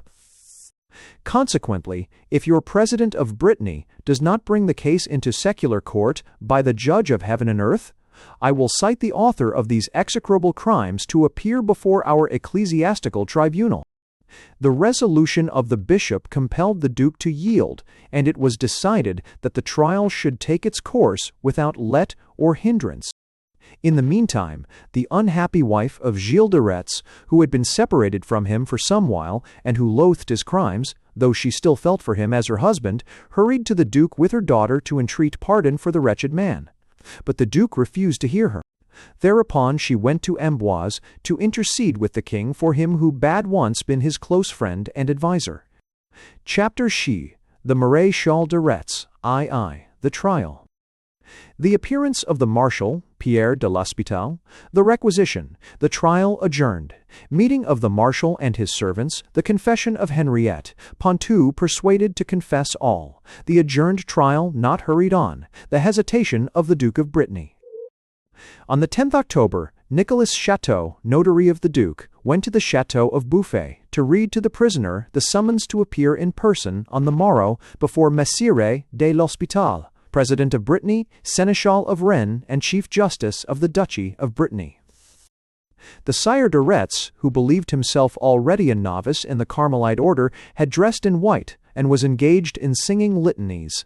When the summons had been read, he ordered a page to give the notary wine and cake, and then he returned to his prayers with every appearance of compunction and piety. On the morrow, Jean l'Abbé and 4 soldiers conducted him to the Hall of Justice. He asked for Pontou and Henriette to accompany him, but this was not permitted. He was adorned with all his military insignia, as though to impose on his judges. He had around his neck massive chains of gold, and several collars of knightly orders. His costume, with the exception of his purpent, was white, in token of his repentance. His purpent was of pearl-gray silk, studded with gold stars, and girded around his waist by a scarlet belt, from which dangled a poniard in scarlet velvet sheath. His collar, cuffs, and the edging of his purpent were of white ermine. His little round cap or chapel was white, surrounded with a belt of ermine, a fur which only the great feudal lords of Brittany had a right to wear. All the rest of his dress, to the shoes which were long and pointed, was white. No one at a first glance would have thought the Sire du Retz to be by nature so cruel and vicious as he was supposed to be. On the contrary, his physiognomy was calm and phlegmatic, somewhat pale and expressive of melancholy.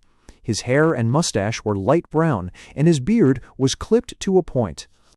This beard, which resembled no other beard, was black, but under certain lights it assumed a blue hue, and it was this peculiarity which obtained for the Sire de Retz the surname of Bluebeard, a name which has attached to him in popular romance, at the same time that his story has undergone strange metamorphoses. But on closer examination of the countenance of Gilles de Retz, contraction in the muscles of the face, nervous quivering of the mouth, spasmodic twitchings of the brows, and above all, the sinister expression of the eyes, showed that there was something strange and frightful in the man. At intervals he ground his teeth like a wild beast preparing to dash upon his prey, and then his lips became so contracted, as they were drawn in and glued, as it were, to his teeth, that their very color was indiscernible. At times also his eyes became fixed, and the pupils dilated to such an extent, with a somber fire quivering in them, that the iris seemed to fill the whole orbit, which became circular and sank back into the head. At these moments his complexion became livid and cadaverous. His brow, especially just over the nose, was covered with deep wrinkles, and his beard appeared to bristle and to assume its bluish hues. But, after a few moments, his features became again serene, with a sweet smile reposing upon them, and his expression relaxed into a vague and tender melancholy. "Messieurs," said he, saluting his judges, "I pray you to expedite my matter, and dispatch as speedily as possible my unfortunate case, for I am peculiarly anxious to consecrate myself to the service of God, who has pardoned my great sins. I shall not fail, I assure you, to endow several of the churches in Nantes, and I shall distribute the greater portion of my goods among the poor, to secure the salvation of my soul." "Monseigneur," replied gravely Pierre de l'Hospital, "it is always well to think of the salvation of one's soul, but, if you please, think now that we are concerned with the salvation of your body." "I have confessed to the Father Superior of the Carmelites," replied the Marshal with tranquillity, "and through his absolution I have been able to communicate. I am, therefore, guiltless and purified. Men's justice is not in common with that of God, Monseigneur, and I cannot tell you what will be your sentence. Be ready to make your defense, and listen to the charges brought against you, which M. Le Lieutenant du Procureur de Nantes will read." The officer rose and read the following paper of charges, which I shall condense.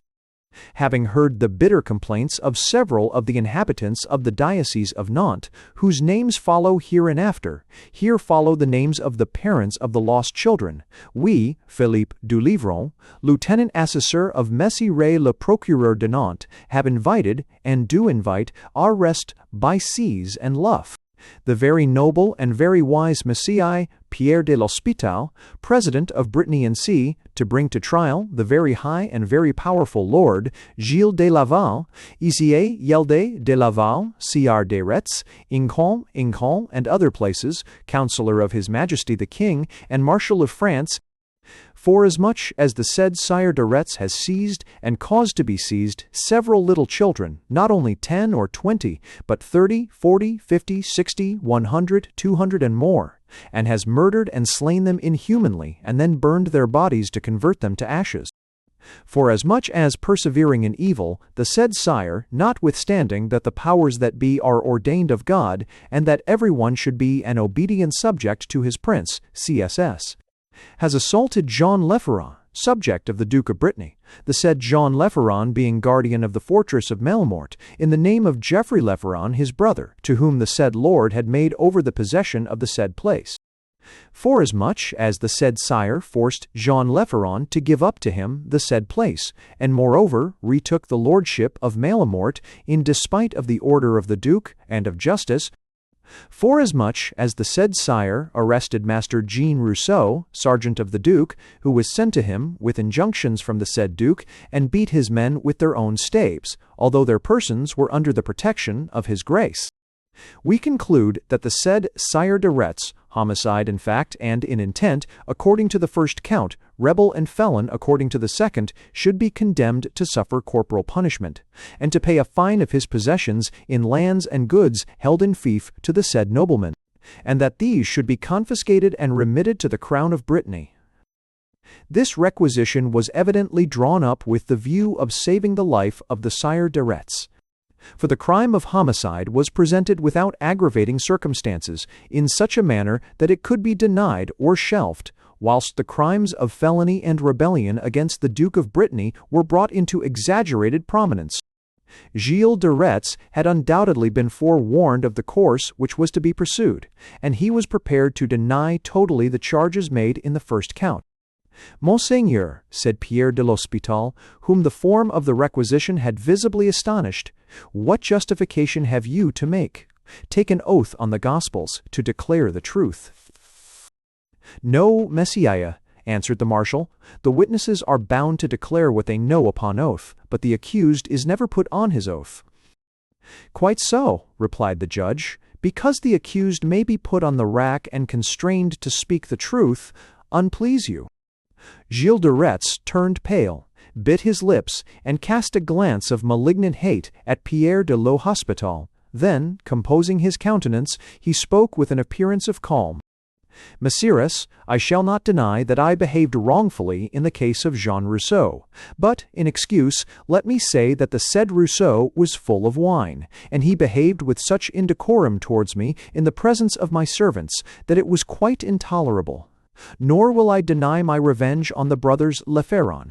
Jean had declared that the said Grace of Brittany had confiscated my fortress of Malamort, which I had sold to him, and for which I have not yet received payment, and Geoffrey Leferron had announced far and wide that I was about to be expelled Brittany as a traitor and a rebel. To punish them, I re-entered my fortress of Malamort. As for the other charges, I shall say nothing about them. They are simply false and calumnious. Indeed, exclaimed Pierre de l'Hospital, whose blood boiled with indignation against the wretch who stood before him with such effrontery, all these witnesses who complain of having lost their children lied under oath.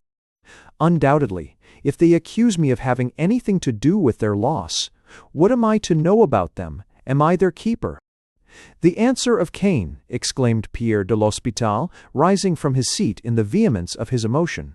However, as you solemnly deny these charges, we must question Henriette and Pontou. Henriette? Pontou? Cried the marshal, trembling. They accuse me of nothing, surely. Not as yet. They have not been questioned, but they are about to be brought into court, and I do not expect that they will lie in the face of justice. I demand that my servants be not brought forward as witnesses against their master, said the marshal, his eyes dilating, his brow wrinkling, and his beard bristling blue upon his chin.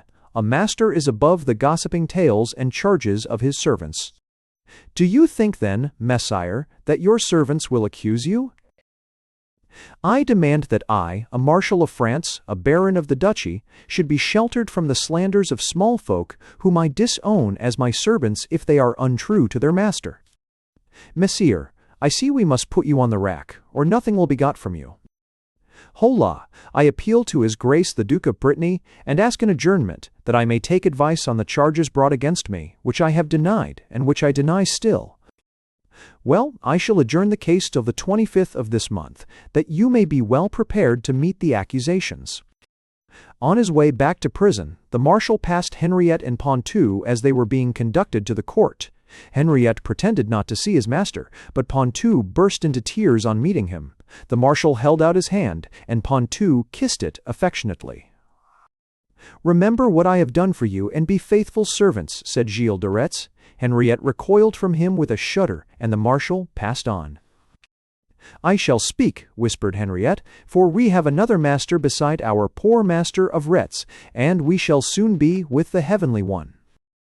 The president ordered the clerk to read again the requisition of the lieutenant, that the two presumed accomplices of Gilles de Retz might be informed of the charges brought against their master. Henriette burst into tears, trembled violently, and cried out that he would tell all. Pontou, alarmed, tried to hinder his companion, and said that Henriette was touched in his head, and that what he was about to say would be the ravings of insanity. Silence was imposed upon him. "I will speak out," continued Henriette, "and yet I dare not speak of the horrors which I know have taken place before that image of my Lord Christ, and he pointed tremblingly to a large crucifix above the seat of the judge. "Henriette," moaned Pontou, squeezing his hand, "you will destroy yourself as well as your master." Pierre de l'Hospital rose, and the figure of our Redeemer was solemnly veiled. Henriette, who had great difficulty in overcoming his agitation, then began his revelations. The following is the substance of them. On leaving the University of Angers, he had taken the situation of reader in the house of Gilles de Retz. The marshal took a liking to him, and made him his chamberlain and confidant. On the occasion of the Sire de la Suze, brother of the Sire de Retz, taking possession of the castle of Chantonçay, Charles de Suenne, who had arrived at Chantonçay, assured Henriette that he had found in the oubliettes of a tower a number of dead children, some headless, others frightfully mutilated. Henriette then thought that this was but a calumny invented by the Sire de la Suze. But when, some while after, the Sire de Retz retook the castle of Chantonçay, and had ceded it to the Duke of Brittany, he one evening summoned Henriette, Pontou, and a certain Petit Robin to his room. The two latter were already deep in the secrets of their master.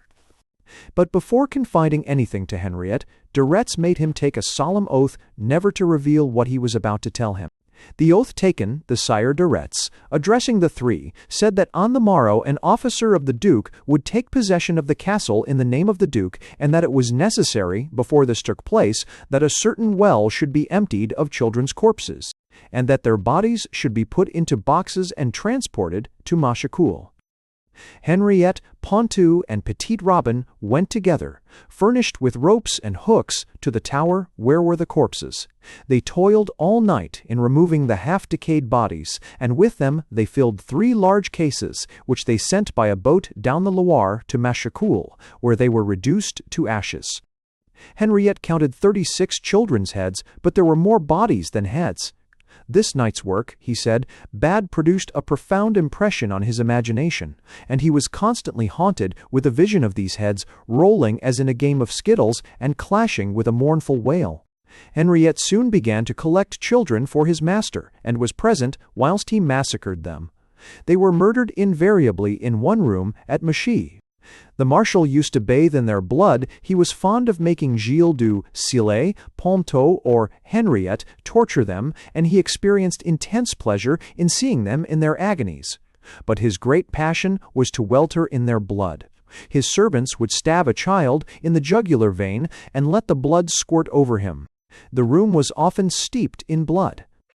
When the horrible deed was done, and the child was dead, the marshal would be filled with grief for what he had done, and would toss weeping and praying on a bed, or recite fervent prayers and litanies on his knees, whilst his servants washed the floor, and burned in the huge fireplace the bodies of the murdered children. With the bodies were burned the clothes, and everything that had belonged to the little victims. An insupportable odor filled the room, but the Maréchal du Retz inhaled it with delight. Henriette acknowledged that he had seen 40 children put to death in this manner, and he was able to give an account of several, so that it was possible to identify them with the children reported to be lost. "It is quite impossible," said the lieutenant, who had been given the cue to do all that was possible to save the marshal. "It is impossible that bodies could be burned in a chamber fireplace." "It was done, for all that, Messire," replied Henriette. "The fireplace was very large, both at the Hotel Suze and also at Machecoul. We piled up great faggots and logs, and laid the dead children among them. In a few hours the operation was complete, and we flung the ashes out of the window into the moat." Henriette remembered the case of the 2 sons of Hamelin. He said that, whilst the one child was being tortured, the other was on its knees sobbing and praying to God, till its own turn came. "What you have said concerning the excesses of Messire de Retz," exclaimed the lieutenant du procureur, "seems to be pure invention and destitute of all probability. The greatest monsters of iniquity never committed such crimes, except perhaps some Caesars of old Rome. Messire, it was the acts of these Caesars that my Lord of Retz desired to imitate. I used to read to him the chronicles of Suetonius and Tacitus, in which their cruelties are recorded. He used to delight in hearing of them, and he said that it gave him greater pleasure to hack off a child's head than to assist at a banquet. Sometimes he would seat himself on the breast of a little one, and with a knife sever the head from the body at a single blow. Sometimes he cut the throat half through very gently, that the child might languish, and he would wash his hands and his beard in its blood. Sometimes he had all the limbs chopped off at once from the trunk. At other times he ordered us to hang the infants till they were nearly dead, and then take them down and cut their throats. I remember having brought to him 3 little girls who were asking charity at the castle gates. He bade me cut their throats whilst he looked on. André Bricket found another little girl crying on the steps of the house at Vannes because she had lost her mother. He brought the little thing, it was but a babe, in his arms to my lord, and it was killed before him. Pontou and I had to make away with the body. We threw it down a privy in one of the towers, but the corpse caught on a nail in the outer wall, so that it would be visible to all who passed. Pontou was let down by a rope, and he disengaged it with great difficulty. How many children do you estimate that the Sire de Retz and his servants have killed? The reckoning is long. I, for my part, confess to having killed 12 with my own hand, by my master's orders, and I have brought him about 60. I knew that things of the kind went on before I was admitted to the secret, for the castle of Machecoul had been occupied a short while by the Sire de la Sage. My lord recovered it speedily, for he knew that there were many children's corpses hidden in a hayloft. There were 40 there quite dry and black as coal, because they had been charred. One of the women of Madame de Retz came by chance into the loft and saw the corpses. Roger de Briqueville wanted to kill her, but the Maréchal would not let him. Have you nothing more to declare? Nothing. I ask Pontou, my friend, to corroborate what I have said. This deposition, so circumstantial and detailed, produced on the judges a profound impression of horror. Human imagination at this time had not penetrated such mysteries of refined cruelty. Several times, as Henriette spake, the president had shown his astonishment and indignation by signing himself with the cross. Several times his face had become scarlet, and his eyes had fallen. He had pressed his hand to his brow to assure himself that he was not laboring under a hideous dream, and a quiver of horror had run through his whole frame. Pontou had taken no part in the revelation of Henriette, but when the latter appealed to him, he raised his head, looked sadly round the court, and sighed. Etienne Cornilant, alias Pontou, I command you in the name of God and of justice to declare what you know. This injunction of Pierre du L'Hospital remained unresponded to, and Pontou seemed to strengthen himself in his resolution not to accuse his master. But Henriette, flinging himself into the arms of his accomplice, implored him, as he valued his soul, no longer to harden his heart to the calls of God, but to bring to light the crimes he had committed along with the Sire de Retz. The lieutenant du procureur, who hitherto had endeavored to extenuate or discredit the charges brought against Gilles de Retz, tried a last expedient to counterbalance the damaging confessions of Henriette, and to withhold Pontou from giving way.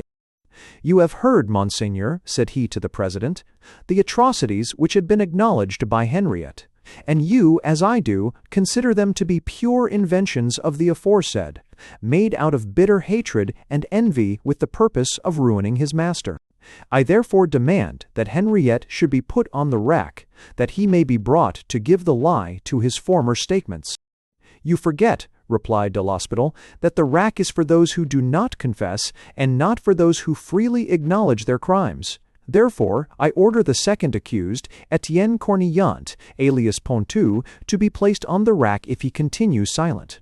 Pontou, will you speak, or will you not?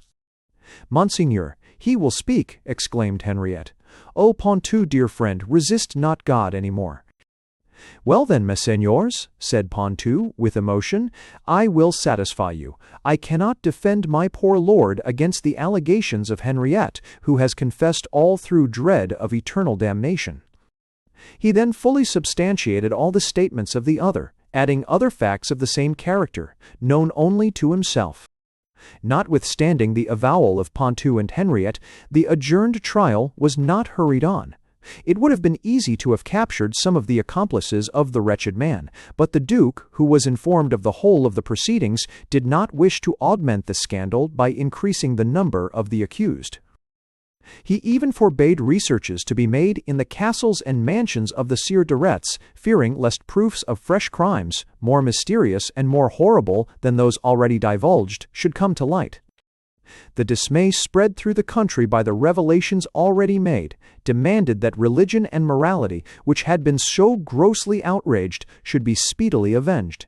People wondered at the delay in pronouncing sentence, and it was loudly proclaimed in Nantes that the Sieur de Retz was rich enough to purchase his life. It is true that Madame de Retz solicited the king and the duke again to give pardon to her husband, but the duke, counseled by the bishop, refused to extend his authority to interfere with the course of justice. And the king, after having sent one of his counselors to Nantes to investigate the case, determined not to stir in it. Chapter She. Maréchal de Retz, E.I. The sentence and execution. The adjourned trial, the marshal confesses, the case handed over to the ecclesiastical tribunal, prompt steps taken by the bishop, the sentence ratified by the secular court, the execution. On the 24th October, the trial of the Maréchal de Retz was resumed. The prisoner entered in a Carmelite habit, knelt and prayed in silence before the examination began. Then he ran his eye over the court, and the sight of the rack, windlass, and cords made a slight shudder run through him. "Monsieur Gilles de Laval," began the president, "you appear before me now for the second time to answer to a certain requisition read by M. le Lieutenant du Procureur de Nantes." "I shall answer frankly, monseigneur," said the prisoner calmly, "but I reserve the right of appeal to the benign intervention of the very venerated majesty of the King of France, of whom I am, or have been, chamberlain and marshal, as may be proved by my letters patent duly and registered in the Parliament at Paris." "This is no affair of the King of France," interrupted Pierre de l'Hospital. "If you are chamberlain and marshal of His Majesty, you are also vassal of His Grace, the Duke of Brittany."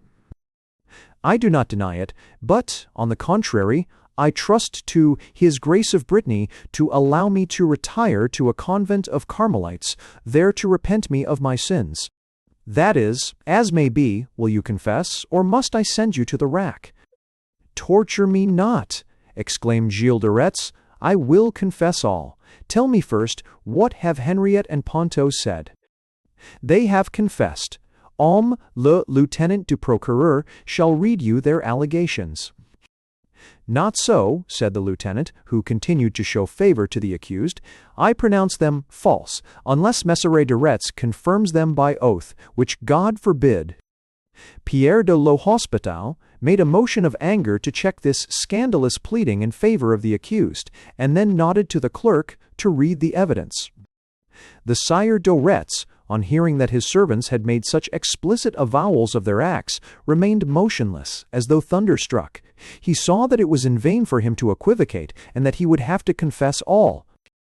"What have you to say?" asked the president, when the confessions of Henriette and Pontou had been read. "Say what befits you, my lord," interrupted the lieutenant du procureur, as though to indicate to the accused the line he was to take. "Are not these abominable lies and calumnies trumped up to ruin you?" "Alas, no," replied the Sire de Retz, and his face was pale as death. "Henriette and Pontou have spoken the truth. God has loosened their tongues." "My lord, relieve yourself of the burden of your crimes by acknowledging them at once," said M. de l'Hospital earnestly. "Messieurs," said the prisoner, after a moment's silence, "it is quite true that I have robbed mothers of their little ones, and that I have killed their children, or caused them to be killed, either by cutting their throats with daggers or knives, or by chopping off their heads with cleavers. Or else I have had their skulls broken by hammers or sticks. Sometimes I had their limbs hewn off one after another. At other times I have ripped them open, that I might examine their entrails and hearts. I have occasionally strangled them or put them to a slow death. And when the children were dead, I had their bodies burned and reduced to ashes." "When did you begin your execrable practices?" asked Pierre de l'Hospital, staggered by the frankness of these horrible avowals. "The evil one must have possessed you." "It came to me from myself, no doubt, at the instigation of the devil, but still these acts of cruelty afforded me incomparable delight. The desire to commit these atrocities came upon me 8 years ago. I left court to go to Chantonce, that I might claim the property of my grandfather, deceased. In the library of the castle I found a Latin book, Suetonius, I believe, full of accounts of the cruelties of the Roman emperors. I read the charming history of Tiberius, Caracalla, and other Caesars, and the pleasure they took in watching the agonies of tortured children. Thereupon I resolved to imitate and surpass these same Caesars, and that very night I began to do so. For some while I confided my secret to no one, but afterwards I communicated it to my cousin Gilles de Salé, then to Master Roger de Briqueville, next in succession to Henriette, Pontou, Rossignol, and Robin. He then confirmed all the accounts given by his 2 servants. He confessed to about 120 murders in a single year. "An average of 800 in less than 7 years," exclaimed Pierre de l'Hospital, with a cry of pain. "Ah, monsieur, you were possessed." His confession was too explicit and circumstantial for the lieutenant du procureur to say another word in his defense, but he pleaded that the case should be made over to the ecclesiastical court, as there were confessions of invocations of the devil and of witchcraft mixed up with those of murder. Pierre de l'Hospital saw that the object of the lieutenant was to gain time for May, de Retz to make a fresh attempt to obtain a pardon. However, he was unable to resist, so he consented that the case should be transferred to the bishop's court. But the bishop was not a man to let the matter slip, and there and then a sergeant of the bishop summoned Gilles de Laval, sire de Retz, to appear forthwith before the ecclesiastical tribunal. The marshal was staggered by this unexpected citation, and he did not think of appealing against it to the president. He merely signed his readiness to follow, and he was at once conducted into the ecclesiastical court, assembled hurriedly to try him. This new trial lasted only a few hours. The marshal, now thoroughly cowed, made no attempt to defend himself, but he endeavored to bribe the bishop into leniency by promises of the surrender of all his lands and goods to the church, and begged to be allowed to retire into the Carmelite monastery at Nantes. His request was peremptorily refused, and sentence of death was pronounced against him. On the 25th October, the ecclesiastical court having pronounced judgment, the sentence was transmitted to the secular court, which had now no pretext upon which to withhold ratification. There was some hesitation as to the kind of death the marshal was to suffer. The members of the secular tribunal were not unanimous on this point. The president put it to the vote and collected the votes himself. Then he reseated himself, covered his head, and said in a solemn voice, "Cord." The court, notwithstanding the quality, dignity, and nobility of the accused, condemns him to be hung and burned. Wherefore I admonish you who are condemned to ask pardon of God and grace to die well, in great contrition for having committed the said crimes. And the said sentence shall be carried into execution tomorrow morning between 11 and 12 o'clock. A similar sentence was pronounced upon Henriette and Pontou. On the morrow, October 26th, at 9 o'clock in the morning, a general procession composed of half the people of Nantes, the clergy and the bishop bearing the Blessed Sacrament, left the cathedral and went round the city visiting each of the principal churches, where masses were said for the 3 under sentence. At 11, the prisoners were conducted to the place of execution, which was in the meadow of Biesse, on the further side of the Loire. 3 gibbets had been erected, one higher than the others, and beneath each was a pile of faggots, tar, and brushwood. It was a glorious, breezy day. Not a cloud was to be seen in the blue heavens. The Loire rolled silently towards the sea, its mighty volumes of turbid water seeming bright and blue as it reflected the brilliancy and color of the sky. The poplars shivered and whitened in the fresh air with a pleasant rustle, and the willows flickered and wavered above the stream. A vast crowd had assembled around the gallows. It was with difficulty that a way was made for the condemned, who came on chanting the De Profundis. The spectators of all ages took up the psalm and chanted it with them, so that the surge of the old Gregorian tone might have been heard by the duke and the bishop, who had shut themselves up in the chateau of Nantes during the hour of execution. After the close of the psalm, which was terminated by the Cr Requiem Aeternam instead of the Gloria, the Cr de Retz thanked those who had conducted him, and then embraced Pontou and Henriette before delivering himself of the following address, or rather sermon, quoting, "My very dear friends and servants, be strong and courageous against the assaults of the devil, and feel great displeasure and contrition for your ill deeds, without despairing of God's mercy. Believe with me that there is no sin, however great, in the world, which God, in His grace and loving kindness, will not pardon, when one asks it of Him with contrition of heart.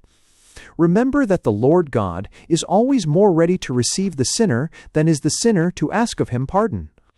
Moreover, let us very humbly thank Him for His great love to us in letting us die in full possession of our faculties and not cutting us off suddenly in the midst of our misdeeds. Let us conceive such a love of God, and such repentance, that we shall not fear death, which is only a little pang, without which we could not see God in His glory. Besides, we must desire to be freed from this world, in which is only misery, that we may go to everlasting glory. Let us rejoice rather, for although we have sinned grievously here below, yet we shall be united in paradise, our souls being parted from our bodies, and we shall be together for ever and ever, if only we endure in our pious and honorable contrition to our last sigh." TT 9T19.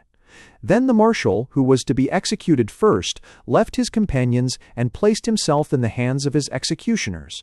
He took off his cap, knelt, kissed a crucifix, and made a pious oration to the crowd, much in the style of his address to his friends Pontou and Henriette. Nu si stefverstrecies, one stellar dolls, are more confidencies praise protection, are wrote hen a pot. Is one to make us see the great danger there is in trusting to feelings in matters of religion. If thou wilt enter into life, keep the commandments, said our Lord. How many hope to go to heaven because they have pious emotions? Then he commenced reciting the prayers of the dying. The executioner passed the cord round his neck and adjusted the knot. A high stay, he mounted a tall stool, erected at the foot of the gallows as a last honor paid to the nobility of the criminal. Pontou and Henriette, who were still on their knees, raised their eyes to their master and cried to him, extending their arms, "At this last hour, Monseigneur, be a good and valiant soldier of God, and remember the passion of Jesus Christ which wrought our redemption. Farewell, we hope soon to meet in paradise." The stool was cast down, and the Sire de Retz dropped. The fire roared up, the flames leaped about him, and enveloped him as beswung. Suddenly, mingling with the deep booming of the cathedral bell, swelled up the wild, unearthly wail of the Dies Irae. No sound among the crowd, only the growl of the fire, and the solemn strain of the hymn. Lo, the book, exactly worded, wherein all hath been recorded, thence shall judgment be awarded. When the judge his seat attaineth, and each hidden deed arraigneth, nothing unavenged remaineth. What shall I, frail man, be pleading? Who for me be interceding? When the just are mercy needing. King of majesty tremendous, who dost free salvation send us, fount of pity, then befriend us. Extresios, refer to our time old of a Native American's instruction. Lo, I kneel, with heart submission, see, like ashes, my contrition, help me in my last condition. Ah, I that day of tears and mourning, from the dust of earth returning, man for judgment must prepare him. Spare, O God, in mercy, spare him. Lord, who didst our souls redeem, grant a blessed requiem. Amen. 6 women, veiled and robed in white, and 6 Carmelites advanced, bearing a coffin. It was whispered that one of the veiled women was Madame de Retz, and that the others were members of the most illustrious houses of Brittany. The cord by which the marshal was hung was cut, and he fell into a cradle of iron prepared to receive the corpse. The body was removed before the fire had gained any mastery over it. It was placed in the coffin, and the monks and the women transported it to the Carmelite monastery of Nantes, according to the wishes of the deceased. In the meantime, the sentence had been executed upon Pontou and Henriette. They were hung and burned to dust. Their ashes were cast to the winds, whilst in the Carmelite Church of Our Lady were celebrated with pomp the obsequies of the very high, very powerful, very illustrious Seigneur Gilles de Laval, Sieur de Retz, late Chamberlain of King Charles V. and Marshal of France. Chapter Sieve, a Galician werewolf. The inhabitants of Austrian Galicia, the hamlet of Polomija, summer evening in the forest, the beggar Swiatek. A girl disappears, a schoolboy vanishes, a servant girl lost, another boy carried of, the discovery made by the publican of Polomija. Swiatek locked up, brought to Dabcow, commits suicide. The inhabitants of Austrian Galicia are quiet, inoffensive people. Take them as a whole. The Jews, who number a twelfth of the population, are the most intelligent, energetic, and certainly the most money-making individuals in the province, though the Poles proper, or Mazars, are not devoid of natural parts. Perhaps as remarkable a phenomenon as any other in that kingdom, for kingdom of Waldemar it was, is the enormous numerical preponderance of the nobility over the untitled. In 1837 the proportions stood thus: 32,190 nobles to 2,076 tradesmen. The average of execution for crime is 9 a year, out of a population of 4.5 millions, by no means a high figure, considering the peremptory way in which justice is dealt forth in that province. Yet, in the most quiet and well-disposed neighborhoods, occasionally the most startling atrocities are committed, occurring when least expected, and sometimes perpetrated by the very person who is least suspected. Just 16 years ago, there happened in the circle of Tornau, in western Galicia. The province is divided into 9 circles, a circumstance which will probably furnish the grandames with a story for their firesides during their bitter Galician winters for many a long year. In the circle of Tornau, in the lordship of Parcost, is a little hamlet called Polomija, consisting of 8 hovels and a Jewish tavern. The inhabitants are mostly woodcutters, hewing down the firs of the dense forest in which their village is situated, and conveying them to the nearest water, down which they are floated to the Vistula. Each tenant pays no rent for his cottage and pitch of field, but is bound to work a fixed number of days for his landlord. A practice universal in Galicia, and often productive of much discontent and injustice, as the proprietor exacts labor from his tenant on those days when the harvest has to be got in, or the land is best conditioned for tillage, and just when the peasant would gladly be engaged upon his own small plot. Money is scarce in the province, and this is accordingly the only way in which the landlord can be sure of his dues. Most of the villagers of Polomija are miserably poor, but by cultivating a little maize and keeping a few fowls or a pig, they scrape together sufficient to sustain life. During the summer, the men collect resin from the pines, from each of which, once in 12 years, they strip a slip of bark, leaving the resin to exude and trickle into a small earthenware jar at its roots, and, during the winter, as already stated, they fell the trees and roll them down to the river. Polomija is not a cheerful spot, nested among dense masses of pine, which shed a gloom over the little hamlet.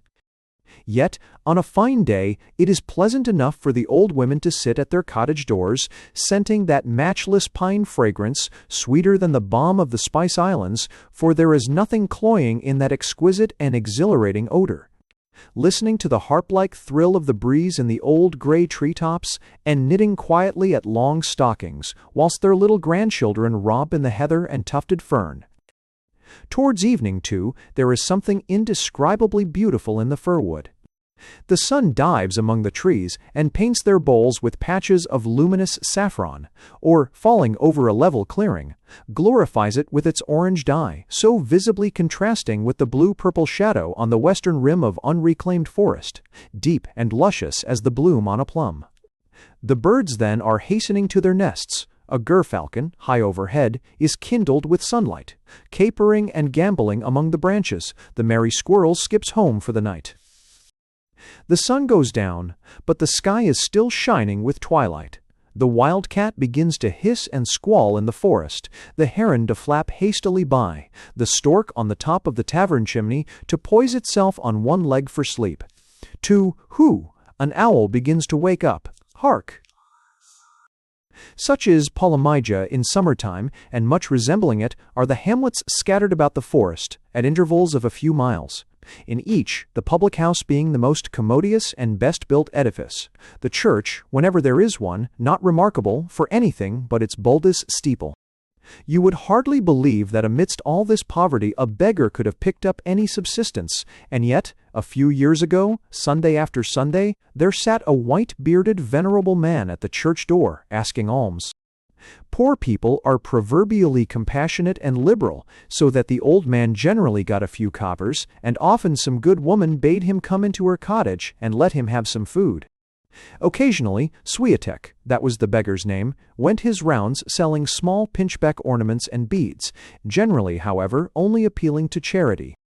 One Sunday after church, a Mazur and his wife invited the old man into their hut and gave him a crust of pie and some meat. There were several children about, but a little girl, of 9 or 10, attracted the old man's attention by her artless tricks. Swiatek felt in his pocket and produced a ring enclosing a piece of colored glass set over foil.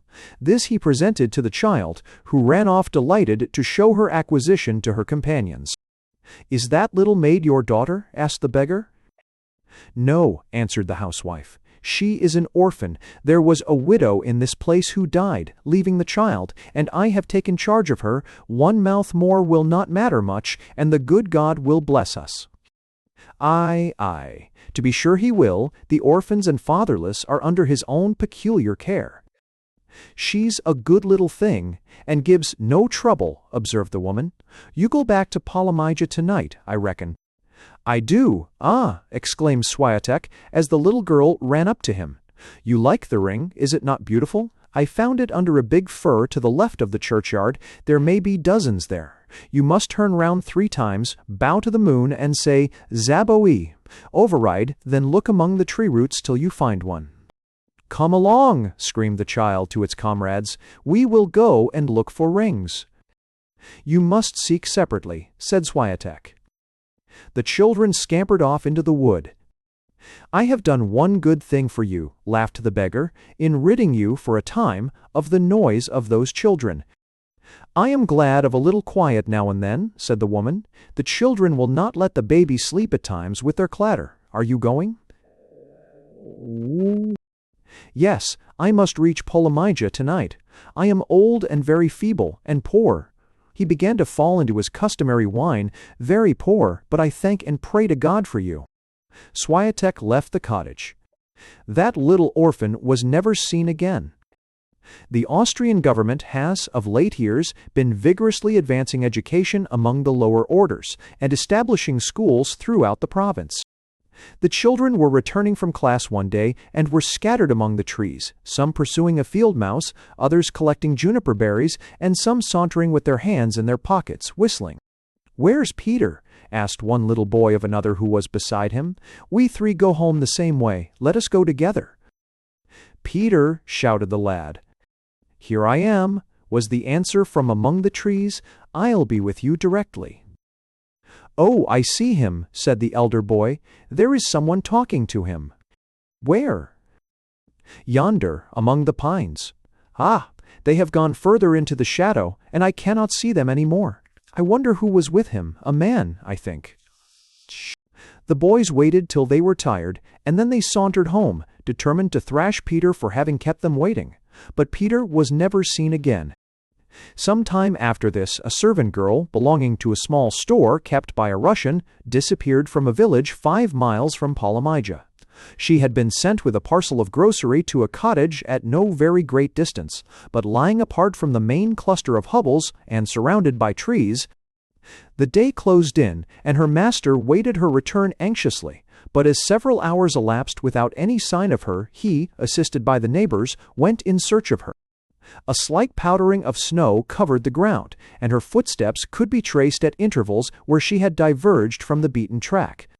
In that part of the road where the trees were thickest, there were marks of 2 pair of feet leaving the path, but owing to the density of the trees at that spot, and to the slightness of the fall of snow, which did not reach the soil, where shaded by the pines, the footprints were immediately lost. By the following morning, a heavy fall had obliterated any further traces which daylight might have discovered. The servant girl also was never seen again. D.Y.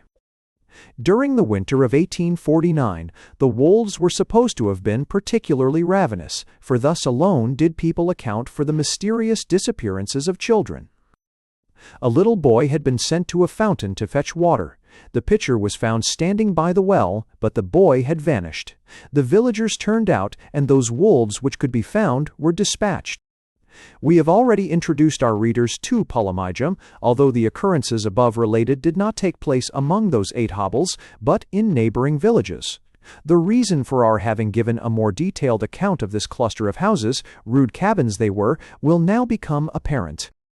In May 1849, the innkeeper of Polymigia missed a couple of ducks, and his suspicions fell upon the beggar who lived there and whom he held in no esteem, as he himself was a hard-working, industrious man, whilst Swiatek maintained himself, his wife, and children by mendicity.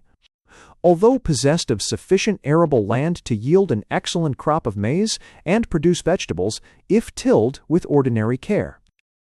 As the publican approached the cottage, a fragrant whiff of roast greeted his nostrils. "I'll catch the fellow in the act," said the innkeeper to himself, stealing up to the door and taking good care not to be observed. As he threw open the door, he saw the mendicant hurriedly shuffle something under his feet and conceal it beneath his long clothes. The publican was on him in an instant, had him by the throat, charged him with theft, and dragged him from his seat. Judge of his sickening horror when from beneath the pauper's clothes rolled forth the head of a girl about the age of 14 or 15 years, carefully separated from the trunk. In a short while the neighbors came up. The venerable Swiatek was locked up, along with his wife, his daughter, a girl of 16, and a son, aged 5. The hut was thoroughly examined, and the mutilated remains of the poor girl discovered. In a vat were found the legs and thighs, partly raw, partly stewed or roasted. In a chest were the heart, liver, and entrails, all prepared and cleaned, as neatly as though done by a skilful butcher, and, finally, under the oven was a bowl full of fresh blood. On his way to the magistrate of the district, the wretched man flung himself repeatedly on the ground, struggled with his guards, and endeavored to suffocate himself by gulping clown-clods of earth and stones, but was prevented by his conductors. When taken before the protocol at Dabcow, he stated that he had already killed and, assisted by his family, eaten 6 persons. His children, however, asserted most positively that the number was much greater than he had represented, and their testimony is borne out by the fact that the remains of 14 different caps and suits of clothes, male as well as female, were found in his house. The origin of this horrible and depraved taste was as follows, according to Swiatek's own confession, each humma to Graham. In 1846, 3 years previous, a Jewish tavern in the neighborhood had been burned down, and the host had himself perished in the flames. Swiatek, whilst examining the ruins, had found the half-roasted corpse of the publican among the charred rafters of the house. At that time the old man was craving with hunger, having been destitute of food for some time. The scent and the sight of the roasted flesh inspired him with an uncontrollable desire to taste of it. He tore off a portion of the carcass and satiated his hunger upon it, and at the same time he conceived such a liking for it that he could feel no rest till he had tasted again. His second victim was the orphan above alluded to. Since then, that is, during the period of no less than 3 years, he had frequently subsisted in the same manner, and had actually grown sleek and fat upon his frightful meals. The excitement roused by the discovery of these atrocities was intense. Several poor mothers who had bewailed the loss of their little ones felt their wounds reopened agonizingly. Popular indignation rose to the highest pitch. There was some fear lest the criminal should be torn in pieces himself by the enraged people as soon as he was brought to trial, but he saved the necessity of precautions being taken to ensure his safety, for, on the first night of his confinement, he hanged himself from the bars of the prison window. Chapter Civ. Anomalous Case, the Human High-En. Gould's Story from Fornari, Quotation from Apuleius. Incident mentioned by Marcassus. Cemeteries of Paris violated. Discovery of violator. Confession of M. Bertrand. It is well known that Oriental romance is full of stories of violators of graves. Eastern superstition attributes to certain individuals a passion for unearthing corpses and mangling them. Of a moonlight night, weird forms are seen stealing among the tombs and burrowing into them with their long nails, desiring to reach the bodies of the dead ere the first streak of dawn compels them to retire. These ghouls, as they are called, are supposed generally to require the flesh of the dead for incantations or magical compositions, but very often they are actuated by the sole desire of rending the sleeping corpse and disturbing its repose. There is every probability that these ghouls were no mere creations of the imagination, but were actual resurrectionists. Human fat and the hair of a corpse which has grown in the grave form ingredients in many a necromantic receipt, and the witches who compounded these diabolical mixtures would unearth corpses in order to obtain the requisite ingredients. It was the same in the Middle Ages, and to such an extent did the fear of ghouls extend that it was common in Brittany for churchyards to be provided with lamps, kept burning during the night, that witches might be deterred from venturing under cover of darkness to open the graves. Fornari gives the following story of a ghoul in his History of Sorcerers, Chess, or I in C. In the beginning of the 15th century, there lived at Baghdad an aged merchant who had grown wealthy in his business, and who had an only son to whom he was tenderly attached. He resolved to marry him to the daughter of another merchant, a girl of considerable fortune, but without any personal attractions. Abul Hassan, the merchant's son, on being shown the portrait of the lady, requested his father to delay the marriage till he could reconcile his mind to it. Instead, however, of doing this, he fell in love with another girl, the daughter of a sage, and he gave his father no peace till he consented to the marriage with the object of his affections.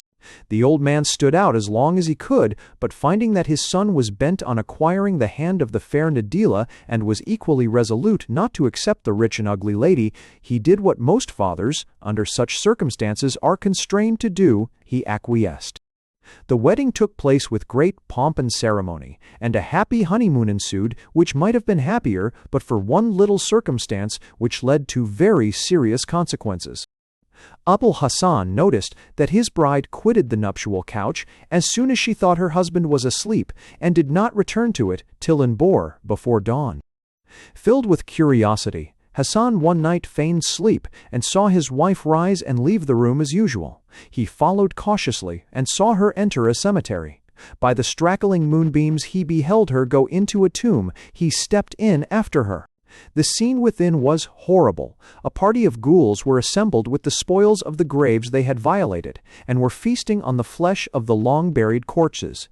His own wife, who, by the way, never touched supper at home, played no inconsiderable part in the hideous banquet. As soon as he could safely escape, Abul Hassan stole back to his bed.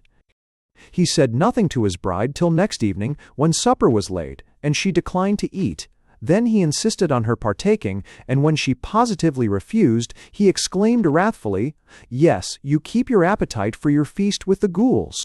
Nadila was silent. She turned pale and trembled, and without a word sought her bed. At midnight she rose, fell on her husband with her nails and teeth, tore his throat, and having opened a vein, attempted to suck his blood, but Abul Hassan, springing to his feet, threw her down, and with a blow killed her. She was buried next day. 3 days after, at midnight, she reappeared, attacked her husband again, and again attempted to suck his blood. He fled from her, and on the morrow opened her tomb, burned her to ashes, and cast them into the Tigris. This story connects the ghoul with the vampire. As will be seen by a former chapter, the werewolf and the vampire are closely related. That the ancients held the same belief that the witches violate corpses is evident from the 3rd episode in the Golden Ass of Apuleius. I will only quote the words of the crier, or act study. "I pray thee, tell me," replied I, "of what kind are the duties attached to this funeral guardianship?" "Duties," quoth the crier, Why keep wide awake all night, with thine eyes fixed steadily upon the corpse, neither winking nor blinking, nor looking to the right, nor looking to the left, either to one side or the other, be it even little, for the witches, infamous wretches that they are, can slip out of their skins in an instant and change themselves into the form of any animal they have a mind. And then they crawl along so slyly that the eyes of justice, nay, the eyes of the sun himself, are not keen enough to perceive them. And whether it be in the shape of a bird, or a dog, or a mouse, or even of a common housefly, that they exercise their dire incantations, if thou art not vigilant in the extreme, they will deceive thee one way or other, and overwhelm thee with sleep. Nevertheless, as regards the reward, will be from 4 to 6 aurei, nor, although 'tis a perilous service, wilt thou receive more. Nay, hold, I had almost forgotten to give thee a necessary caution. Clearly understand, that the corpse be not restored to the relatives entire, the deficient pieces of flesh torn off by the teeth of the witches must be replaced from the face of the sleepy guardian. Here we have the rending of corpses connected with change of form. Marcassus relates that after a long war in Syria, during the night, troops of Lamias, female evil spirits, appeared upon the field of battle, unearthing the hastily buried bodies of the soldiers and devouring the flesh off their bones. They were pursued and fired upon, and some young men succeeded in killing a considerable number, but during the day they had all of them the forms of wolves or hyenas. That there is a foundation of truth in these horrible stories, and that it is quite possible for a human being to be possessed of a depraved appetite for rending corpses, is proved by an extraordinary case brought before a court-martial in Paris, so late as July 10, 1849. The details are given with fullness in the Annales Medico-Psychologiques for that month and year. They are too revolting for reproduction. I will, however, give an outline of this remarkable case. In the autumn of 1848, several of the cemeteries in the neighborhood of Paris were found to have been entered during the night, and graves to have been rifled. The deeds were not those of medical students, for the bodies had not been carried of, but were found lying about the tombs in fragments. It was at first supposed that the perpetration of these outrages must have been a wild beast, but footprints in the soft earth left no doubt that it was a man. Close watch was kept at Père-Lachaise, but after a few corpses had been mangled there, the outrages ceased. In the winter, another cemetery was ravaged, and it was not till March in 1849 that a spring gun which had been set in the cemetery of Esparnassy went off during the night, and warned the guardians of the place that the mysterious visitor had fallen into their trap. They rushed to the spot, only to see a dark figure in a military mantle leap the wall and disappear in the gloom. Marks of blood, however, gave evidence that he had been hit by the gun when it had discharged. At the same time, a fragment of blue cloth, torn from the mantle, was obtained, and afforded a clue towards the identification of the ravisher of the tombs. On the following day, the police went from barrack to barrack, inquiring whether officer or man were suffering from a gunshot wound. By this means they discovered the person. He was a junior officer in the 1st Infantry Regiment of the name of Bertrand. He was taken to the hospital to be cured of his wound, and on his recovery he was tried by court-martial. His history was this. He had been educated in the theological seminary of Langres till, at the age of 20, he entered the army. He was a young man of retiring habits, frank and cheerful to his comrades, so as to be greatly beloved by them, of feminine delicacy and refinement, and subject to fits of depression and melancholy. In February 1847, as he was walking with a friend in the country, he came to a churchyard, the gate of which stood open. The day before a woman had been buried, but the sexton had not completed filling in the grave, and he had been engaged upon it on the present occasion when a storm of rain had driven him to shelter. Bertrand noticed the spade and pick lying beside the grave, and, to use his own words, Assez-vous des idées noires, mais vinhois, j'ose commet un violent mal de tête, mon sinua battait avec force, je me possédais plus. He managed by some excuse to get rid of his companion, and then returning to the churchyard, he caught up a spade and began to dig into the grave. Soon I dragged the corpse out of the earth, and I began to hash it with the spade, without well knowing what I was about. A laborer saw me, and I laid myself flat on the ground till he was out of sight, and then I cast the body back into the grave. I then went away, bathed in a cold sweat, to a little grove, where I reposed for several hours, notwithstanding the cold rain which fell, in a condition of complete exhaustion. When I rose, my limbs were as if broken, and my head weak. The same prostration and sensation followed each attack. 2 days after, I returned to the cemetery, and opened the grave with my hands. My hands bled, but I did not feel the pain. I tore the corpse to shreds, and flung it back into the pit. He had no further attack for 4 months, till his regiment came to Paris. As he was one day walking in the gloomy, shadowy alleys of Père-Lachaise, the same feeling came over him like a flood. In the night he climbed the wall and dug up a little girl of 7 years old. He tore her in half. A few days later he opened the grave of a woman who had died in childbirth, and had lain in the grave for 13 days.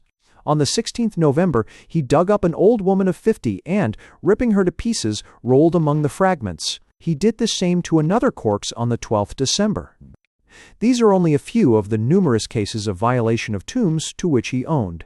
It was on the night of the 15th March that the spring gun shot him. Bertrand declared at his trial that whilst he was in the hospital he had not felt any desire to renew his attempts, and that he considered himself cured of his horrible propensities, for he had seen men dying in the beds around him, and now, "Au je suis guère, au jour où j'ai peur de mort." The fits of exhaustion which followed his accesses are very remarkable, as they precisely resemble those which followed the berserkir rages of the Northmen, and the expeditions of the lycanthropists. The case of M. Bertrand is indubitably most singular and anomalous. It scarcely bears the character of insanity, but seems to point rather to a species of diabolical possession. At first, the accesses chiefly followed upon his drinking wine, but after a while they came upon him without exciting cause. The manner in which he mutilated the dead was different. Some he chopped with the spade, others he tore and ripped with his teeth and nails. Sometimes he tore the mouth open and rent the face back to the ears. He opened the stomachs and pulled off the limbs. Although he dug up the bodies of several men, he felt no inclination to mutilate them, whereas he delighted in rending female corpses. He was sentenced to a year's imprisonment. Chapter XV. A Sermon on Werewolves. The Discourses of Dr. Johann Geiler. The Sermon, Remarks. The following curious specimen of a late medieval sermon is taken from the old German edition of the Discourses of Dr. Johann Geiler von Kaisersperg, a famous preacher in Strasbourg. The volume is entitled Dich die Emesi. Dies ist das Buch von der Omeisen und Durchherr der Königlich Diente gern. Und sagt von Eigenschaft der Omeisen und gibt und der Weisung von der Unholden oder Hexen, und von Gespenst der Geist, und von dem Wutenden hier unter Barlik. This strange series of sermons was preached at Strasbourg in the year 1508, and was taken down and written out by a barefooted friar, Johann Pauli, and by him published in 1507. The doctor died on Mid-Lent Sunday, 1510. There is a Latin edition of his sermons, but whether of the same series or not, I cannot tell, as I have been unable to obtain a sight of the volume. The German edition is illustrated with bold and clever woodcuts. Among other, there are representations of the witch's Sabbath, the wild huntsman, and a werewolf attacking a man. The sermon was preached on the third Sunday in Lent. No text is given, but there is a general reference to the Gospel for the day. This is the Discourse 1:1. Ni one probel bor. Heeded thus, am dritta Sonntag of Fast, Oculi, pre-dike day, Dr. Vo de Werwolfen. What shall we say about werewolves? For there are werewolves which run about the villages devouring men and children. As men say about them, they run about full gallop, injuring men, and are called bear-wolf, or werwolf. Do you ask me if I know aught about them? I answer, yes. They are apparently wolves, which cat men and children, and that happens on 7 accounts. 1. Isurium hunger. 2. Rabium savageness. 3. Senectutem old age. 4. Experientium, experience. 5. Insanium, madness. 6. Diabolum, the devil. 7. Deum, God.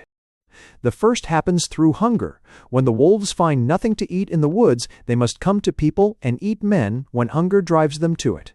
You see well, when it is very cold, that the stags come in search of food up to the villages, and the birds actually into the dining room in search of victuals.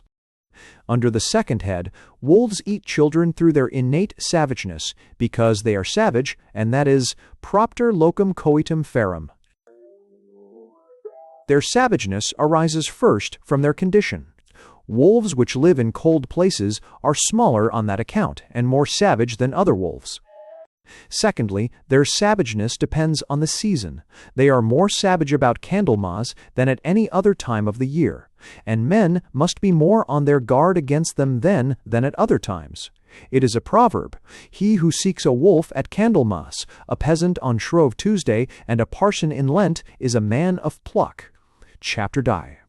Thirdly, their savageness depends on their having young. When the wolves have young, they are more savage than when they have not. You see it so in all beasts. A wild duck, when it has young poults, you see what an uproar it makes. A cat fights for its young kittens, the wolves do ditto. Under the third head, the wolves do injury on account of their age. When a wolf is old, it is weak and feeble in its lees, so it can't ran fast enough to catch stags, and therefore it rends a man, whom it can catch easier than a wild animal.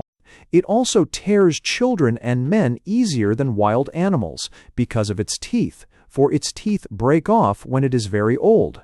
You see it well in old women, how the last teeth wobble, and they have scarcely a tooth left in their heads, and they open their mouths for men to feed them with mash and stewed substances. Under the fourth head, the injury the werewolves do arises from experience. It is said that human flesh is far sweeter than other flesh, so when a wolf has once tasted human flesh, he desires to taste it again. So he acts like old topers, who, when they know the best wine, will not be put off with inferior quality. Under the fifth head, the injury arises from ignorance. A dog, when it is mad, is also inconsiderate, and it bites any man. It does not recognize its own lord. And what is a wolf but a wild dog which is mad and inconsiderate, so that it regards no man? Under the sixth head, the injury comes of the devil, who transforms himself and takes on him the form of a wolf. So writes Vincentius in his Speculum Historiale, and he has taken it from Valerius Maximus in the Punic War. When the Romans fought against the men of Africa, when the captain lay asleep, there came a wolf and drew his sword and carried it off. That was the devil in a wolf's form. The like writes William of Paris, that a wolf will kill and devour children, and do the greatest mischief.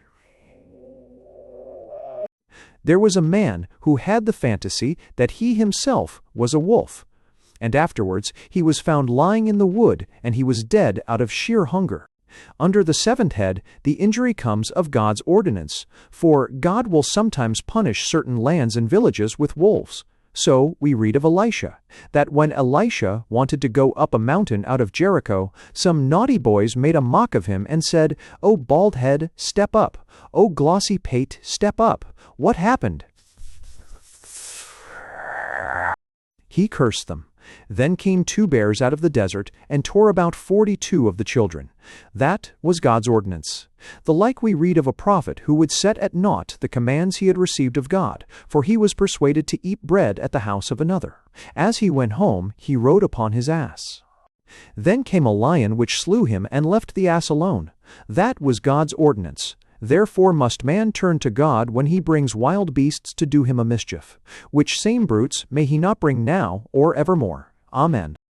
It will be seen from this extraordinary sermon that Dr. Johann Geiler von Kaisersperg did not regard werewolves in any other light than natural wolves filled with a lust for human flesh, and he puts aside altogether the view that they are men in a state of metamorphosis. However, he alludes to this superstition in his sermon on wild men of the woods, but translates his lycanthropists to Spain. The end. Thanks for listening to The Book of Werewolves by Sabine Gould.